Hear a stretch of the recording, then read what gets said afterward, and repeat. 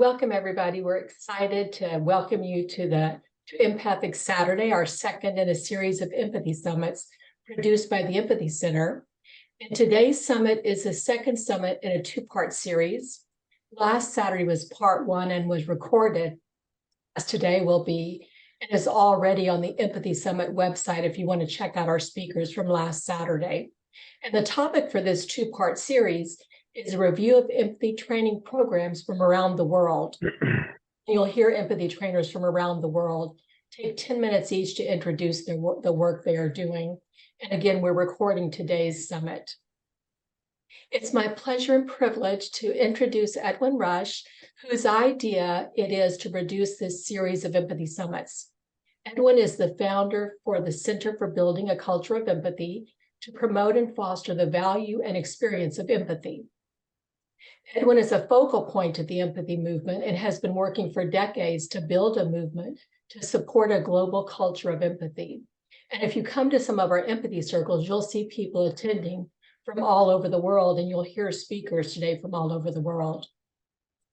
Edwin and his brother Charles Rutsch are establishing an empathy-based retreat center in Santa Barbara, California, and a major aspect of the retreat center will be working to bridge personal, social, and political divides through the use of mutual listening, empathy, constructive dialogue, and education. And Edwin also ran as an empathy candidate in the Democratic primary for California's 8th Congressional District last year. So it's my pleasure to turn it over to Edwin. Thank you, Kathy. Welcome. Thank you for joining us today in this Empathy Summit. The intention of this summit is to raise the level of empathy in society. That's really our goal, is to build a culture of empathy, make empathy a primary social value, and to build a movement together for that intention. And I want to thank all of our volunteers who have been working really hard to make these summits, these bi-monthly summits, holding them every 2 months, happen. And it's quite a bit of work to put these on. And especially want to thank Kathy and Wendy, who's doing our Zoom work today, and really appreciate all the help and organization that they've been doing with, as well as we have an online team of Empathy Summit, the whole team that's putting on these summits, and you're also welcome to join. And we meet every Friday, so we hope you'll join that team. And I also want to thank our sponsors and partners. Let me do a little screen share and show those. So this is the partner group, and we have the first is the Empathy Center, which is our group, a Center for Building a Culture of Empathy, renaming it to the Empathy Center. We have the Foundation for Developing Compassion and Wisdom, the Peace Alliance, the Listen First Project, the National Coalition for Dialogue and Deliberation, and the Conflict Transformation Peacekeeping and Security Group, COPC, and the International Listening Association are all partners with us. And your logo can be here as well to become a partner. And also our sponsor, financial sponsor, is Potluck Action, which is for Empathy Organized, an online tool for holding empathy circles and groups. We have a really packed agenda today, so we're going to really keep the process moving pretty quickly. We have 2 hours of presentations, actually, and a little bit more than 2 hours. And then we have about 2 hours at the end of an empathy circle where all the participants can take part in an empathy process. And so the format for the speakers is I'm going to introduce each of the speakers, just give a very short, 1-sentence introduction, and then I'll pass it on to the speakers, the empathy trainers, and they'll introduce themselves and have 10 minutes to speak. And at the 9-minute mark, Kathy will just give a little notice, say 1 minute left. So it'll be a heads up that there's 1 minute left. We decided to use Kathy's voice since it's a little softer, more gentler than mine. So we're trying that out, see how that works. If you're a participant, you need to take a break. We're just going to be moving straight forward through the process, not taking any breaks. So do take care of yourself. Just go off, and if you need to use the restroom or just take a pause, feel free to just put your camera on, turn off your camera or what have you. And we're recording the entire session, so you'll be able to go back and see anything that you're missing. So to keep on track with our time, we're going to just jump right into it. And I'm going to introduce our first speaker, which is Rasha Kutty. She's the founder of the Empathy University, and it provides training, workshops, and courses on empathy and listening and well-being. And there's Rasha, and I thank you for Rasha for joining us from India. So the floor is yours for the next 10 minutes to talk about your training program. All right. Thank you so much. It's such a pleasure to be back with this group. And it's lovely to see a lot of familiar faces. So yeah, I'm kind of in the middle of nowhere, so I'll just get going before the internet starts acting wobbly. So like Edwin said, I run the Empathy University. It's been 8 years since I've been doing this work in, empathy training. And yeah, I'm based out of India, but I do work with clients across the globe, primarily India and the Middle East. But we're also right now expanding to the US through a partnership, which I'll be talking about, right? And let's immediately get started. So this is, in short, I just wanted to summarize the sort of work we have done so far. 100 plus workshops, 3,000 plus participants in 50 plus organizations, 20 plus countries. And we usually, especially in our longer term programs, we always do a pre and a post empathy survey so that we actually measure how much of an impact the trainings have had. We use a standardized empathy questionnaire. Right now, we are in the process of creating, a questionnaire that is more application based, which has questions that deal a lot with real life scenarios, both at work and home. So that's currently in progress. And then so far, our workshops have had 97 plus satisfaction scores. I wanted to begin with that. And these are some of our collaborators. We have worked with Google, Target, Swiss Re, TEDx Bangalore. DRDO is basically a Defense Research and Development Organization of India, which is basically the research wing of the Indian Navy. And Lulu Financial Group is a Middle East organization, conglomerate, basically. So yeah, and I'll quickly jump into what are some of the programs, because I feel over here, all of us are here because we believe in empathy and the power of it. And we all, I think I don't need to, speak about why empathy is required. Everyone here is, I think, probably as much or even more aware and a lot more knowledgeable on why we are all doing this work. So I'll just quickly jump into the corporate programs that we do. This is primarily for organizations across the globe. So we do empathic leadership programs, which is a 2-day workshop. And this is the most commonly taken program of the Empathy University. Then we have self-empathy and psychological well-being programs. I'm a psychologist myself, like I've both masters in management and in psychology. So I've been doing a lot of psychology-related training as well. Then empathy and customer centricity, which all of us know how critical it is. Empathy in design thinking. I feel the prototyping, testing, and the later aspects of design thinking is given a lot of importance. And I've seen several workshops where they go deep into these concepts, but the empathy bit, I think, gets covered, it's just touched upon. And I think it's really important that we begin with a deep dive into empathy in design thinking. And so this program addresses that. Then team and stakeholder management through empathy. This is what we did for Target. Primarily their product management groups. Because I think it's critical. Product managers deal with a lot of different stakeholders, right? And they have a lot of struggle in managing or balancing communication between the different stakeholders. And so, which is why we created a program around that. Empathic selling. This is something we recently developed for a client who specifically asked for a program around selling.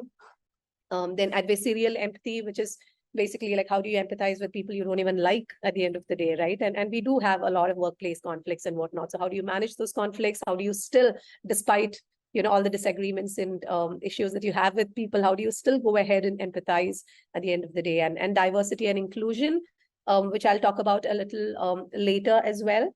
But this is something we have forayed into recently. And I also provide one-on-one therapy and coaching, primarily for the clients who are working with me. And so any of them, if they require a well-being or a wellness program altogether, we do offer that as well. And over here, I just wanted to touch upon a project that we are currently working on in India.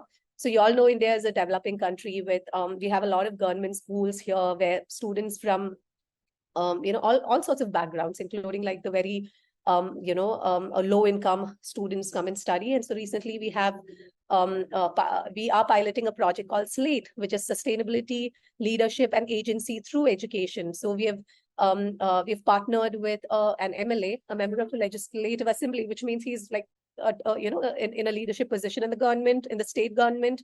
And so we are providing workshops for teachers and students in 21 government schools as part of this project. And this is going to be a pilot this year. This is for grade 11 students. And we are hoping that, if all goes well this pilot year, we are hoping to kind of expand to a lot of other states and a lot of other districts in my state, which is Kerala. So this is a project that I'm very passionate about, very happy to be a part of. So I just thought I'll mention that as well here. And you can see, like, as we go along, I think it's based on requests from clients that we have developed a lot of these, programs. It always started out with just like empathy and a basic kind of a program, but then later on ended up having to create a lot of detailed programs. We also offer 2 certification courses, which is Certified Empathic Professional. That's, our flagship certification course, which can be done in 3 months, 6 months, 12 months, depending on what the organization is looking for and how much time they have and how they want to kind of do it. We also provide, this is again a new program that we recently developed, Certified Empathy and Inclusion Facilitator. So these are the 2 certification courses. I just wanted to mention quickly what all gets covered in the Empathic Leadership Development Program, which is basically, which mirrors like the Certified Empathic Professional Program, like the certification course. And so we have like 6 sessions. We could divide it into 12 sessions or, even more, but depending on, again, we customize it as to what the organization wants. And even the content, the sort of activities, whatever we use here, we kind of customize all of that. So we begin the first session. It's a 1-day session. It's an 8-hour session where we just introduce, and that in itself, we go deep dive through storytelling, through a lot of personal sharing, and, we use a lot of activities and application-based stuff. And then session 2 on self-empathy. And then session 3 on self-empathy in response to the outside world, which is where like listening and a lot of these, concepts really come into play. Overcoming personal barriers, where we cover authority structures, like especially in the family, and which adds on to the workplace as well.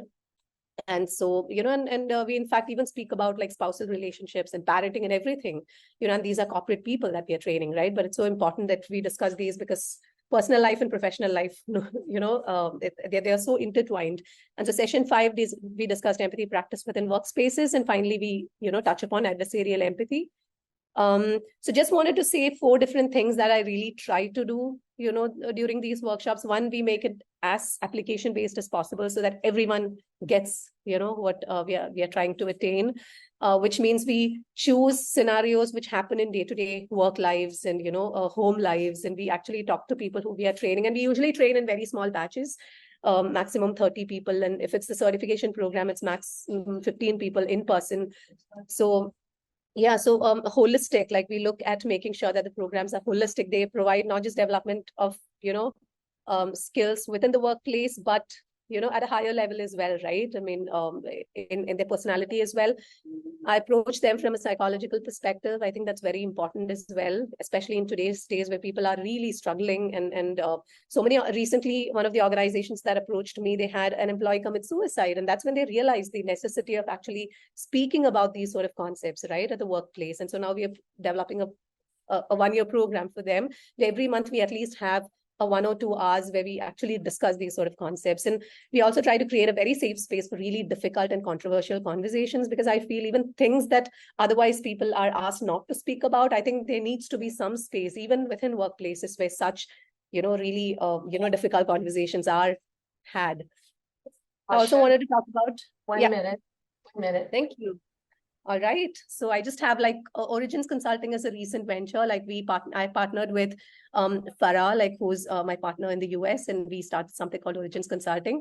What we're trying to attain over here is just we are trying to push the message that instead of doing DEI, like diversity, equity, and inclusion initiatives for the sake of ticking a box, focus on building an empathic culture, because the natural consequence of that is diversity and inclusion. And this is the messaging we have, and we provide consulting as part of it.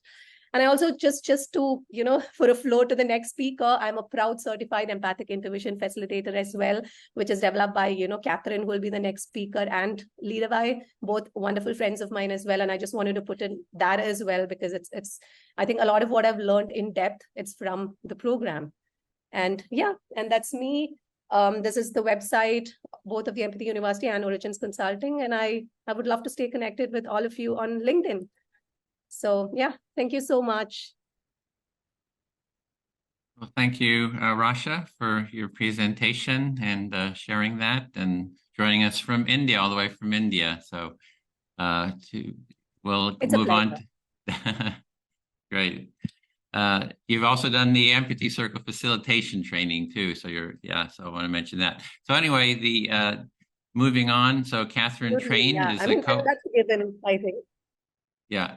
And so Katherine Train is co-founder and developer at Empathic Intervision, and is coming to us from South Africa. The floor is yours, Katherine. Thanks very much, Edwin. And thanks very much for putting this together and for all the amazing work that you do for Empathy worldwide. I don't know where we would be without you. And thanks, Rasha, for your presentation.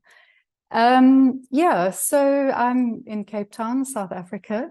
I've co-founded and co-developed Empathic Intervision, as Edwin said, together with my colleague, Dr. Liedewee Niesink. She's actually based in France, from the Netherlands originally.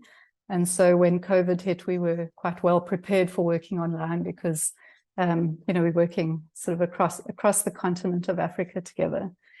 I have a background in healthcare, and that's really where my interest in empathy started. I recognized, particularly working in South Africa and trained as a pharmacist, that we were just completely ill-equipped to deal with the interpersonal side of the work.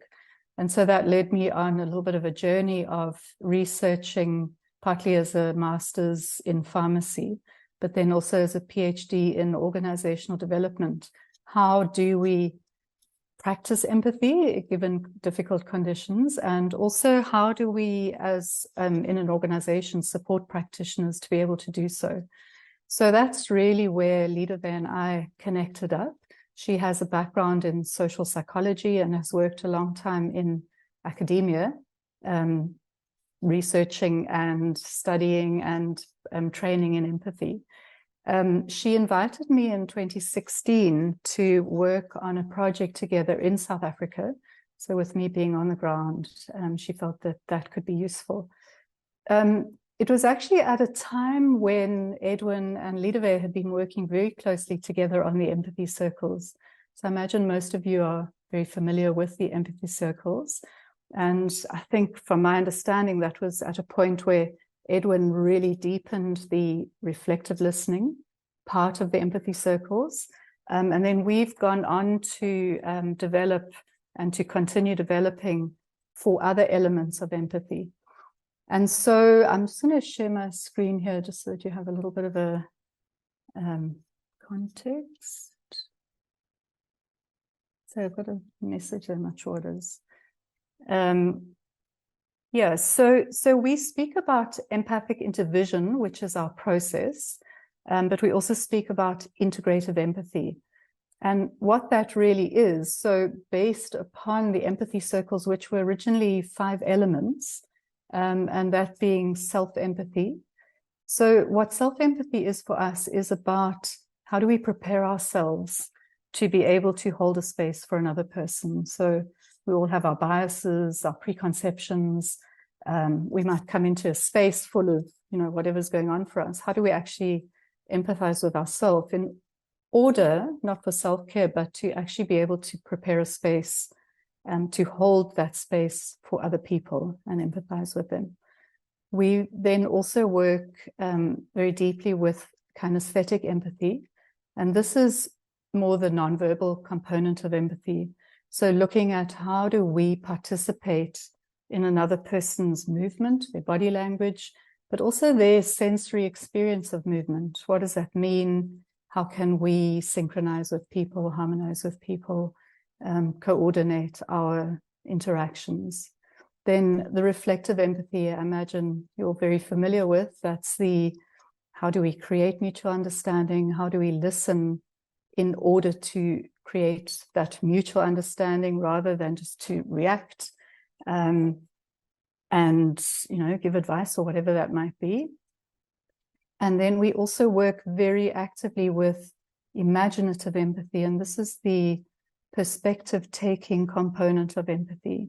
So how do we imaginatively and also in an embodied way sort of have an experience of another person's perspective? So diversifying experiences, acknowledging other experiences, but also having an embodied experience of that other person's perspective. And then we lead all of this into a fifth component, which is not actually an empathic skill, but we always consider empathy to be intentional. And so what is our intention and how do we take that into action? So looking for what are the kind of moments where there's a significant change potential. How do we gather those, harvest those, and then take those into actionable outcomes? What's the next step with the empathy? So those are the 5 elements. And then what we do is we take that into training. So we offer training courses. We have 3 basic courses that we start out with. We offer a free introduction, which is about a 1.5-hour session. We always work with small groups because at the moment, most of this is online, on Zoom or self-study. So introduction to integrative empathy. We're actually holding a session, one next week, but which is unfortunately full, but we invite you, if you would like to have an experience of empathic intervision or integrative empathy, we will be holding another free session on the 20th of September. It's at 4 p.m. Central European time, so kind of somewhere in the middle. If any of you would like to join, please do send us an email. Then that leads into the building blocks of integrative empathy. This is a self-paced course. It's all online. With you're working sort of with videos and with reading material. It's very richly embedded with links to original research. So if you're wanting to really get an overview of empathy across multiple disciplines, it's quite a richly sort of embedded overview of empathy from multiple disciplines. So psychology, developmental psychology, neuroscience, evolutionary theory, various. It's quite technical, it's quite theoretical, but it does give you quite a good overview of what's happening about empathy in the world. And then that leads into our practicing integrative empathy. This is a practical course. It's 6 weeks, 2.5 hours once a week on Zoom. So where we actually taking the 5 elements and going intensively into each of them so that you can gain an experience of how these things are practiced as a skill, but also with a behavioral outcome. So these are the basic courses. We running a group of the practicing integrative empathy, which will start on the 5th of October. So it'll run through October and November. And we do have some places available on that course. As I said, we take small groups so that it's very interactive. There's also some work, reflective work, working in teams or groups in between as well. So there's a little bit of a commitment in terms of practicing the work yourself in between our Zoom sessions. And then we take that as a basis into 3 different streams of more professional development. So the one stream is empathic intervision facilitation, a little bit based on similar to the empathy circle type process, where you're actually working in groups, and where we work with the 5 different empathy skills, but as a process. In that it's a 1-year course, which follows on from the basic training. 1 minute, Katherine. 1 minute, thank you. And a certified course where you become a facilitator, so you're able to facilitate the process.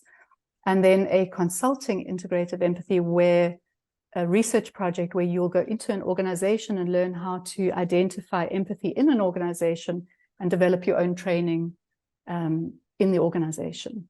And then we do master classes in education, design. So these are more in organizations and universities, schools, wherever that may be, actual 3-hour master classes. So if you'd like to read any more, we have, I've got some links. I'm sort of suddenly a little bit, let me see if I can put them I'll put them into the chat. If you'd like to read more on our ResearchGate profile and on a Psychology Today blog that we have, you can read more about it. Otherwise, if any of you would like to join our introduction, we look forward to meeting you there. Thank you.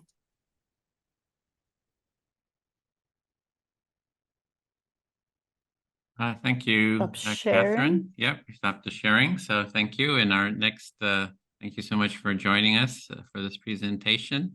And our next speaker is Golda Joseph. And actually, Golda is from Modern Wisdom Academy and the Empathic Wisdom for Conscious Regeneration, Individual, Family, Organizational, and Empathic Facilitation and Training. And she's going to be joining us next week too here at the Empathy Center. So really excited about that, staying for a week or so.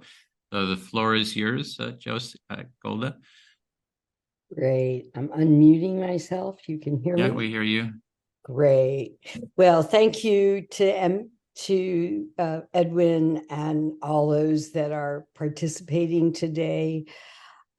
I have been an empath my entire life, and I currently am committed to building bridges between the East and the West, the North and the South. And my wish is to work alongside the Empathy Center in Santa Barbara to build a creative art and environmental center with Edwin and other collaborators, as well as my intention is to create a hybrid consultancy with the other trainers for empathic lifestyle architects, and to serve the local community and the global community. And currently, I am working on global empathy projects to create peace. I'm working with a group called the Circle of 12 in Ukraine, Russia, Bulgaria, and other countries to create world peace. So I see empathy as the bridge between the East and the West and the North and the South.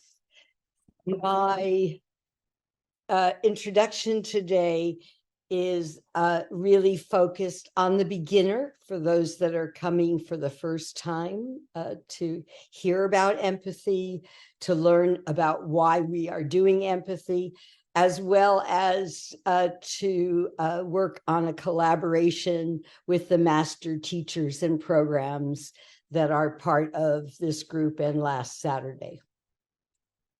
So why do we need more empathy in the world?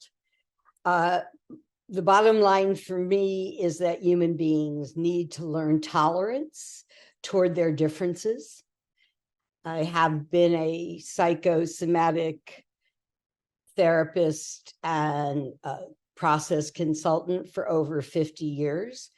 I've seen over 60,000 clients. And the one thing that I've learned is that we need to learn to tolerate each other and our differences. So as a result of not doing that, we have too much anxiety, despair, desolation, loneliness, depression, trauma, and abuse that all are pathological conditions of the soul. So we need empathy to resolve conflict, make healthier decisions, heal breakdown in families and communities. And humanity is also crossing the threshold.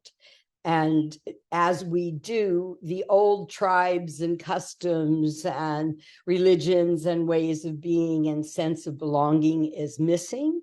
So the challenge now is for us as individuals to find a new way to be empathic toward one another. My work is based on Goethe and Dr. Rudolf Steiner, and many of you in this circle, and Yehuda Tagar, and many others that have been taking empathy to the higher levels, and that is my wish. It is essential that we have empathy toward people, animals, plants, and the earth. And I am working on empathic awareness so that we can tolerate those differences and really understand the unique characterological disposition of one another. So we can basically work on identifying the needs that every human being has to learn, develop, and perfect themselves. So in order to overcome the human suffering and the three beasts that we all deal with on a daily basis, fear, hatred, and doubt, we need to work on transforming on a psychosomatic level and healing both our personal and collective genetic karmic inheritance, and learn to live together peacefully in community, which all of you are already committed to. So, how to create more tolerance and forgiveness within yourself and within a community. So, I understand that it's essential to work with regenerating the body and the soul within yourself, self-empathy, as Katherine was speaking, in order to heal relationships and community. My wish at the Empathy Center is to build an empathic arts and environmental center, and also to globally teach higher states of conscious awareness, which I am calling empathic wisdom, to develop courage, love, creativity, and higher states of imagination, inspiration, and intuition. And I've practiced and studied and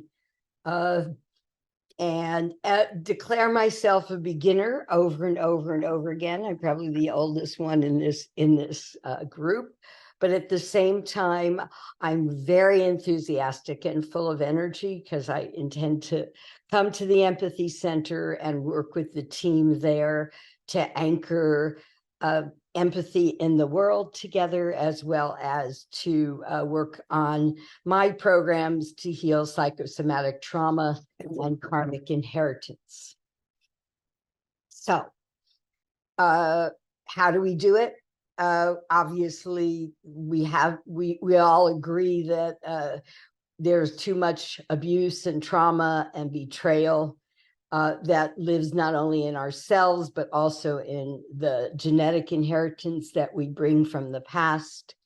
And that inner and outer peace and happiness is what every human being seeks.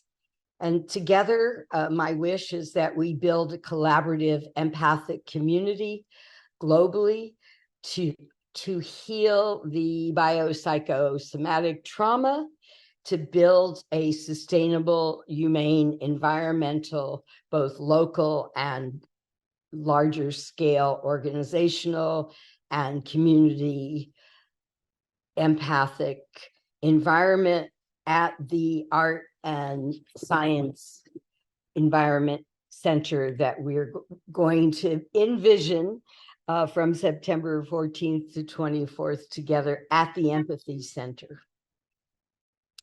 So why? We already spoke about it. In order to create tolerance toward each other, we have to overcome our individual differences. We need to learn forgiveness toward past betrayals and abuses to ourselves, to others, and to the environment. And we all have, again, looked at the why and the needs of relieving the planet's suffering and to teach this new form of tolerance. We're beginners at it. Empathy is in its infancy. And I'm going to skip over into we got the big picture, the why it's needed. I have a quote here from about empathy can be considered a moral virtue. According to Aristotle, moral virtues involve the balance of cognitive, behavioral, and emotional factors. We can apply empathy on a personal, relationship, professional, organizational, community, environmental, real estate, and spiritual development level. So empathy is a new word. 1 minute, Golda. Are we there? 1 minute. 1 minute. 1 minute. Okay, great. So empathy is a new word. The phenomena was coined, as we know, in 1909. And then my first formal teacher in 1951, the year I was born, was Carl Rogers.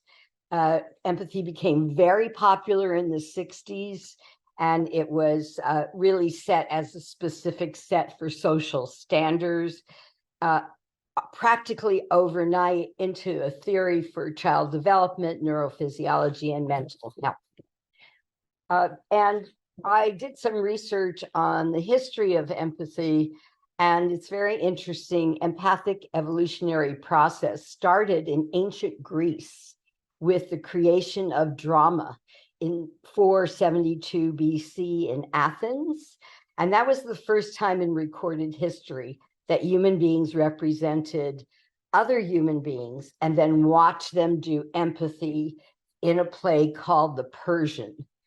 I have a lot more to share with this group, and I look forward to that happening, as well as offering my personal and professional services at the Empathy Center. Thank you for your time.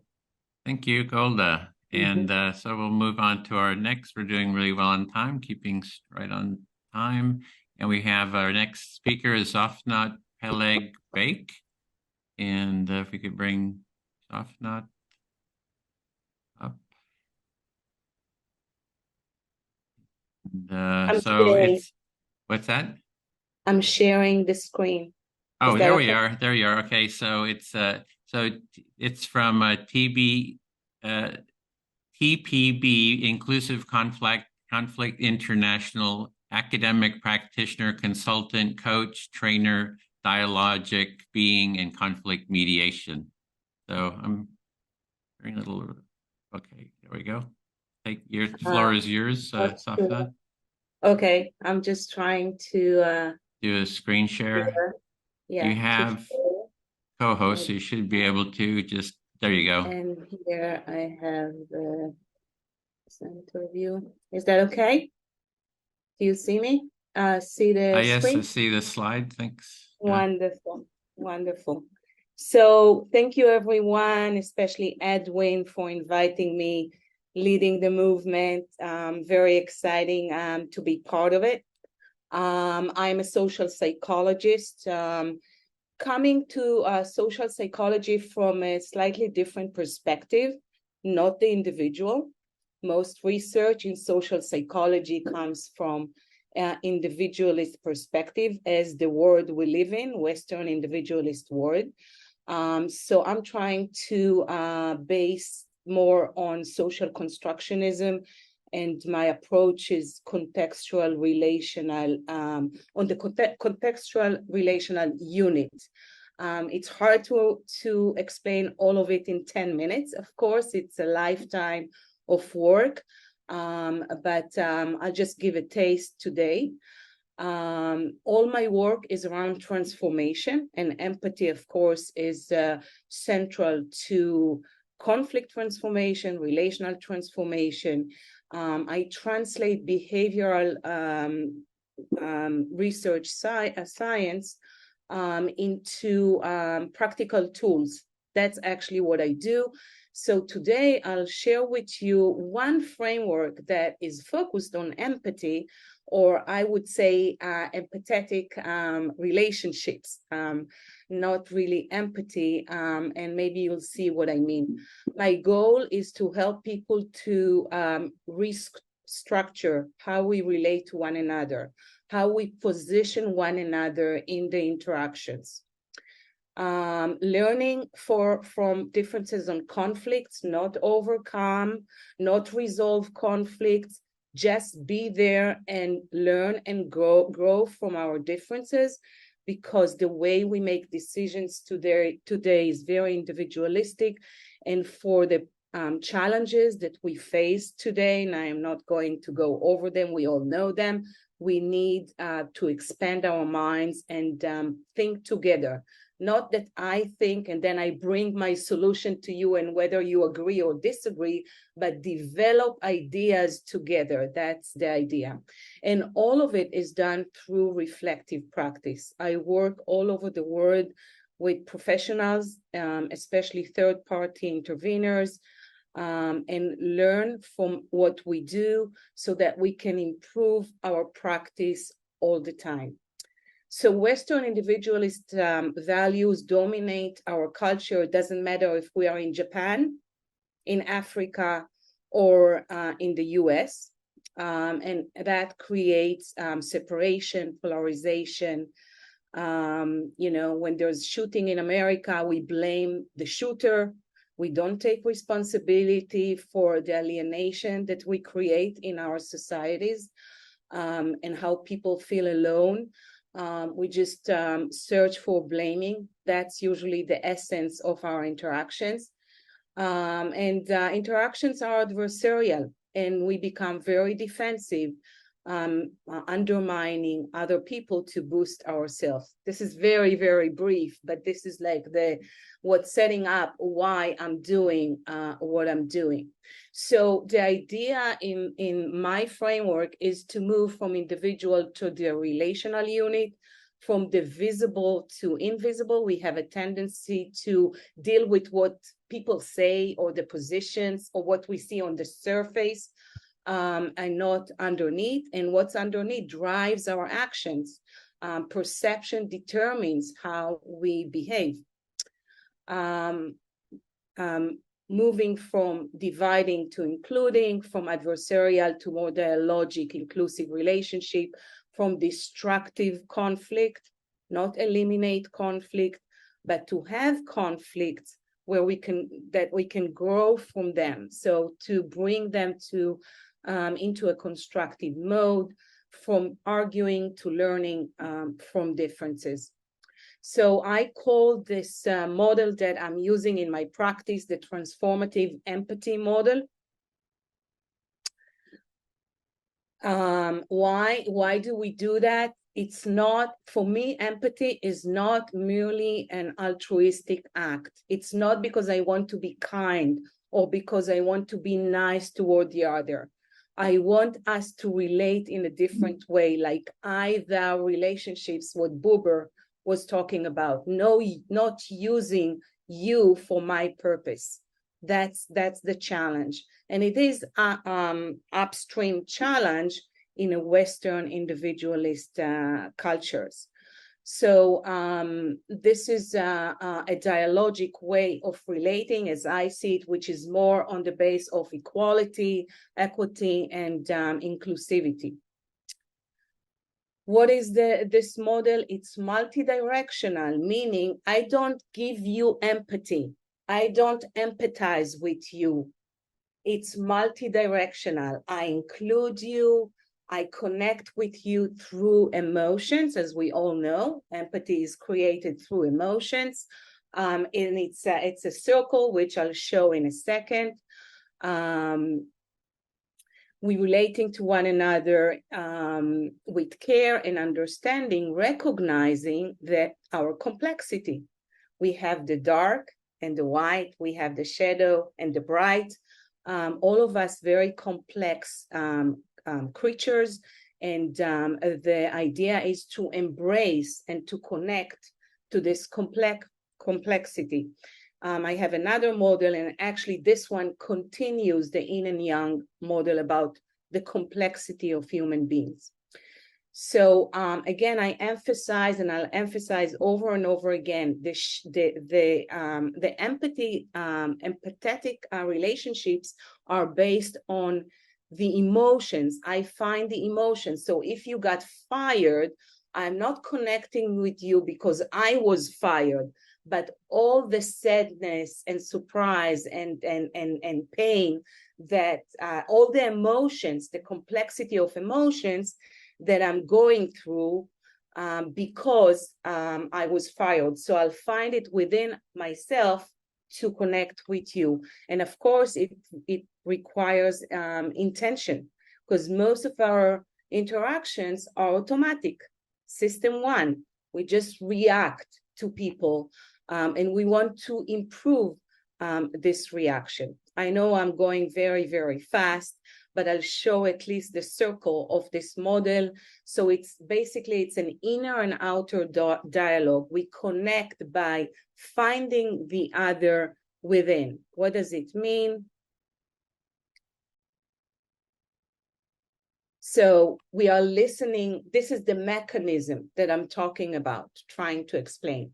Listening deeply to the other, not just what they say, but what is the meaning of the whole situation? What's underneath? It's like a probing and exploration of what's going on in the situation.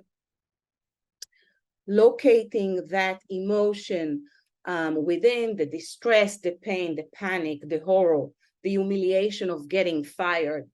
That was my example. We try to locate it within, so that we can embrace it with the other.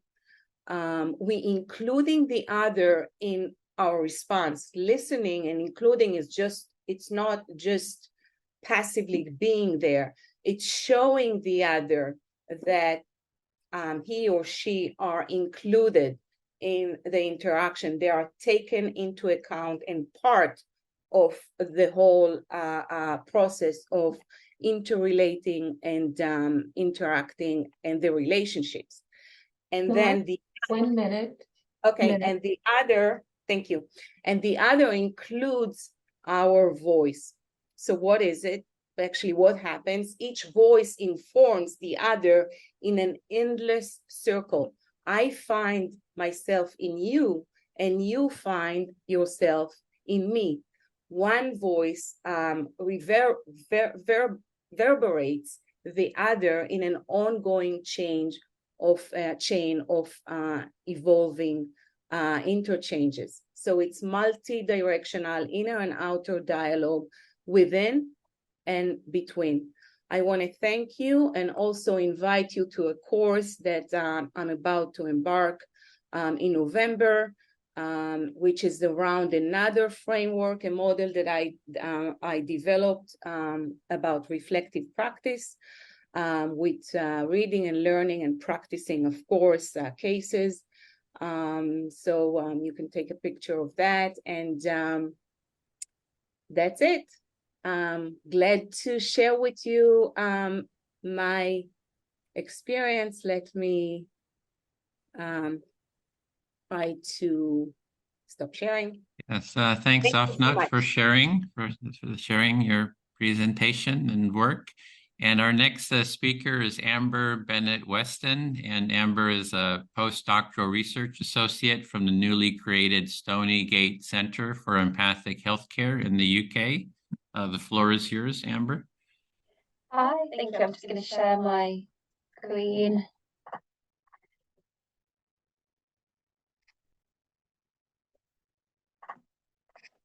I hope you can all see that. So like Edwin said, my name's Bennett-Weston. I'm a postdoctoral research associate at the... Oh, There's sorry. some reverberation. A bit of echo. Yeah. Okay. Is it still, am I still... You have to unplug one device. Turn Amber, down do your you have speaker, two perhaps. devices? Do you have a phone and a computer? No, I don't. Okay. There's two microphones picking up your voice.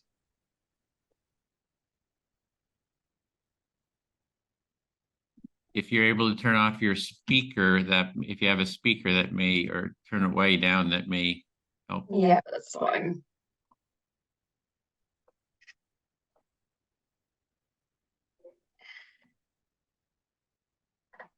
Okay, I'm hoping that that's better. That's still a bit of an echo. I mean, it's doable, but it'll be a bit. Would you like me to continue or not? I think we can continue. I think it's doable. It's a little bit of a echoey, but we still understand you. So if you want to continue, I guess we'll just go with it. Okay. So yes, I'm from the Stoneygate Centre for Empathic Healthcare. I'm really happy to be here to share a little bit about our work and to hear about all of the work going on in this space elsewhere. So, like Edwin said, we're a new centre. We launched in April this year. We're based at the University of Leicester Medical School, which is one of the top-ranked institutions in the UK for medical education and for clinical research. And our team is comprised of academics, clinical academics, and researchers, and is led by founding director, Professor Jeremy Howick, in the image on the top left. He wanted to be here today but couldn't, as he's very recently welcomed a new addition to his family. So our work is directed at pioneering a robust new approach to medical education and training that positions empathy at the heart of healthcare delivery, fostering services that are fit for the future and for happier, healthier patients. So I'm just going to sort of briefly explain some of the foundations of our education and training programmes, so our why.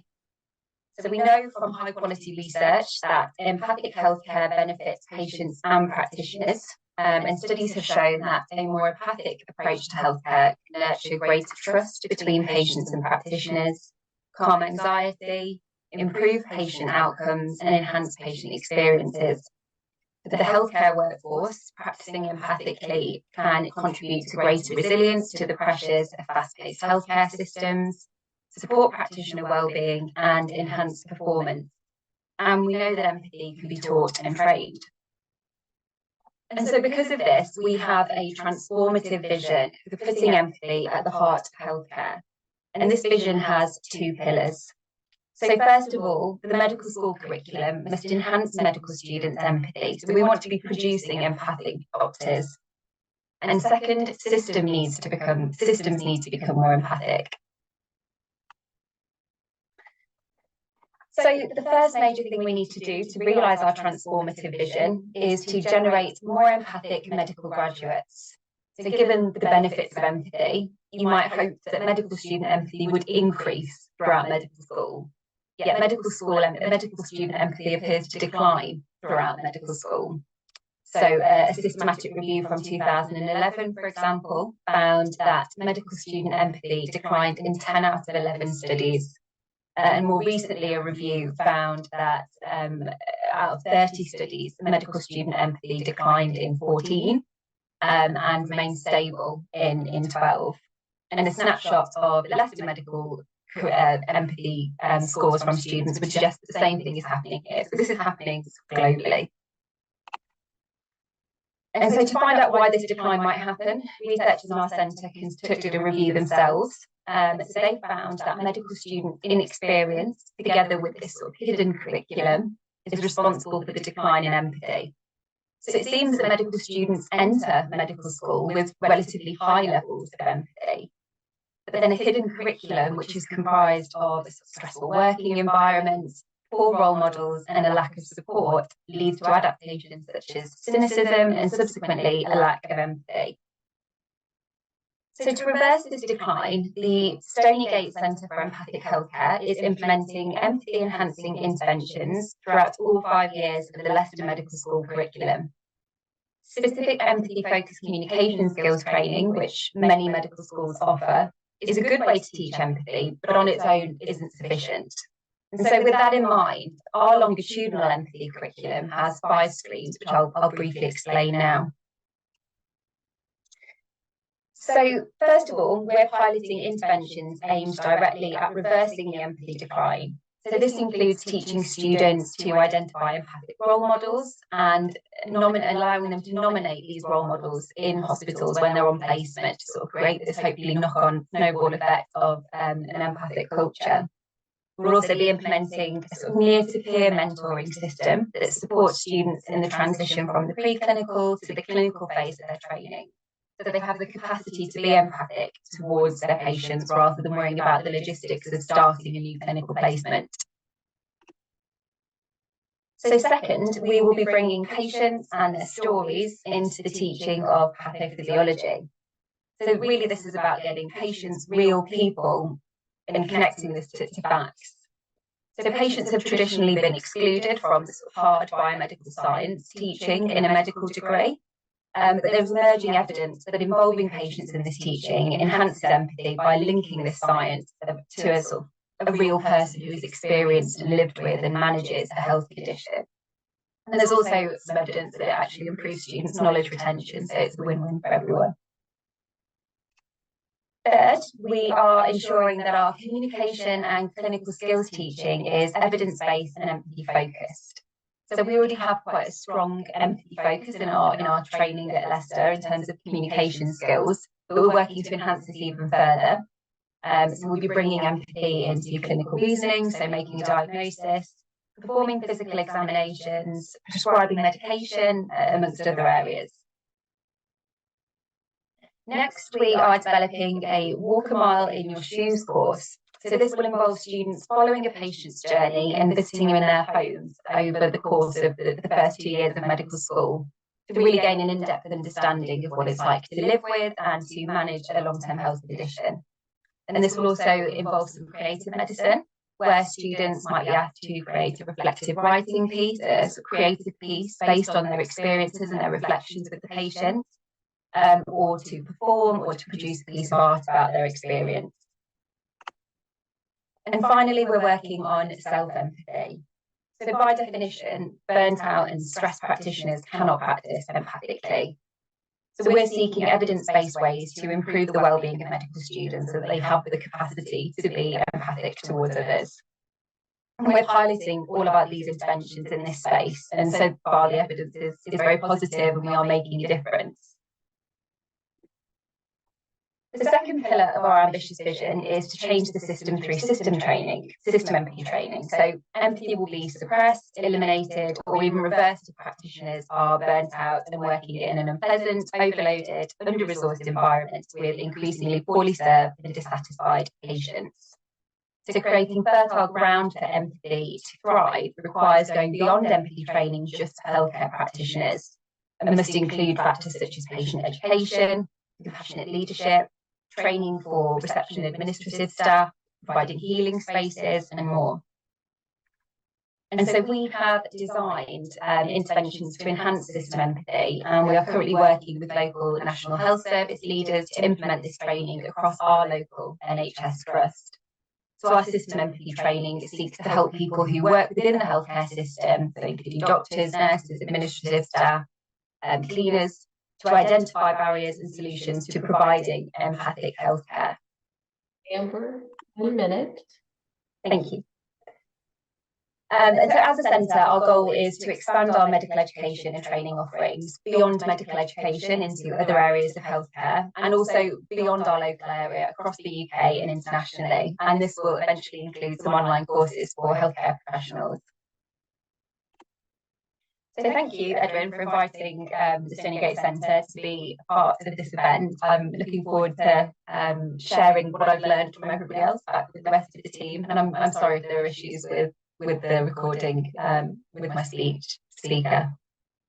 Okay, thank you, Amber. Thanks for pushing forward with that audio issue. I think it was understandable, but so thanks for that. I'm just trying to sharing my screen. And to stop sharing. Yep.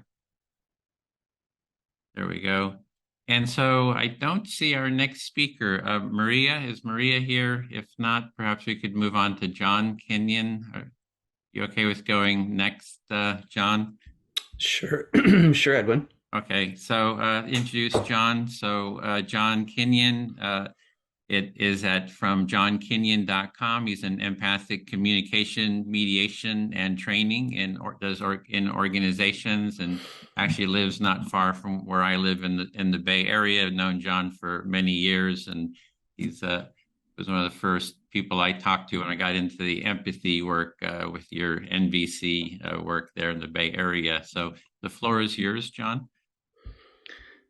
Thank you, Edwin. Yeah, I remember well when we first met and you were doing interviews with people about empathy a long time ago.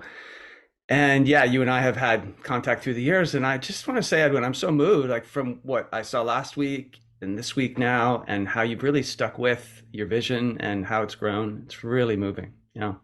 So happy to be here with you all. I thought I'd start with just my own story, just to sort of get connected with you all that way.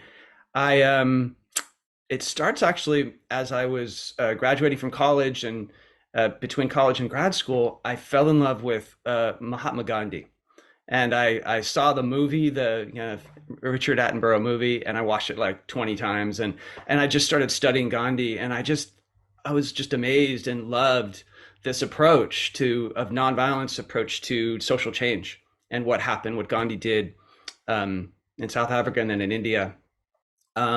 So I was just totally taken up with nonviolence and the empathy. So this is my journey with empathy. So the empathy that he brought to social change, to taking a stand against injustice, but doing it empathically. It's just amazing. And then when I went to graduate school in clinical psychology, of all the different things I learned, the different people and protocols and therapies that I studied, I just love Carl Rogers of all, like by far. Carl Rogers was American psychologist that was started something called client-centered therapy, and but he also really pioneered in the humanistic psychology movement empathy. He was one of the early pioneers in America with empathy, and I just fell in love with Carl Rogers and his approach to therapy, but just to relationship, and how empathy was one of the really central components of that. And so I knew I wanted to do something with my life that had these two, nonviolence and Carl Rogers sort of approach to the world, to people. But I didn't quite know what I wanted to do. And I was looking, after grad school, I was looking at different things. And one of them was mediation. I thought, oh, maybe I'll take what I've learned and apply it to mediating conflict between people. That feels really meaningful and helpful in the world. And I wasn't quite finding my place of belonging there in the world of mediation. But then I was at a conference, and the keynote speaker was Marshall Rosenberg, the creator, founder of nonviolent communication. And oh my God, I was sitting in the audience. I didn't even know there was a keynote speaker, and he gets up and he has these puppets, if those of you that know Marshall and his work, the NVC work. And everything, like the time stopped, time stood still, and the clouds parted, and I was like, oh my God, this is like it. This is what I want to do for the rest of my life.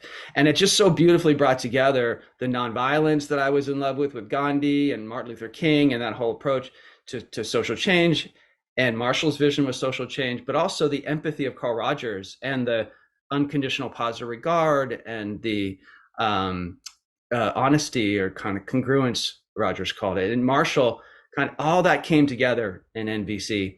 And then I later found out that Marshall studied with Carl Rogers. So that, and so everything felt synchronistically perfect of coming to Marshall and NVC. And I just dove in from that point. And that was in 1998, and became a certified trainer of NVC. And that's been my path ever since.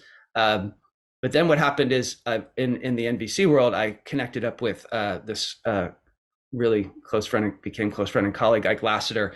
We had this amazing experience in Pakistan. We mediated between Afghan tribal elders, and we came back and we decided we were going to focus on NVC and mediation, those two. And we started doing training, and then that grew and grew and grew. And then it started to actually go from how do you be a mediator with NVC skills between two people to how do you mediate your whole life? How do you mediate every aspect of your life within parts of ourself, between ourself and others, and between other people?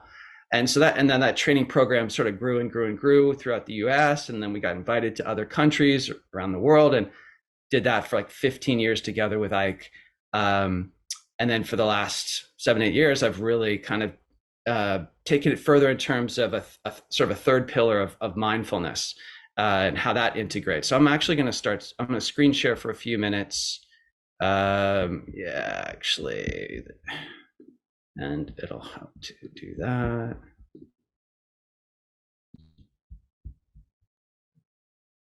And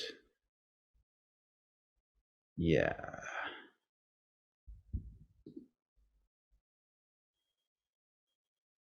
Okay.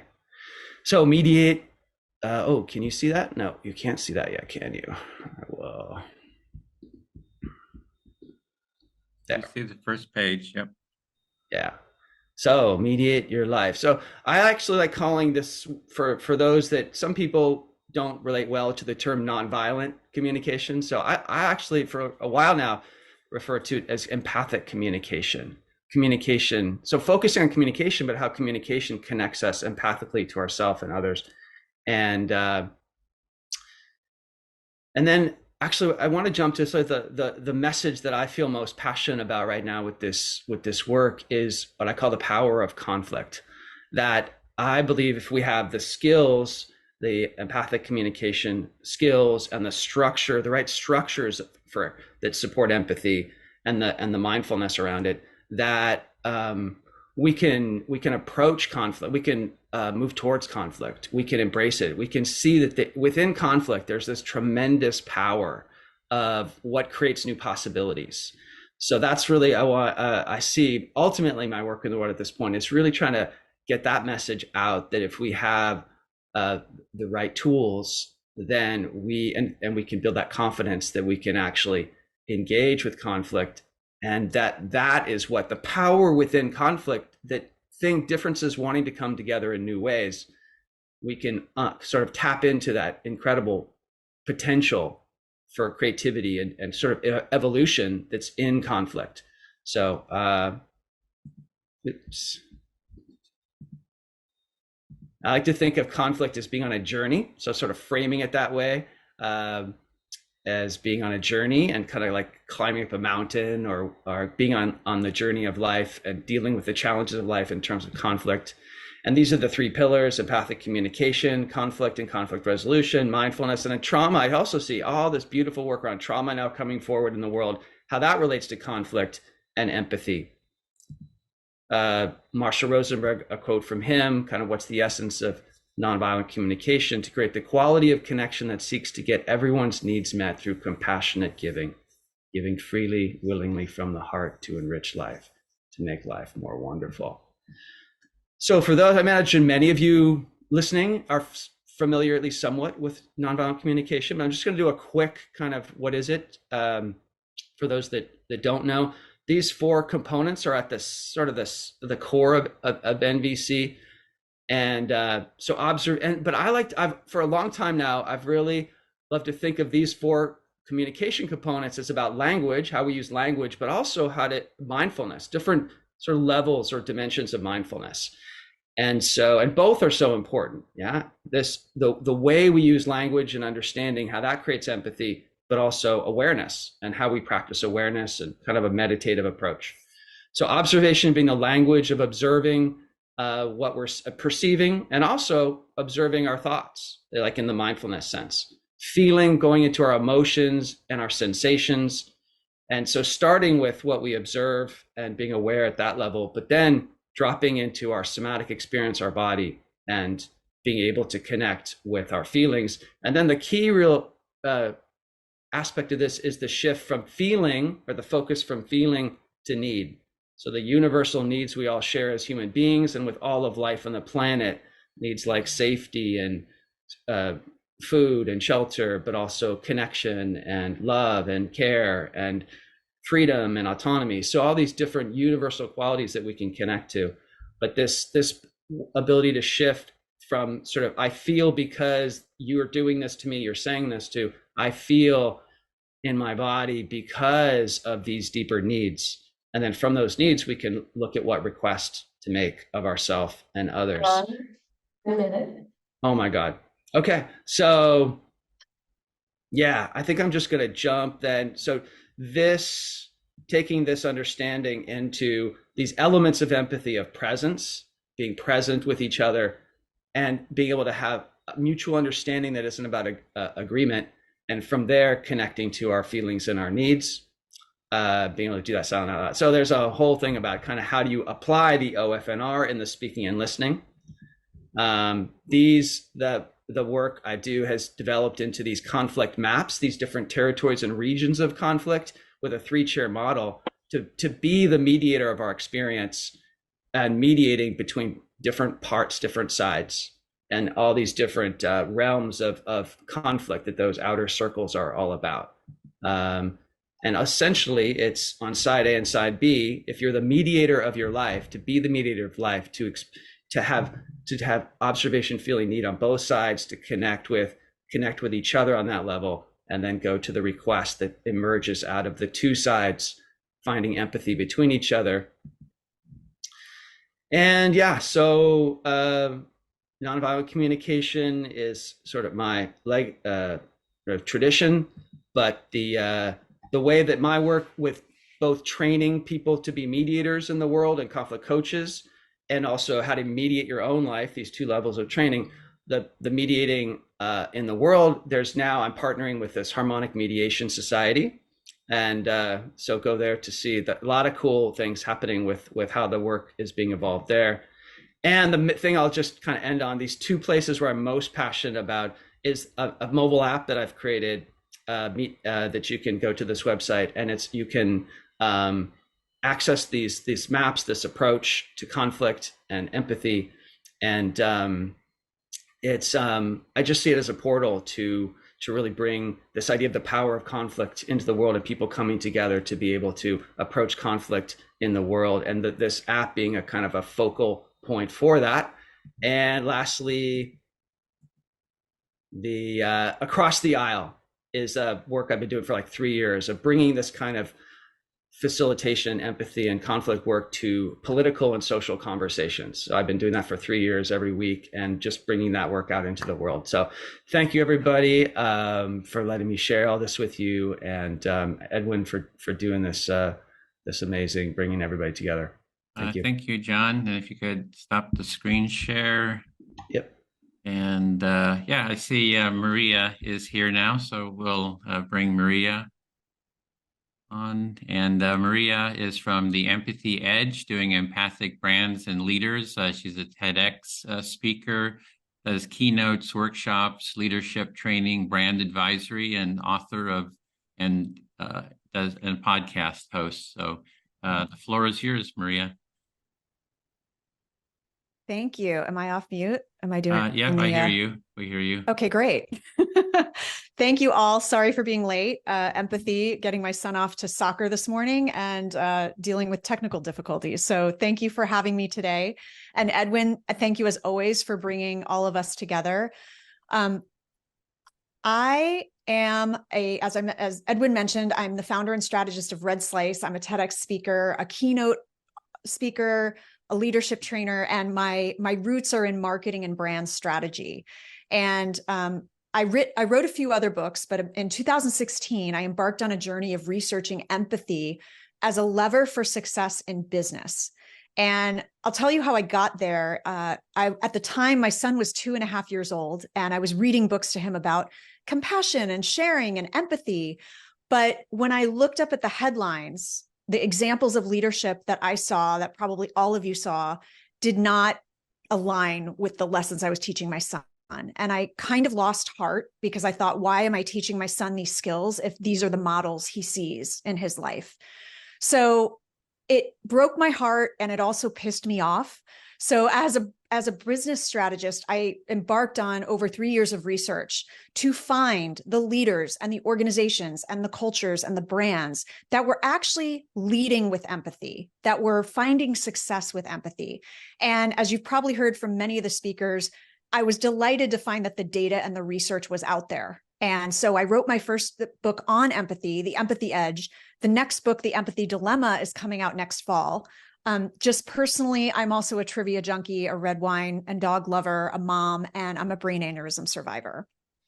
And when I began my work, I started to realize the root of every problem at a macro level, whether it's racism, misogyny, misunderstanding, can actually be brought forth from an organizational level: angry customers, toxic work environments, dysfunctional teams, poor communication. And the root of all those problems is a lack of empathy, a lack of connection and engagement. And when we're unwilling to see things from another person's point of view, we remain paralyzed, we repeat the same mistakes, and we don't connect and engage. And from an organizational standpoint, we degrade our brand reputation, our team productivity, our client or our customer's experience, and ultimately our organization's performance. And yes, that means financial performance as well. So I decided to tackle the problem of empathy in our world. My sneaky goal is to make the world a more empathetic place. But I started by trying to speak to selfish motives of the business world, because obviously the moral imperative doesn't work with many people, and they need to understand what's in it for them. And I truly believe that people can be transformed from the outside in. So they might engage and accept an approach initially for selfish reasons, but I have actually seen across my career, working with clients, working with different people, that opens the door to exposure, that opens the door to changing their thinking. And then they start adopting those behaviors for real, for genuine good. And that was actually the topic of my TEDx talk, was how to Trojan horse leaders into being more empathetic.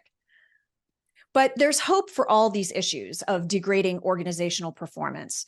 And a big part of my work is helping leaders and organizations understand that it's both and, it's not either or. We can balance organizational performance and create a thriving workplace culture because it's entirely possible. Empathy can coexist with competition. Compassion can coexist with high performance. We have subscribed to this binary thinking for too long, and it's actually hurting us as human beings in our work lives. And what I always do at the end of every podcast episode on the Empathy Edge is sign off with this mantra, which is cash flow, creativity, and compassion are not mutually exclusive. And my philosophy on all of this is, if we can practice this skill in the place where we spend the bulk of our time, which is at work, that is naturally going to spill over into our personal relationships with our partners, with our families, with our neighbors, our community, and our world. So this is my access point to making the world a more empathetic place, is talking to business leaders, organizations, and business cultures. So as you've probably heard many times in the summit and probably last week, what I like to do is educate my audiences, because again, I'm coming at it from a business audience who, for many of them, empathy is a dirty word at work, right? They have all kinds of preconceived notions about the myths of empathy, that it's going to make them look weak, that it's going to make them be a doormat. So I like to level set them and sort of ease their anxiety around embracing empathy as a leadership skill. For the purposes of my work, I have kind of morphed together many different definitions of empathy. And I talk to them about empathy being willing and able to see, understand, and where appropriate, feel another person's perspective, and further use that information to act compassionately. So a few things to unpack here. Number one, many leaders think empathy is about sitting on the floor crying with their employees. And we all know that that is not what empathy means. Empathy is a method of information gathering, of being able to have a conversation, to connect, to understand a person's context so you know where they're coming from. And when you talk to C-suite leaders, for example, and you say it that way, they let their guard down a little bit. Like, oh, I can get on board with information gathering, right? And when you get that information, what do you do with it? That's where the action part comes in. So it's not enough to just feel empathy, to be empathetic, to have an empathetic mindset. It's about being able to use that information to move forward together. And that action doesn't have to be, like many leaders believe, caving in. It doesn't have to mean doing something they don't want to do. It could just mean holding space. It could just mean having a conversation, being able to listen, being able to ask questions.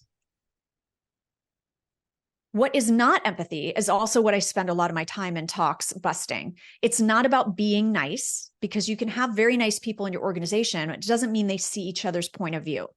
And also you can't hire your way to an empathetic culture by just hiring nice people. It's also not about caving into crazy demands. There's a lot of generational tension and conflict in the workplace because we have 5 generations all working together under one roof now, one metaphorical roof. So it's not about caving into crazy demands. It's also not about thinking that those demands are crazy. It's about connecting with those people and understanding what's behind the ask. And finally, it's not about agreeing with someone. And I will tell you that business leaders breathe a sigh of relief when they hear this. And I think, even as parents, we do, it's like, I can be empathetic with my child and not condone their behavior.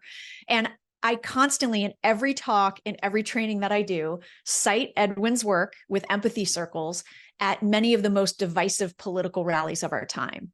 Because I really believe that people need to understand that empathy is not about conversion, it's about connection. We can still hold fast to our own values and our own beliefs, but now we can at least see each other as human beings and we can connect on some level. I don't agree with you, but I understand why you hold that belief. I understand where you're coming from. And only then can we move forward together, whether that's in our personal lives or whether that's at work. So you've probably heard this many times in this summit, but I also talk to leaders about understanding the 2 sides of empathy. Cognitive empathy, which is sort of imagining your way into understanding another person's perspective. And by the way, I also give them the caveats on that you could be making false assumptions because you're only looking at it through your mind and your experiences. Then emotional empathy is the one they often think of as empathy, which is really feeling the feelings of somebody else and connecting emotionally, whether I've had that experience or whether I've had a similar experience that has evoked those emotions. Both of those can lead to compassion. Both of those methods of information gathering can lead to the action you decide to take. Again, whether it's making a different decision, communicating in a different way, or just holding space for someone.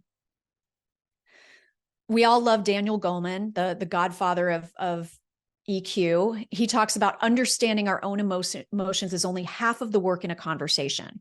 Learning how to constructively understand and respond to the emotions of others is also critical to our effectiveness working with others. So what I talk to a lot of organizations about is, great, you want to present yourselves to the market as an empathetic company, as an empathetic brand. Yeah. Yes. One minute. Okay, great. And I talk about, is your organization walking its talk? So I look at empathy from 3 levels. Are your individuals, your leaders in the organization, able to strengthen their own empathy? Do they understand that individual choice? And that's what I do a lot of my training on, executive and leadership development. Then I talk to HR professionals, culture professionals. Are you building the culture around those people that supports their empathy? What are your rewards? What are your policies? What are your hiring practices? What are the protocols that enable empathy to thrive? Because you can put very empathetic people into a really unempathetic culture and they will wither away. And then you're in a position to present a more believable, empathetic brand to the world. I also talk about the fact that it's not just about leaders being empathetic to their employees. It has to go both ways. And this is a very important conversation when there's multiple ages and levels in the group. Empathy is a 2-way street.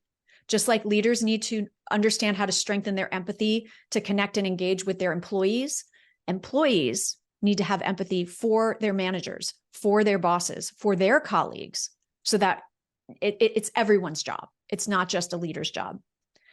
So I'm going to skip ahead because what I often do is We present have the to. time. That's the time. Got to really Okay. wrap it up.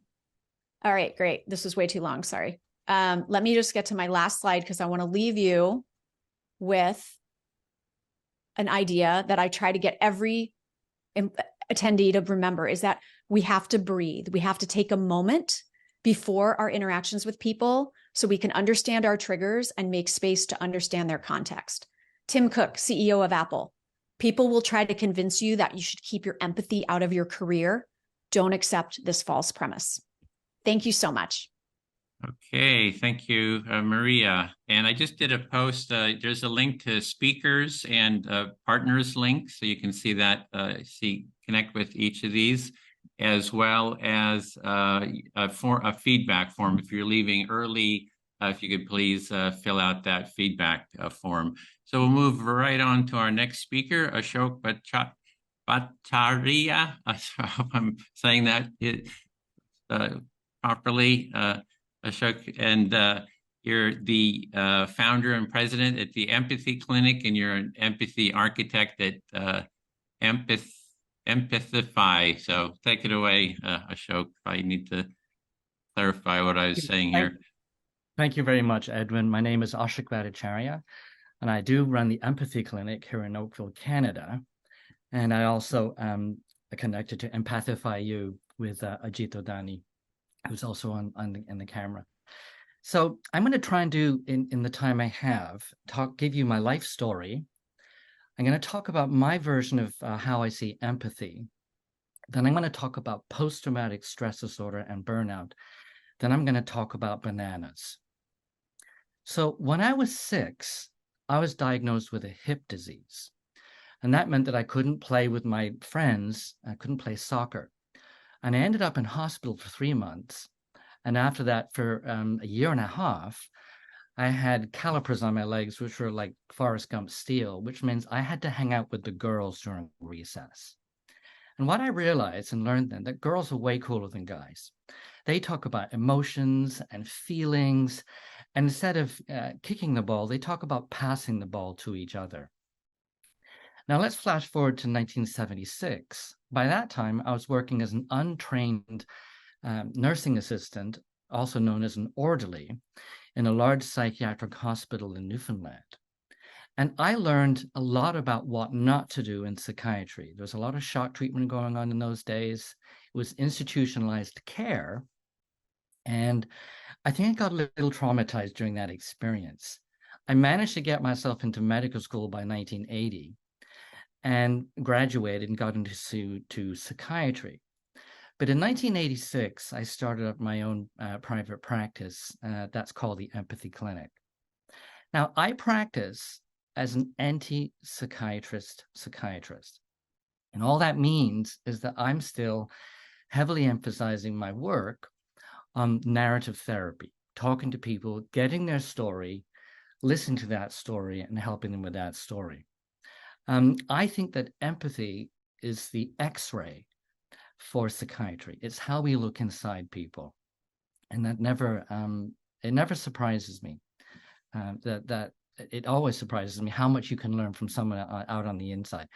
When someone starts talking to me, I create a movie in my mind. I imagine that I'm the director, producer, casting and I begin to see their experience that they're experiencing on the inside. That's really important because that's what I'm going to be talking about for the rest of our talk. So let me talk about how I actually see empathy. For me, I'm going to use the recording analogy. And that means that if you take your phone and record your voice into it and play it back, you're going to say, that sounds like me, but that doesn't quite sound like there's something missing. Now, if you stick your fingers in your ears and talk, you can actually still hear your voice because what you're hearing is the inside voice. And if you take your fingers out, you're going to hear the outside voice and the inside voice at the same time. So for me, empathy is trying to listen to somebody else's inside voice. How does their voice sound to them? And when you click with that, that's when you get the experience that somebody gets you. When somebody gets you, you're going to feel a lot safer. The other thing I want to mention is shoes. I think we talk about shoes and empathy a lot.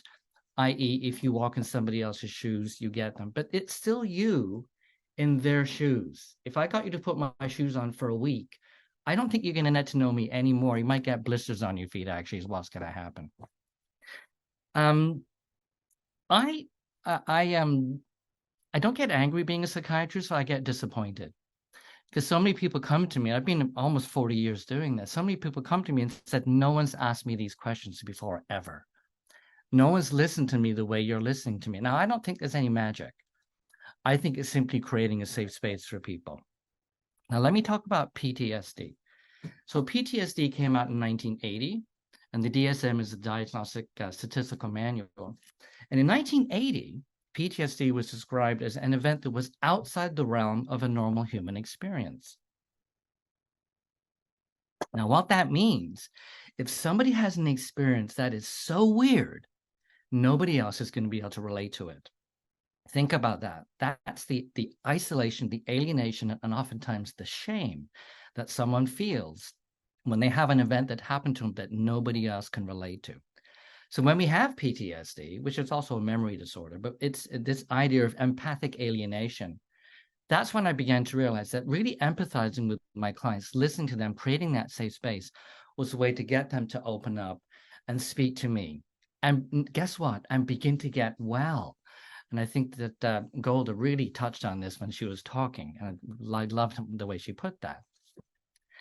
And so for me, PTSD, one of the treatments of it is narrative therapy, getting them to discuss and talk about how they feel, how they can include that story in their story and move their life forward with purpose and redefinition. So it's not defined by that trauma anymore. It's defined by other things as well. Now, I've done a lot of research and written a book on burnout as well. And if PTSD is a fear of other people not empathizing with us, I think burnout is an incapacity to empathize with yourself. And if you're not thinking of yourself, if you're not getting perspective on yourself and what you're doing and how you're feeling, you're going to get alienated and distanced from yourself and not being able to be aware of what you're actually going through. So now you're driving without getting any insight on the dashboard. You're kind of driving blind. And guess what's going to happen? You're going to hit something. You're going to crash. And most people I see over the years who have burnout have crashed into something. It's also knowing that burnout is still not in the DSM. Not yet. It is in Europe, but in Canada, certainly North America. If I'm seeing somebody with burnout, I'm almost forced to diagnose them with depression or anxiety and often give them their medications when really that's not the treatment for their burnout. So let's talk about an apple trying to help a banana. Now, let's say the apple is a therapist and the banana is someone that's come to see the apple.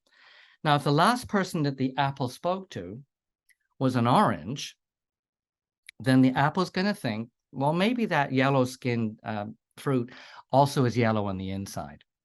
And that is absolutely not going to be true. So the first thing the apple has to do is make that banana feel safe.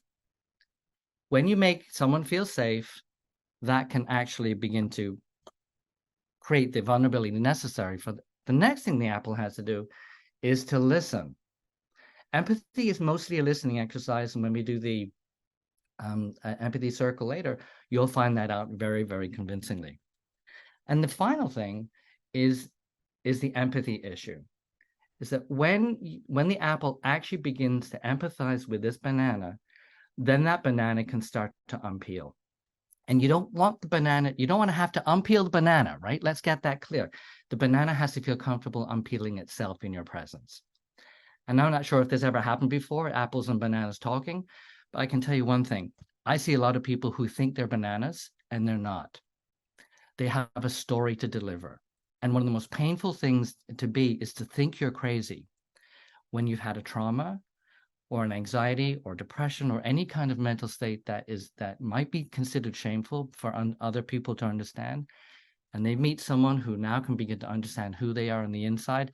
That can begin to make all the difference. I talk all about safe listening spaces, being non-judgmental, asking open-ended questions instead of leading questions. This is very powerful. And when you're asking questions, it's not an interrogation. It's an investigation. As Maria just said, you're gathering information. The more information you're gathering, the better that movie that you're creating about what that person's going through. Not their shoes, but you experiencing them in their shoes. Then the more powerful your understanding of that person is going to be. Empathy is a snapshot.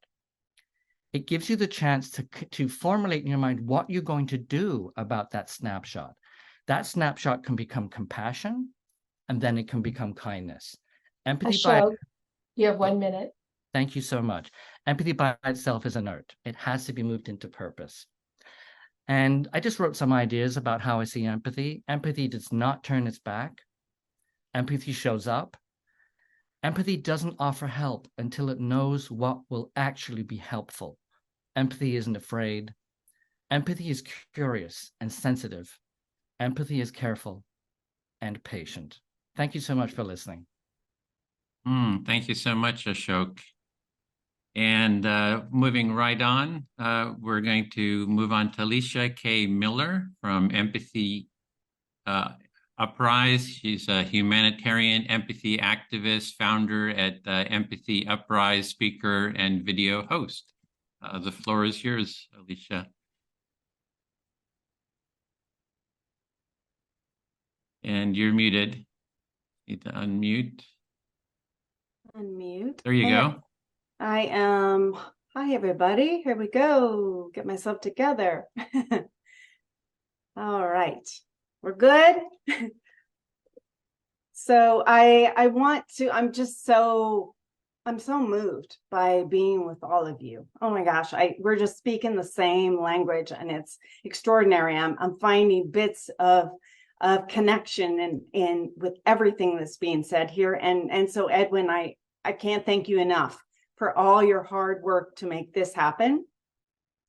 And I want to let you all in on a bit about me. So my first experience with empathy was when I was 7 years old, even though I didn't know that it was empathy. I was up in Washington State, where I'm born and raised, and in particular, Eastern Washington State, and it was February, which meant it was cold. And my schoolmate's house burned down in a fire. Now, I could not relate to what that loss felt like, but I knew what it was to be cold, and I did not like to be cold. And I felt then, just as I do now, if I have a winter coat, then my schoolmate should too. And so I asked my mom to break open my piggy bank and buy my schoolmate a winter coat, and she did. That experience just charted me on the rest of my life and has been the way that I have carried myself ever since. And similar to what Maria was saying about corporate America, I spent 26 years in corporate America. And being high in empathy, I was the person who wanted to bring all the divergent voices to the table. I wanted to make sure that people had a voice. And in that time period, that was a no-go. I mean, in a hierarchical setting, that is just not cool. So I never felt like I belonged. And that's the thing about empathy. Empathy is inclusion, and inclusion is belonging. We all want to belong. It's why we hang out at the water cooler. It's why we go to church. It's why we're all here. We want to be a part of something bigger than ourselves. So after being labeled as touchy-feely, which was true, in corporate America, marginalized, suggested that I was not a strategic thinker, relatively unthinking, which I knew, and we all know that is so far from the truth. Empathy is a tremendous sign of strength. I decided in late 2019, you know what? I'm not going to do this anymore. I don't know what I'm going to do, but I'm not doing this. At that point, I had traveled to over 20 countries, as I mentioned, spent all that time in corporate America. So midlife here, I thought I want to do something that puts my arms around humanity. And so I decided March 2nd, 2020 was going to be my resignation date. I'm taking a leap of faith. As William Burroughs says, leap and that net will appear. And that's exactly what happened, you all. I went to sleep the Friday before, which was actually leap year. And I woke up at 1 a.m. and I heard a very, very clear, the empathy gap.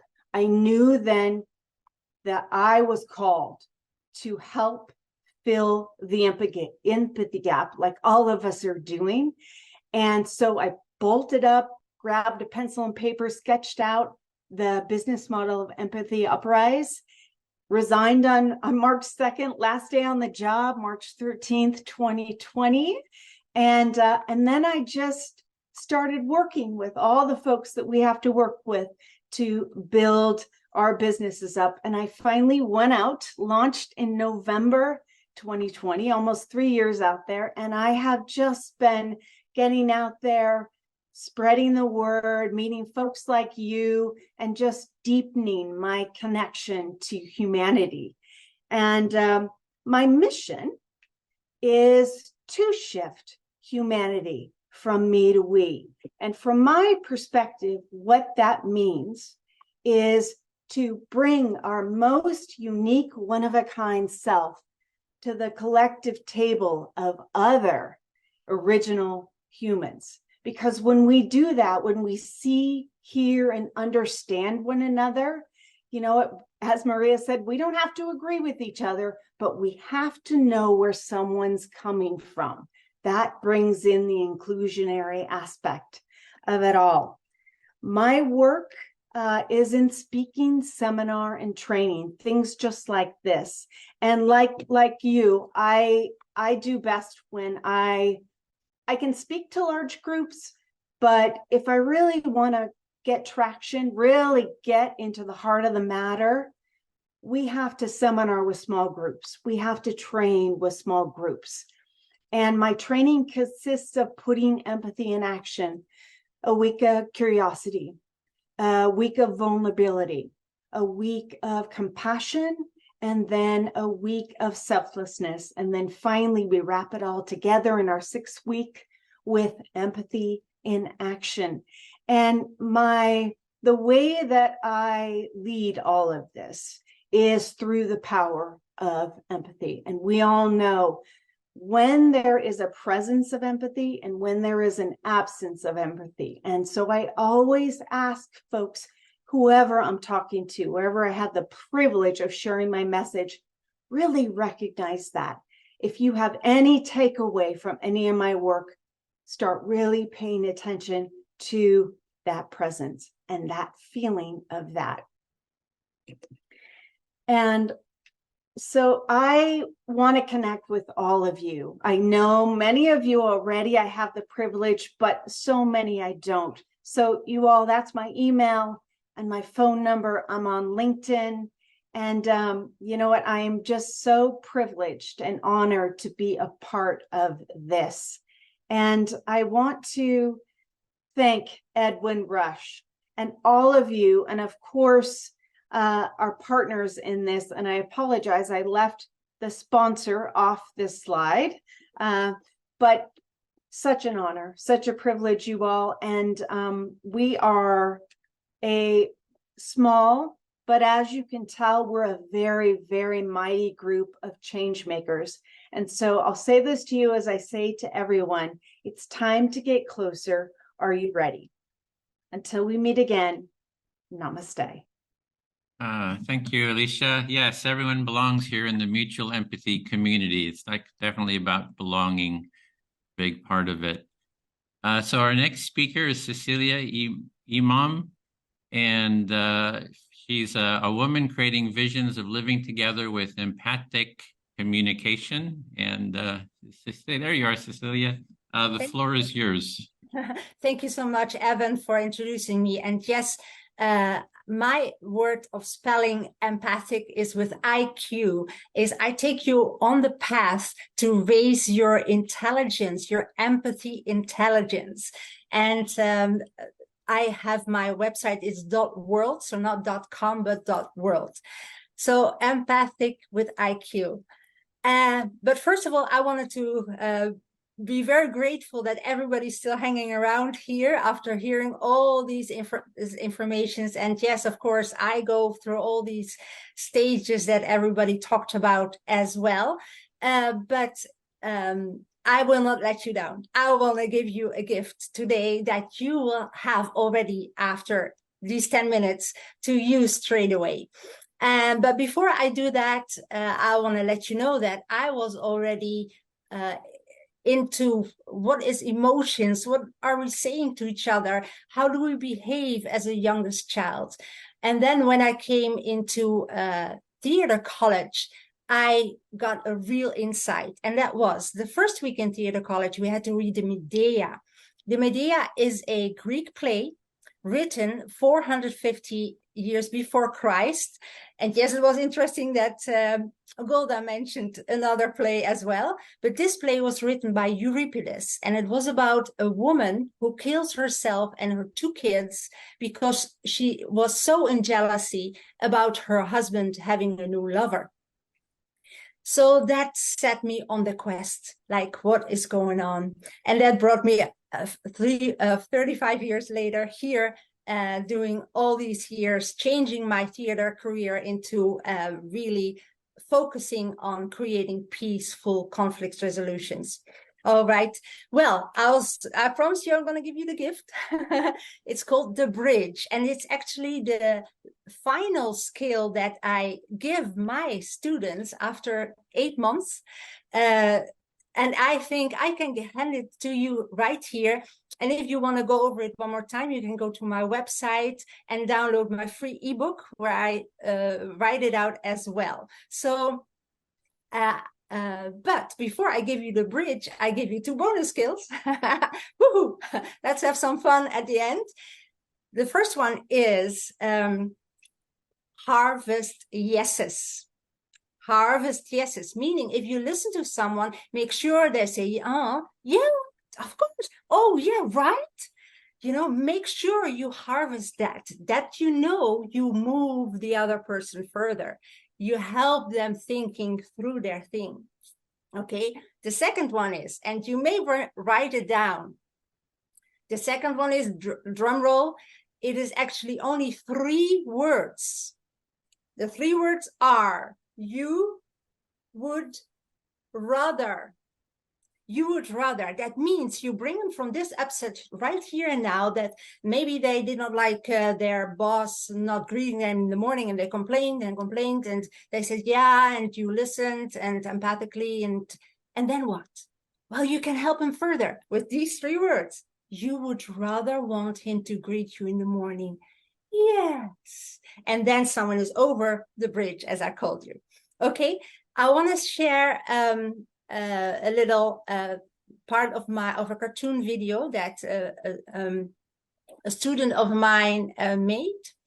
Let me see, do I need that here? And there we go. How can we bridge upsets in communication? We all want to be heard. We want to be seen, to be noticed and acknowledged in what we are after. We seek to be valued, to be loved and cared for.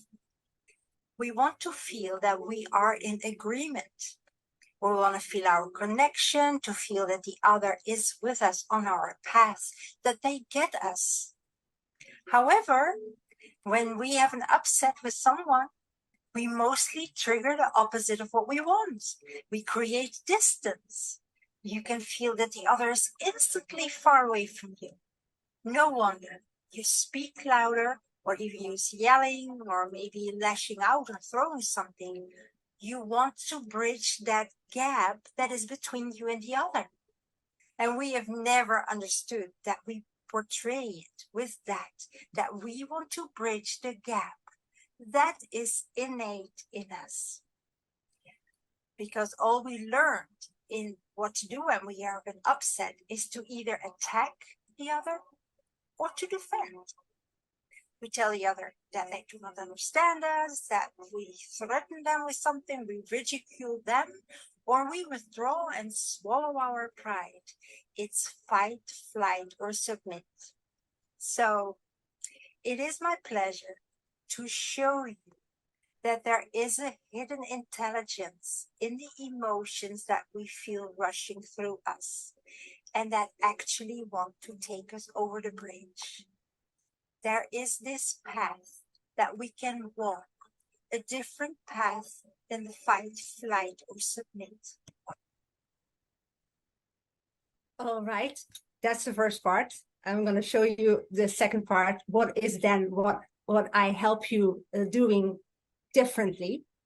First of all problems are problems of feelings. All feelings are part of emotions. Emotions are energies in motion. All these energies are flushing through you. And there are 5 universal energies, and you probably know them. Someone mentioned already fire. Okay, when you're a fire, you start with that. But what we actually do is we hold on to one energy. We don't let it stream. And it's that motion that I want to encourage you to let happen. So how we are programmed with these 5 energies, these 5 universal energies, is the fire, to really be in awareness, to see what is going on in Earth. We just step here and we think, okay, what's going on? Then we move to feelings, like we go deeper, like, oh yeah, that's why I don't like it, and whatever. And then comes, of course, handy your 3 words, I would rather. And then you get ideas and you climb out.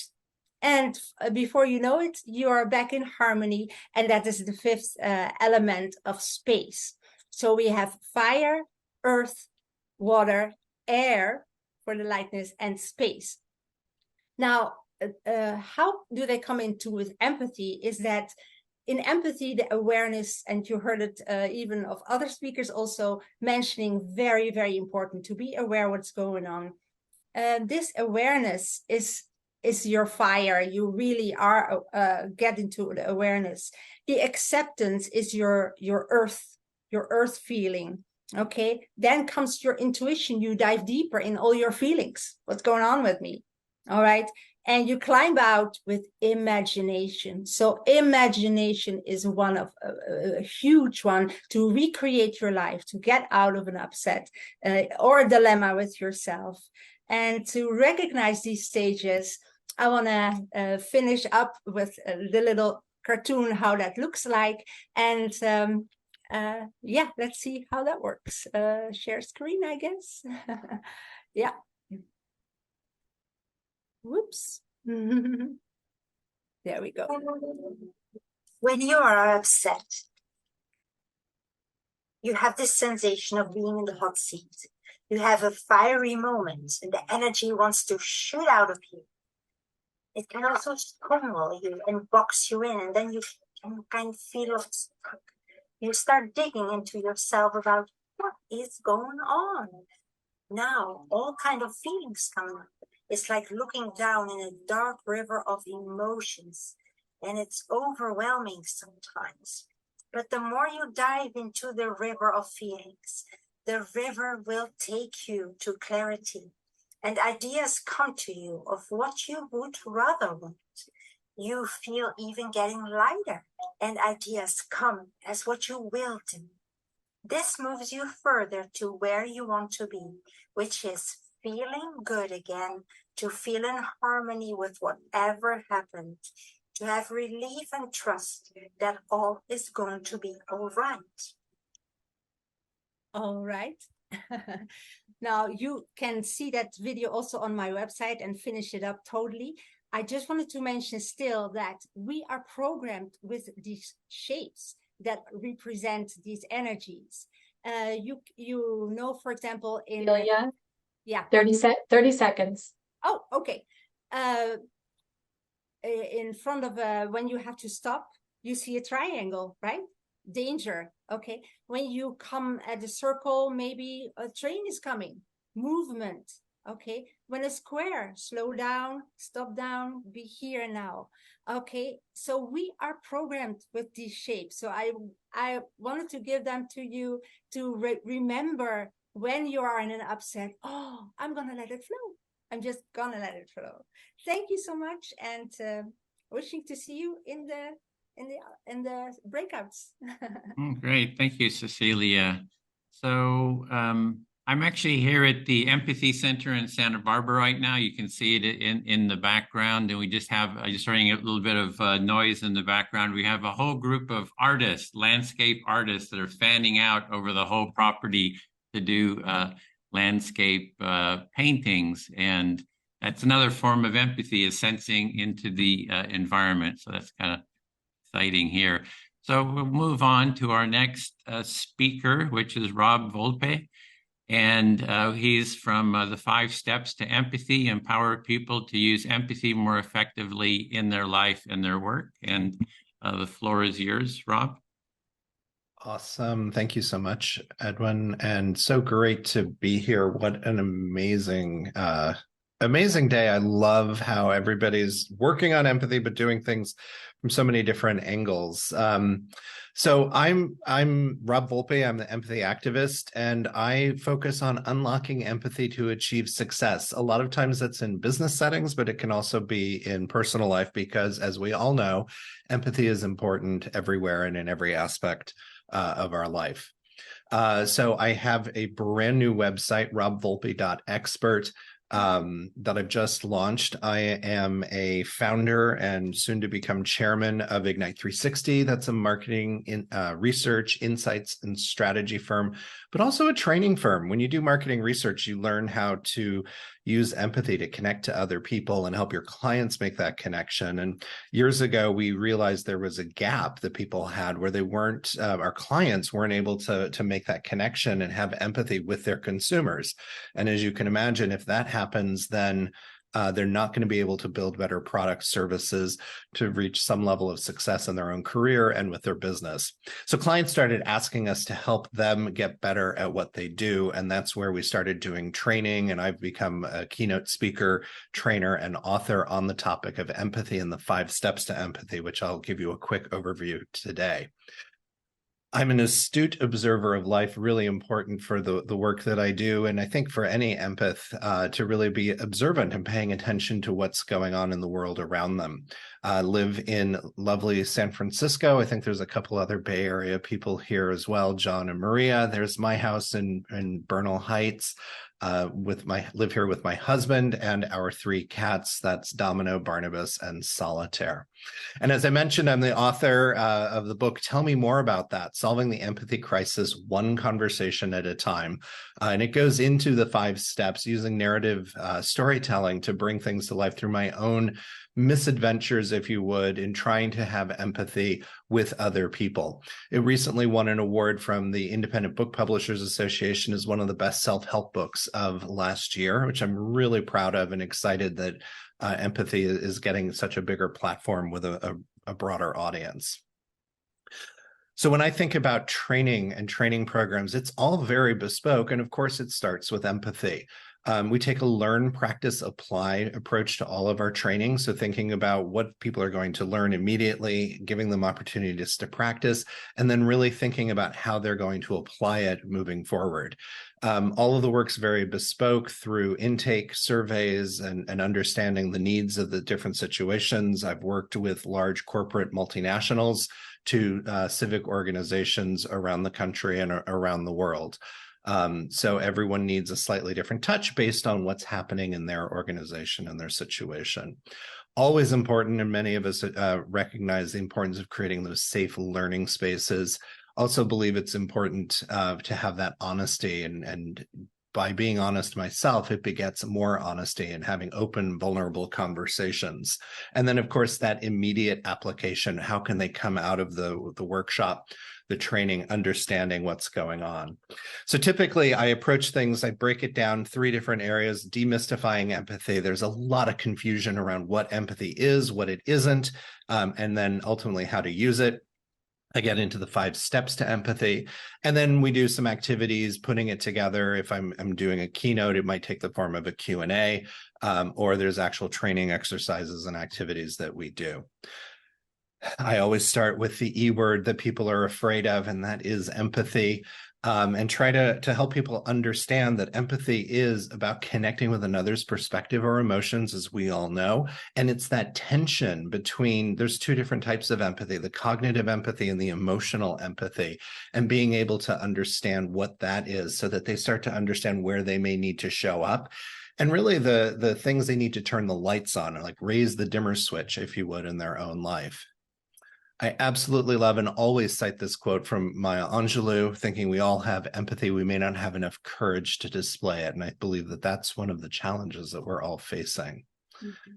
And then I talk about the importance of empathy being so critical in customer service. I'm not going to go into all the data here, but you can see consumers, customers, clients believe that empathy is really important. It is a key to success when you're dealing with other people. And yet there is this tension that exists. So CEOs, leaders in organizations, find that they're not, they want to build empathy in the workplace. They need to build an empathetic culture. They recognize it's their job, yet they've got issues with their own abilities and struggle with their own skills to do it. Partly because they're afraid they're going to lose respect. That's some of what Maria was talking about as well earlier. And so how do you overcome that? How do you get people to feel more comfortable? And part of that's helping them recognize that empathy is empowering the skills that we need to be the people that we are or that we hope to become, because empathy fuels all of these different skills, which leads to success in all these different roles that we play in our lives. I always dive into the empathy crisis from some research that my own firm did. We found that 62% of U.S. adults, this is from a year ago, 62% of U.S. adults are concerned about the inability to overcome differences of opinion. That's about empathy, and there's this big barrier that we've got. Additionally, 31% of U.S. adults aren't able to easily see another person's point of view. So as I like to say to the group, imagine 1/3 of the adults you're going to run into today aren't going to be able to easily see your point of view. And that really, those 2 pieces of data together help to really highlight the problem that we're facing today in this moment. And so what do we do about it? Well, there's the 5 steps to empathy. And these are the things that you have to be thinking about and doing in the moment when you're actually trying to have empathy with somebody else. And that includes dismantling your judgment, asking good questions, actively listening. And like Maria, I am always referencing Edwin and the empathy circles and talking about the importance of that active listening and playback and making sure you're getting verified and being heard. Step 4 is integrate into understanding. Step 5 is using solution imagination. And then I always remind people to take a curious breath. And this is a great exercise for the room, because as your lungs expand with oxygen, it's similar, your brain is expanding as well. At that point, it's taking a pause. It's giving you the space to choose and switch from reacting to actually responding to somebody. And then I always have take-home exercises. Here's one around eliminating the word why from your vocabulary. This is related to asking good questions. Another audience favorite is integrate into understanding, where you're doing the ice cream exercise and trying to figure out with the person sitting next to you or that you're working with, what's a flavor of ice cream that you could both go and share if you only had money to buy one flavor of ice cream. It helps people understand how they can work together and use empathy. I invite you to go to my website, robvolpe.expert. There's a speaker reel that's up. You can see a little bit more of me in action. And the focus and the outcomes. So typically the things I'm getting asked to do is talk about how to put empathy into work, how empathy shows up in leadership, strengthening empathy in a specific function within an organization, because whether you're in sales or marketing or even finance, you need to have empathy. And then particular to the sales organization, empathetic selling and relationship building. So how the focus on how empathy helps you become better in that role. And creating a better world or organization, depending on how you're thinking about your world, using empathy. Through all of my trainings, people come away with understanding what empathy looks like on the job or in their life. as well as tangible, practical steps to build and apply empathy. There's also those take-home exercises, which I referenced. And most importantly, I try to give people the language they can use themselves for more empathetic communication. So what are the actual words they can use so that they can start to let people know that they are hearing them, that they are understanding them. Rob, 1 minute. Awesome. 1 minute. I am just about finished. So for all of you, and I always end my presentations with this, just like Maya Angelou said, I advise all of us, I encourage everybody to be courageous, to be empathetic. There's a lot of courageous people that are on this call. We're doing great work. Keep it up. And to connect further, I'd love to continue the conversation. So I have a newsletter that comes out every 2 weeks. There's a QR code there that'll take you right to the sign up if you want to grab your phone and take a picture of that. You can also follow me on all the socials. I'm most active on LinkedIn, Instagram, and Facebook. You can also find me on Peloton if that is your thing. I'm empathy activist in most of those places. And of course, please email me. Thank you. Okay, thank you, Rob. And we had 2 backup speakers. In case someone didn't show up, we had 2 people that were going to step in to speak. And one of them I noticed is here, Mair, Alight. Are you here? Just would you be up to speaking for 5 minutes? Just so we want to give you a chance to speak too. I don't know if it's. Wow. I sent you a message. I guess you didn't see it. I didn't see it, but here I am. Throwing you into it. So you got 5 minutes. You're an NVC certified trainer. So the floor is yours. We're just going to make it shorter for 5 minutes. Okay, so I'll get a 4-minute warning. 4-minute warning. Yeah. Okay, let's see how I can do that. Exit full screen. And can I bring up my screen? Wow, what a treat to be here with you all. I was one of those people that you interviewed, Edwin, so many years ago about. I remember that so well. Thank you for persevering.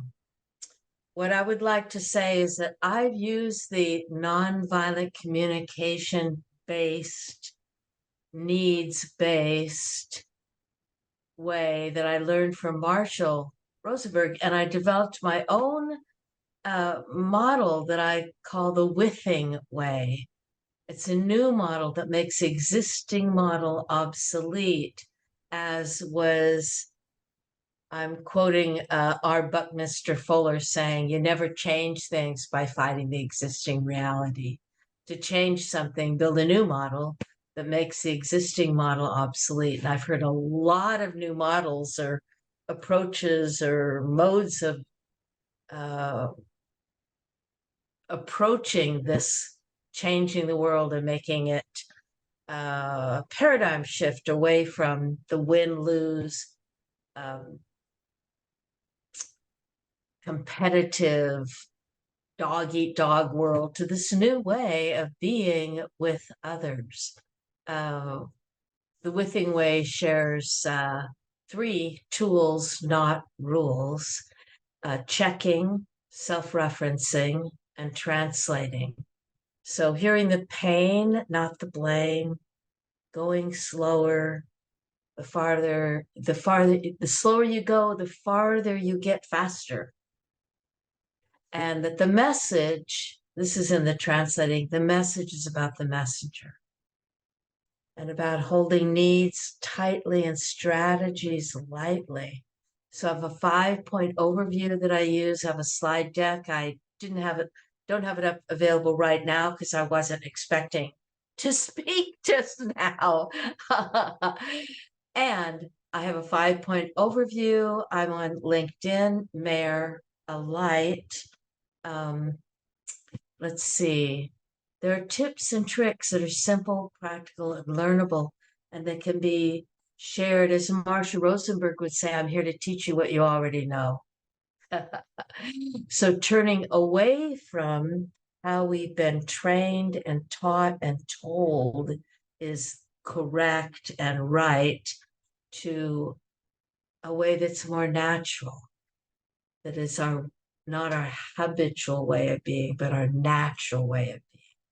So how can we act and react in a way that's natural to us by owning our own truth and being ready, willing, and able, as Marshall would say, to lend our skills to others and practice them for ourselves.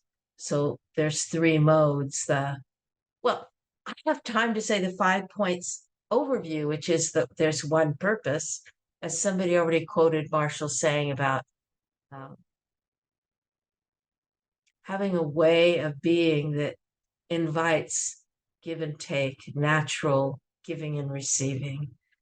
2 choices, which are being compelled to react according to our programming, the way we've been trained, taught, and told, or to choose to be impelled from the life energy within us. Mair, 1 minute. Thank you, 1 minute. Which the life energy within us, we use that label needs, but it's the life in us that inspires and motivates and challenge us to be true to ourselves. And there's many ways to do that.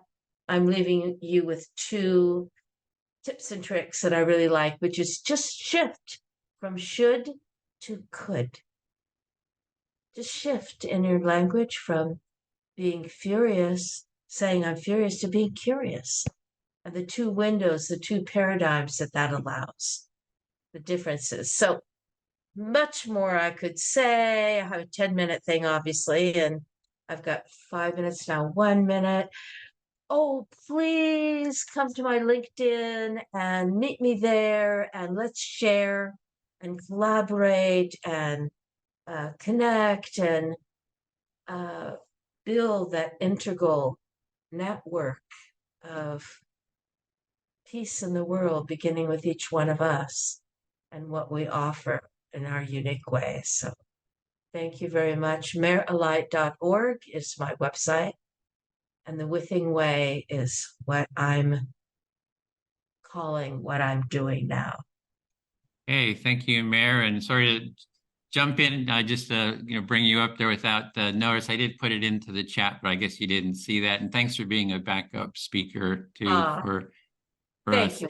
So we're moving into the next phase here, the empathy circle part.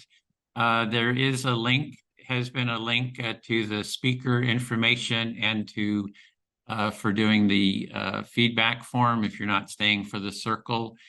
I just also posted that if you're an empathy circle facilitator, if you can add ECF to your name, I'll be making the breakout rooms so you can see how it's in my name, ECF. And then we'll, if you're willing to be recorded, if you could also add R to your name. So we're going to put, have at least 1 or 2 rooms with people who are willing to be recorded. And then we just need to know if you're okay with being recorded so I can create those rooms. And our next speaker is Zweier. He's from the Empathy Center, my good friend. You can tell we wear the same T-shirt here at the Empathy Center. And he's an Empathy Circle facilitator, and he's a co-developer with Bill of our training, and he'll tell you a lot more about his other work. So the floor is yours, Lou. Thank you. Thanks, Edwin. Yeah, I'm feeling a lot of joy right now. Well, one, seeing Mair. I have not seen Mair in a really long time. She and I did work together, so what a delight to have her come on right before me. But so many people on this call I know, either from participating in the Empathy Circle training or doing from the nonviolent communication community, because I also have training in that and taught that for a while. So I'm an educator and a filmmaker, have long history in higher education, and have also and have taught at the high school and college level.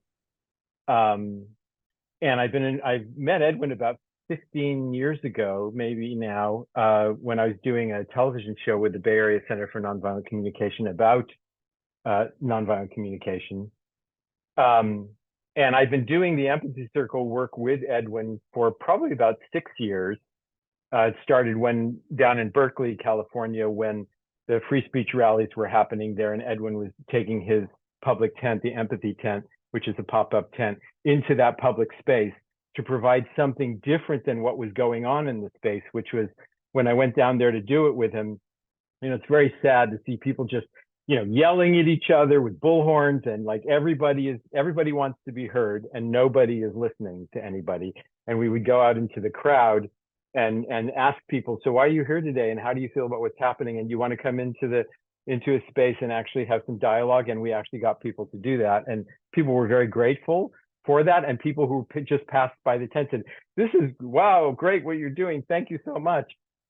Yeah, and so I did that work with Edwin for a while. And then we said, you know, maybe the thing to do is to start doing trainings, start teaching people how to facilitate empathy circles. And that led to Bill Filler and myself and Edwin, and also Marta Nieto and Carolina Kubiak were involved early on. And we developed a 4-session training. And so I'm going to talk a little bit about that training, the structure of it. And then I'm going to do a little intro to how the empathy circle works. Most people here probably know that, but maybe you don't. And then we're going to actually do an empathy circle. And that kind of mirrors actually one of the philosophical pieces of the training, which is that we really train people to do empathy circle facilitation by doing it, by experiencing the empathy circle and by practicing facilitating. There's not a lot of, we don't do a lot of lecture and a lot of philosophy. It's actually really beautiful. I feel a lot of joy hearing all the different perspectives that were presented today, the different ways that people are teaching the world about empathy, bringing the world into empathy, particularly in the business world. I'm really excited by that. I'm also a partner in the Authentic Leadership Center, which does leadership training. And so we do that with individuals and also with businesses. And so it's very exciting to hear the different ways that people are bringing empathy into the world. And I'm so grateful for that, really grateful for everyone here sharing what they're doing. So the Empathy Circle training is the Empathy Circle Facilitators training. And you know, I mean, anyone can do an Empathy Circle. You could take the handout that Edwin has for how to do an Empathy Circle. And of course, you could give that to someone and they could try doing it. But to hold the process well, you know, requires, or it's more powerful if you understand more about it, have experience with it, and you also understand why the structure is the way that it is and the benefits that that structure and that process provides. And so the Empathy Circle training is to give people, to help them be experienced with the process and to also understand the benefits of the process. You know, why is it structured the way that it is? And what does that create?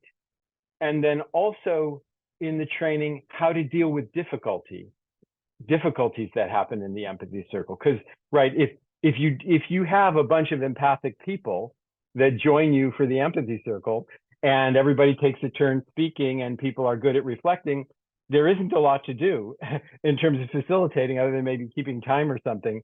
But what happens when something else happens in the circle? Like somebody doesn't follow the process. Maybe they object to the process. Like they say, well, I don't like being timed for my shares, or I want everyone to reflect me, or you know, some other kind of problem. Like they, instead of doing reflection, they're asking a lot of questions, or they're agreeing or disagreeing with the speaker, or they're reversing actually what the speaker hit. Like they're not hearing the speaker at all. They're leaving out important things that the speaker said, or they are actually reversing the meaning of what the speaker said.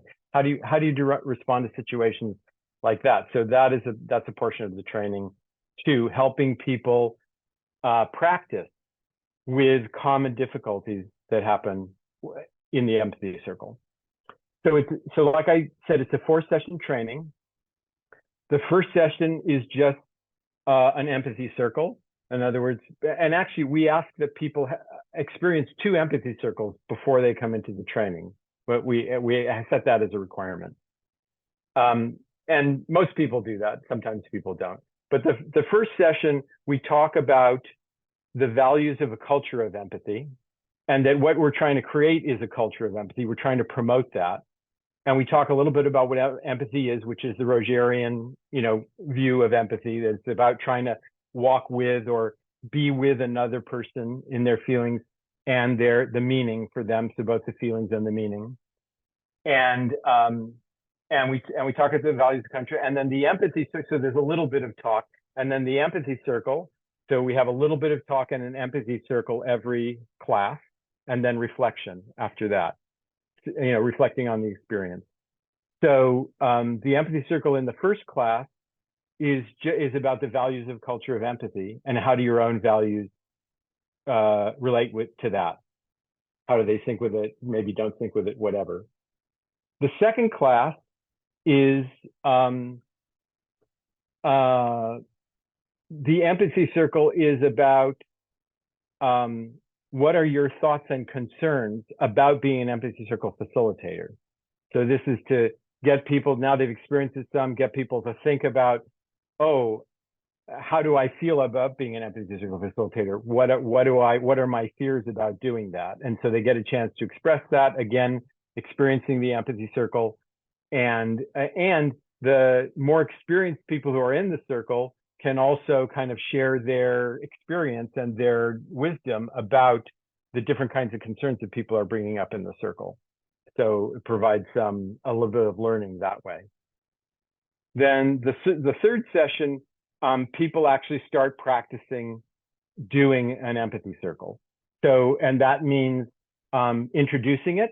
So if you were, bringing together a group to do an empathy circle, you have to practice telling them what is the empathy circle and how does it work, describing the process, and being able to do that within about 5 minutes. Because if you take longer to do that, people really can't hold on to the different aspects of it.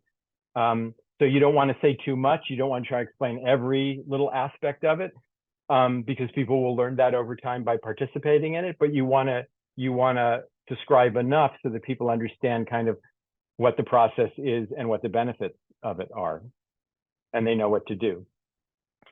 So in the third class, people practice the empathy circle introduction, and they get feedback on that, and then they practice facilitating an empathy circle for like 20 minutes on whatever topic they want, and then they get feedback about that, about how people experience them as a facilitator, and then the fourth session. Let me think about this. Is that right? Oh, and then we also offer in the third session, if people are feeling ready for it, that the leader, the trainer in the session will provide some difficulties. If people are feeling ready for it, they'll do something like not reflect fully, or reverse the meaning of what someone has said, or interrupt when it's not their turn, or object to the process in some way, so that the facilitator has a chance to respond to that. But only if the facilitator is feeling ready for it, who's ever practicing. And then the fourth session is the same. People can practice their intro again if they want to. They take a turn facilitating, and they have an opportunity to practice with difficulties if somebody wants to. And again, the trainer who's in the circle, they're the ones offering the difficulties, because you don't want to overwhelm someone. You want to offer something that you think that they're ready to cope with. You don't want them coming away feeling like, oh, this is not for me. This is way too difficult, which happens. That's what happens if you overwhelm them. Another aspect of the training is that, so the classes are 2.5 hours, and we've been doing them online. Bill and I are getting ready to do the first in-person training, because we started these trainings during, did we start them during COVID or before COVID? I can't remember. But we have been primarily doing them online with a wonderful international cohort of people. It's so rich to get people from all over the world, lots of different cultures, and yet the common humanity in people come out in the empathy circles. You see that right away, which is really really inspiring. So, but another aspect of this is in between. So it's done over a 4-week period with 2.5 hour classes. And in the in-between, people are assigned an empathy buddy, and they have an empathy buddy call in between classes where they can just provide empathy, reflecting each other for at least a half an hour, but sometimes people do an hour. And so they're practicing listening and reflecting. And then let's see, what else do I want to talk about? So that's the empathy buddy call, which part of it, and that's an important part of it because it's a way for people to have a chance to connect, practice more, and to reflect on what they're learning, and to make a connection with other people in the group. I think we're at about time. Are you? Are we? Okay. And then the other thing, I just want to say one more thing, which is I run an ongoing empathy facilitator support group every other Friday morning, because we recognize that the skills that people begin to develop in the training are not the end. You know, facilitation is an ongoing learning and deepening. And so that support group is to have people come and bring their challenges or bring their successes and to talk about facilitation and to work on all the internal aspects of being a facilitator and what happens when you get triggered and how to deal with difficulty. All right, so so now you want me to help prepare people for the yeah, do the how-to, just how-to. Okay. We're gonna well, I've been making the breakout rooms and just need to explain how we do the circle. Sure. Okay, so you're going to participate in Empathy Circle. Here's how it works. So an Empathy Circle is normally 4 people or 5 people. That's a good size, and it normally goes for an hour and a half or so, maybe 2 hours. The way it works is someone takes a speaking turn, and before they start speaking, they select someone else in the circle to be their reflector, meaning to reflect back what they understand the speaker is saying and maybe how they're feeling about it. Everyone in the circle listens to the speaker, gives their full attention to the speaker, but one person is selected by the speaker to reflect the speaker. The speaker starts talking, and after you get an idea or two out, because it's hard for the reflector to hold on to more than an idea or two, or maybe 3, the speaker pauses after an idea or two and lets the reflector reflect it. If it's accurate, you say great and keep going. If the reflector missed part of it, you say, well, you got this part, but you missed this part, and give them a chance to understand it again. The instructions to the speaker are just say whatever you want, you know, whatever's alive in you. It can be on the topic if there's a topic for the circle. Or if it's a no topic circle, just people are sharing whatever they want, then you share whatever you like. Even if the circle has a topic, one of the rules of the circle is the speaker should talk about whatever they want when it's their turn to speak. You know, that's what keeps it alive for you, is that you're talking about what's important to you in the moment. And the instructions to the reflector are: reflect back what you understand the speaker's trying to get across, and maybe how they feel about it, if you have a sense of that. What we tell the speakers not to do, or the reflectors not to do, is ask questions, make comments, agree or disagree, add your own experience. So you can do any of those things when it's your turn to speak, but not when you're the reflector. Okay? When the speaker's time is up, they get a signal from the facilitator, and they wrap up what they're saying. They get a final reflection, and then the reflector becomes the speaker, and they select someone else in the circle to reflect them. And in that way, the speaking and the reflecting goes around the circle. Everyone gets a chance to speak and reflect. And when you've made a round, and if you have more time, you just keep going. And in a typical empathy circle, you want people to have at least 3 turns to speak. Hopefully 4 turns to speak would be great. So as a facilitator, if you're hosting the circle, you want to take the number of people and the amount of time you have and kind of divide that up. And so typically we do 5-minute speaking turns, but you might do 3 minutes. You might even do 2 minutes. I wouldn't go less than that, but because with the reflection, you get almost nothing to say if you have less than 2 minutes. But the idea is to get at least to a third speaking turn. What else? So what the facilitator does, the facilitator's role is to keep time and to give time signals, to remind people of their roles if they step out of their roles, to invite people back into their roles. So if the reflector starts asking questions or if someone else starts giving advice when it's not their turn to speak, reminding, your role is to listen silently right now, or you're as the reflector, you're just supposed to reflect back what you're hearing the person say. And you can remind them that when it's their turn to speak, they could say other things if they want. And the other thing the facilitator does is, if in your judgment, the reflector is missing a significant portion of what the speaker is saying, then the facilitator might add to the reflection so that the speaker feels heard. As a facilitator, I'm always paying attention to, does the speaker feel heard? That's like the most important thing. And so if the speaker is not feeling heard, then I might add to the reflection so that the speaker feels heard. Anything else to say? I think that's enough. Well, I think we're ready to get into the circle. It's okay. really about getting into the practice. Yeah. So I've created rooms. There are 6 to 7 people in. Thanks, Lou. And I'll put the topic in. It's share any feelings and thoughts about the empathy training and what you heard today, or whatever is on your mind. We always have the possibility of talking what's on your mind. I've created rooms of 6 or 7. It's a larger groups, but I find that sometimes at this point, some people do drop out, so the rooms can get very small when that happens.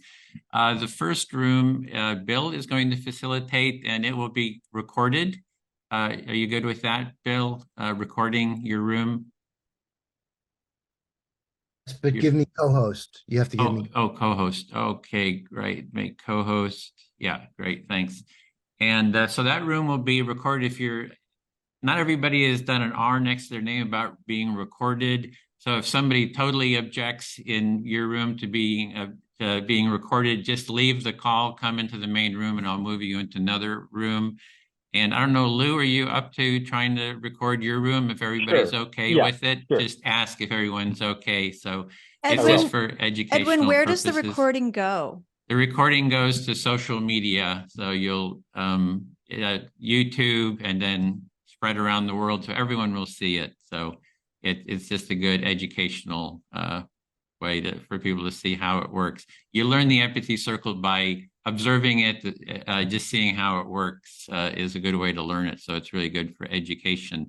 So we're going to go for about 1 hour and 10 minutes. You'll have 4 minutes turns, and there is a facilitator ECF in every room. And we're going to get right into it. I'm just going to create those, open those rooms right now. I'll give a 10-minute heads up before we close, and then we'll have a little 15-minute debrief or so. So enjoy, and see you in the rooms.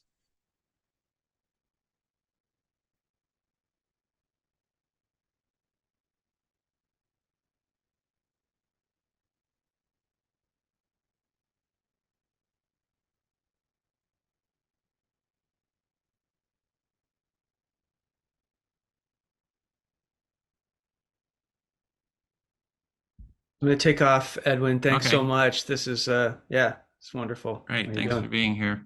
All right. Take care. Bye. Bye-bye.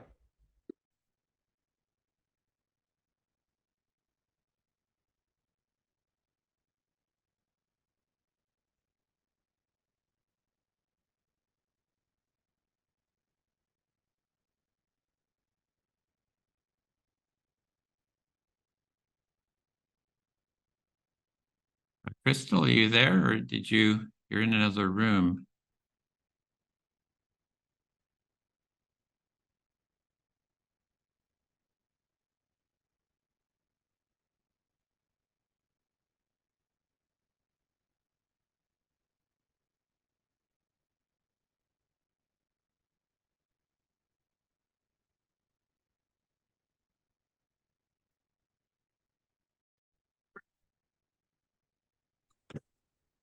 Okay.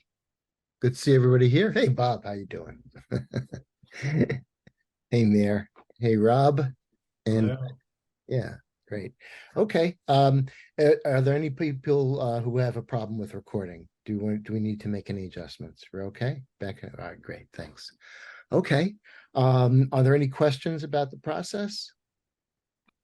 Okay, don't seem to be any questions. I have a little timer here, or wherever it is. You can't see it. You'll hear a little piano riff, and that means when you hear it, it's finish your thought and get a last reflection. You don't have to cut yourself off in the middle of your sentence. And then if that doesn't work, I have this very expensive handcrafted sign here that just give you a little visual cue. So I know that we have a lot of people have done this before. Okay, I'll start off as the first listener. And who would like to be the first speaker? This is always the awkward time. This is like being a teacher. This was the most awkward time in a classroom. Mair, thank you. I sort of got it. All right. All right, Mair. And how many minutes is it, Bill? It'll be 4 minutes. Okay. So I learned from the last time I was with you, 1 or 2 ideas, not the whole 4 minutes. So do we have a topic? The topic is about the training, essentially. Oh, I'm so interested about that. The facilitator training. I was delighted to hear that, to experience Lou, who I had so many fond memories of from so many years ago, I think 15 or 20 years ago. So delighted to hear what he had to say, and I understand more about the empathy circle now than I did. I'll pause there. Sure. So you're really excited about all the training and learning about the training and the facilitation, and you reflected on your very rewarding experience with Lou 10 or 15 years ago. Yeah, thank you. Yes. The synergy that's been happening around me, through me, with me, serendipity, collaboration, synergy. If I'm open to it, it's there to see. I think there are none so blind as those who will not see. So I'm willing myself to see. So you're creating kind of a visual picture of synergy and also awareness of the synergy. You have to believe that it's there to see it. If you don't, then you will not see it. Then you will be blind. Thank you. Yes. I'm so full of everything I've heard from the different people and institutes and universities and methods, and I'm not overwhelmed, I'm whelmed.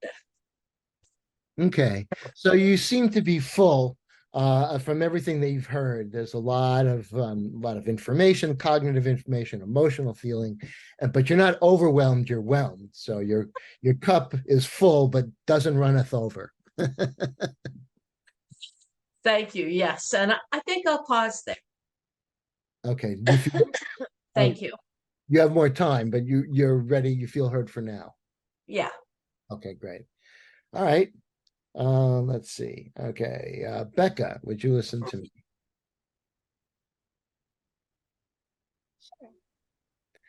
Well, I was reflecting on all the great speakers and all the information, and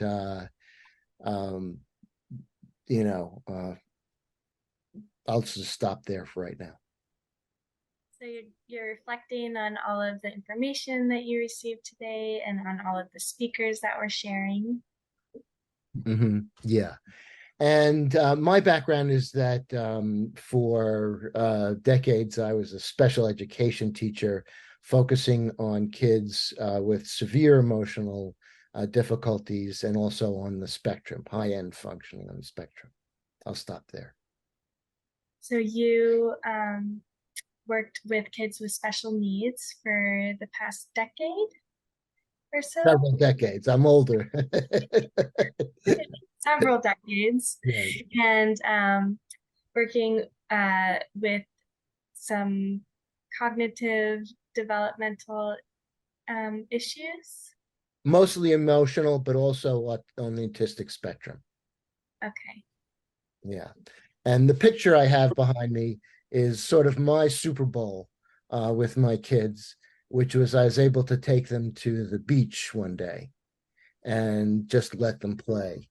And although it looks like a very simple scene, there was a lot of work that went into that. So the picture that's portrayed behind you is reflective of a day where you were able to take them to the beach and they were able to just explore and run around, and it has value and meaning to you. Yes. And so in the training, I really wanted to focus on making empathy accessible, easily understandable and accessible. So what you're looking forward to in the training is especially to make empathy easily accessible and understandable. Right.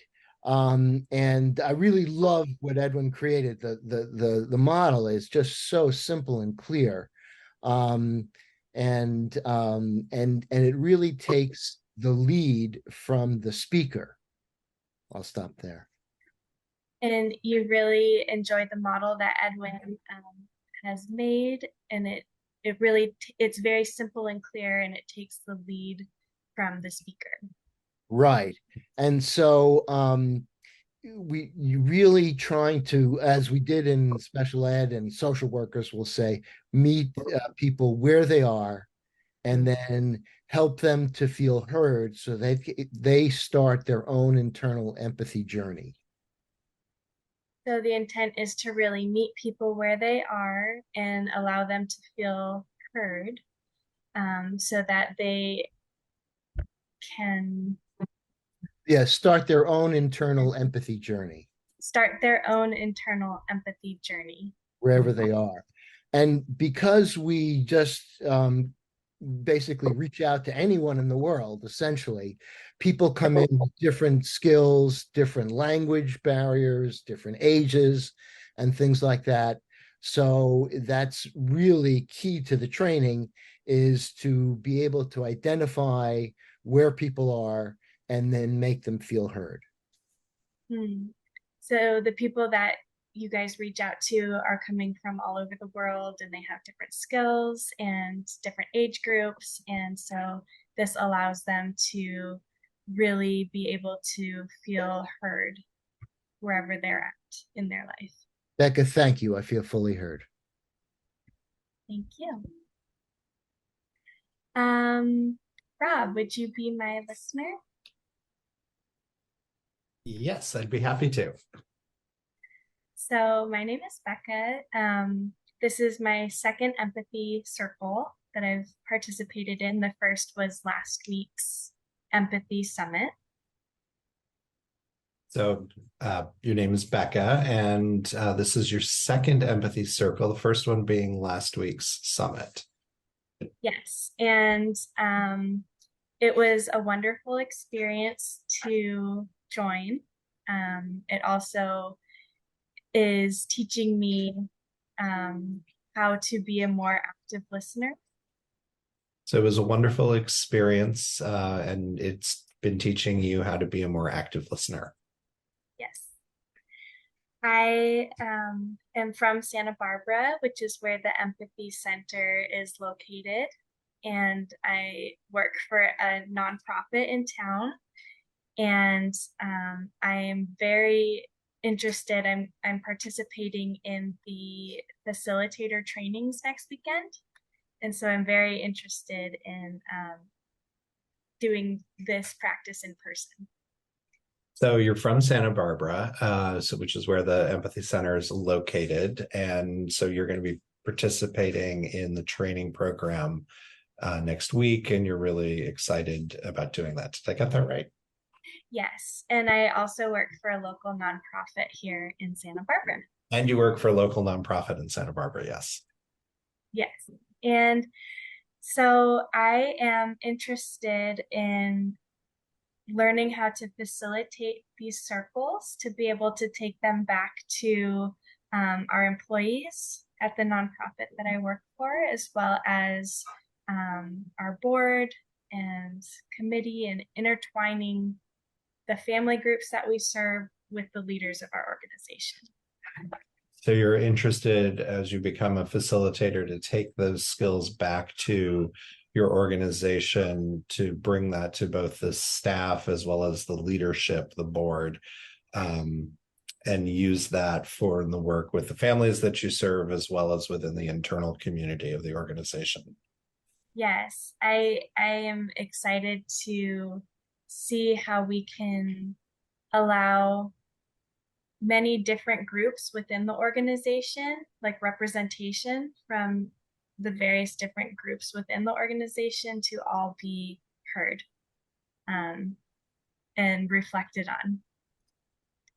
So you're interested in being able to, and excited about being able to allow all the different groups in the organization, the different subgroups, I guess, to be heard and reflected on across the organization. Is that Yep, reflection? Yep, that's correct. I also really much enjoyed your presentation, so thank you so much, as well as Mair's. And I enjoyed also learning more about nonviolent communication. That's something that I'm interested in exploring further. So you enjoyed mine and Mair's presentation, and also learning more about nonviolent communication, which came up in some of the earlier presentations. Yeah. And I'm also an avid cat lover.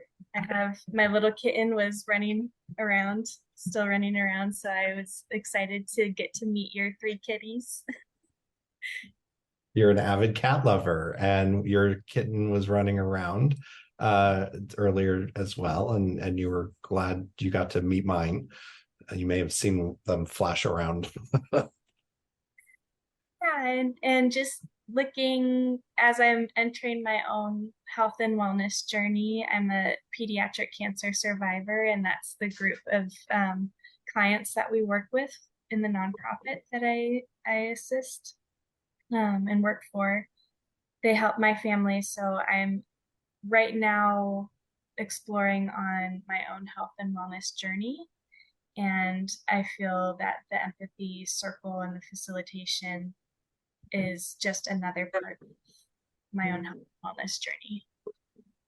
So you're a pediatric cancer survivor, and the group that the nonprofit you work with is affiliated with that, or supports as services, and they were helpful to your family at the time. And so you're interested in the empathy circle facilitation and your own health and wellness journey, and how the health and wellness plays out. I kind of bobbled the last bit. Can you re-clarify that for me? Absolutely. I'm exploring my own health and wellness journey over the past year or two, and I feel like the Empathy Center and the empathy circles are just one step to further my journey. So you're exploring your own health and wellness journey, and exploring your health and wellness over the last couple of years. And so as part of that, you're interested in seeing how the empathy circles can fit into your own health and wellness journey. Is that right? Yeah, thank you. I feel fully heard. Good, thank you. So I guess, Bob. I'm listening. You're listening. Yeah, so I'm inspired by the number of people that have participated in this session, both today and last week. And it's not all the same faces, or different people in some cases.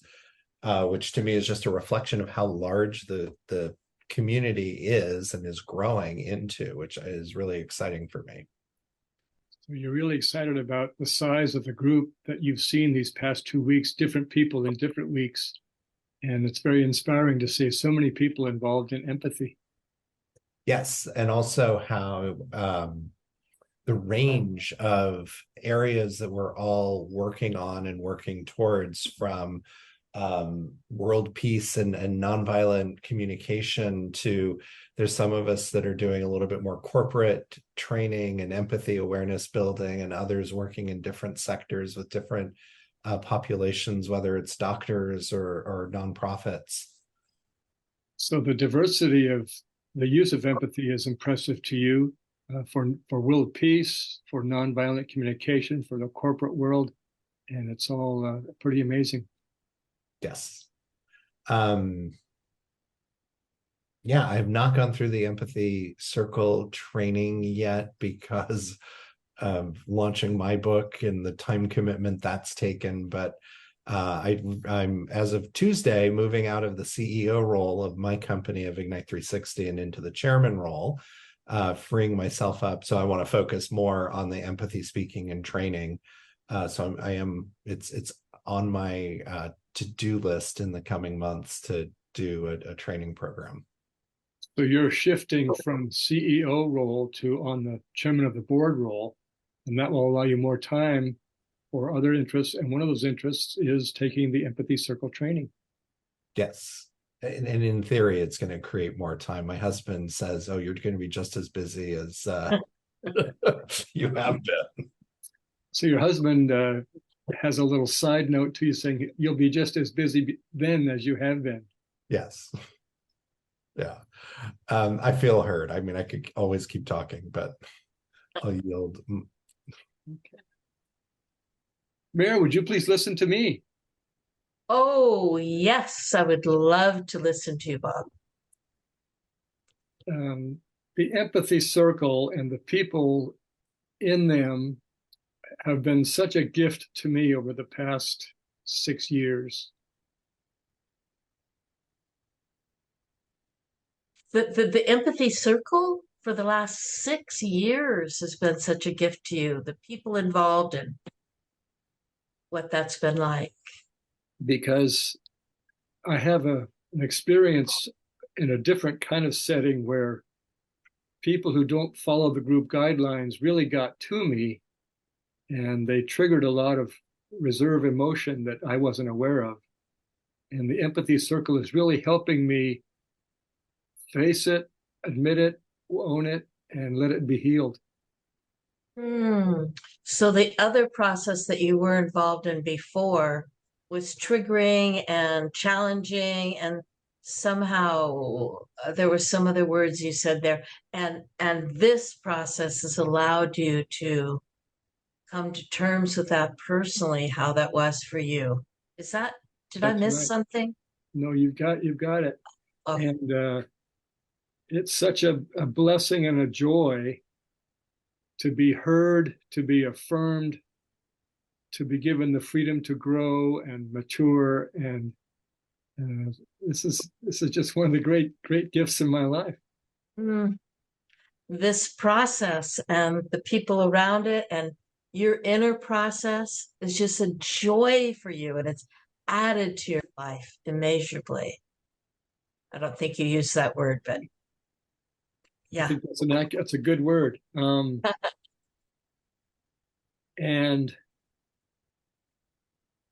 I picked up a new mantra in the last couple of weeks. And as I use that new mantra, everything that is taught in the Empathy Circle and every piece of wisdom that I read in these great books from the world's religions are symbolized by this mantra and are a sign to me of the wholeness that I'm leading into. So there's a mantra that you've been using just in the last couple of weeks that really, I can't remember, like encapsulates or symbolizes how these all work together in a kind of a wholeness for you.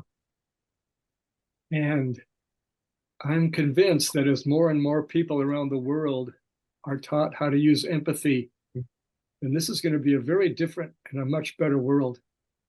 Mm. And you're convinced, and you didn't say this, I don't think, but from your own experience, you get that conviction because it's creating a better world. It is. Mair, thank you so much. I feel fully heard. Ah.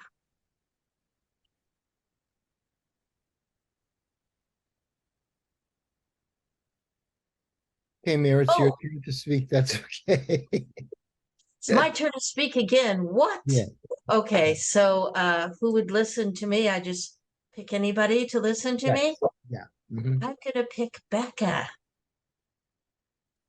Okay, Mair, I'm listening.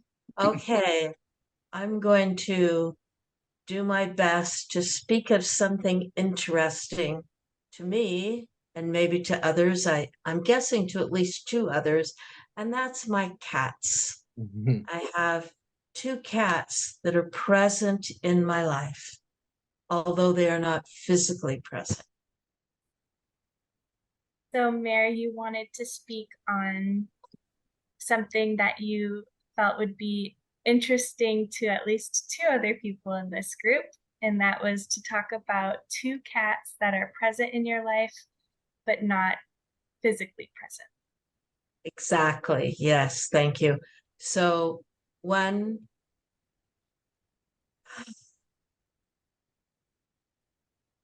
every time I think of them, I am uplifted and inspired by my relationships with them. Every time you think about these 2 cats, you're uplifted and inspired by your relationship with them. One, Alley Cat, she was a dog in a cat suit. Even though it was raining, she would leave the porch and run across to the carport to greet me, to walk back with me through the rain to the porch. So one was Ollie Cat, and you felt that she was a dog in a cat suit, and even when it was raining, she would run out in the rain to meet you and to walk you back to the porch and to your house. Yes. Yes. And I had a clothing store, 3,500 square feet, and there were all these tags hanging from the clothes. And when I got her, she was a rescue cat. I said, if you mess with any of these tags, I'm taking you back. And she never, ever messed with one. Oh, so you had a 3,500 square foot store where you would have, you know, all the tags hanging from the merchandise, and your cat was a rescue, and you're warning your cat, if you touch any of these tags, I'm taking you right back. And they never touched any of the tags. Yes. I would say she was the perfect cat, but the first time I brought her home, she sat on my roommate's printer.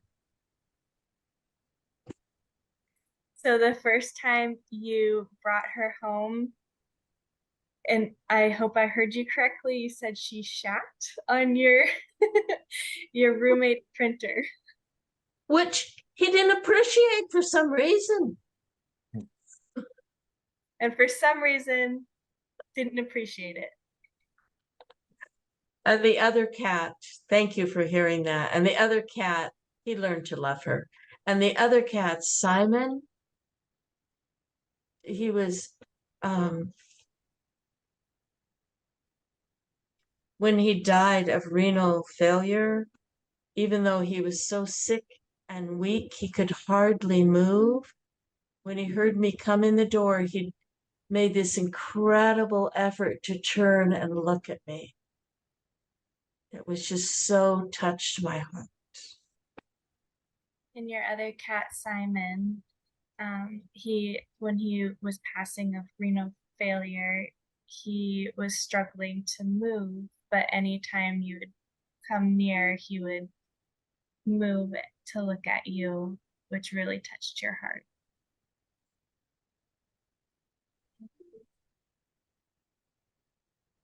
Well, I enjoyed talking about those cats, and they still come to me to offer me things, ideas about, well, da da da da da, whatever it is. You very much enjoyed talking about them, and they still come to you and offer you whatever it is. Yes.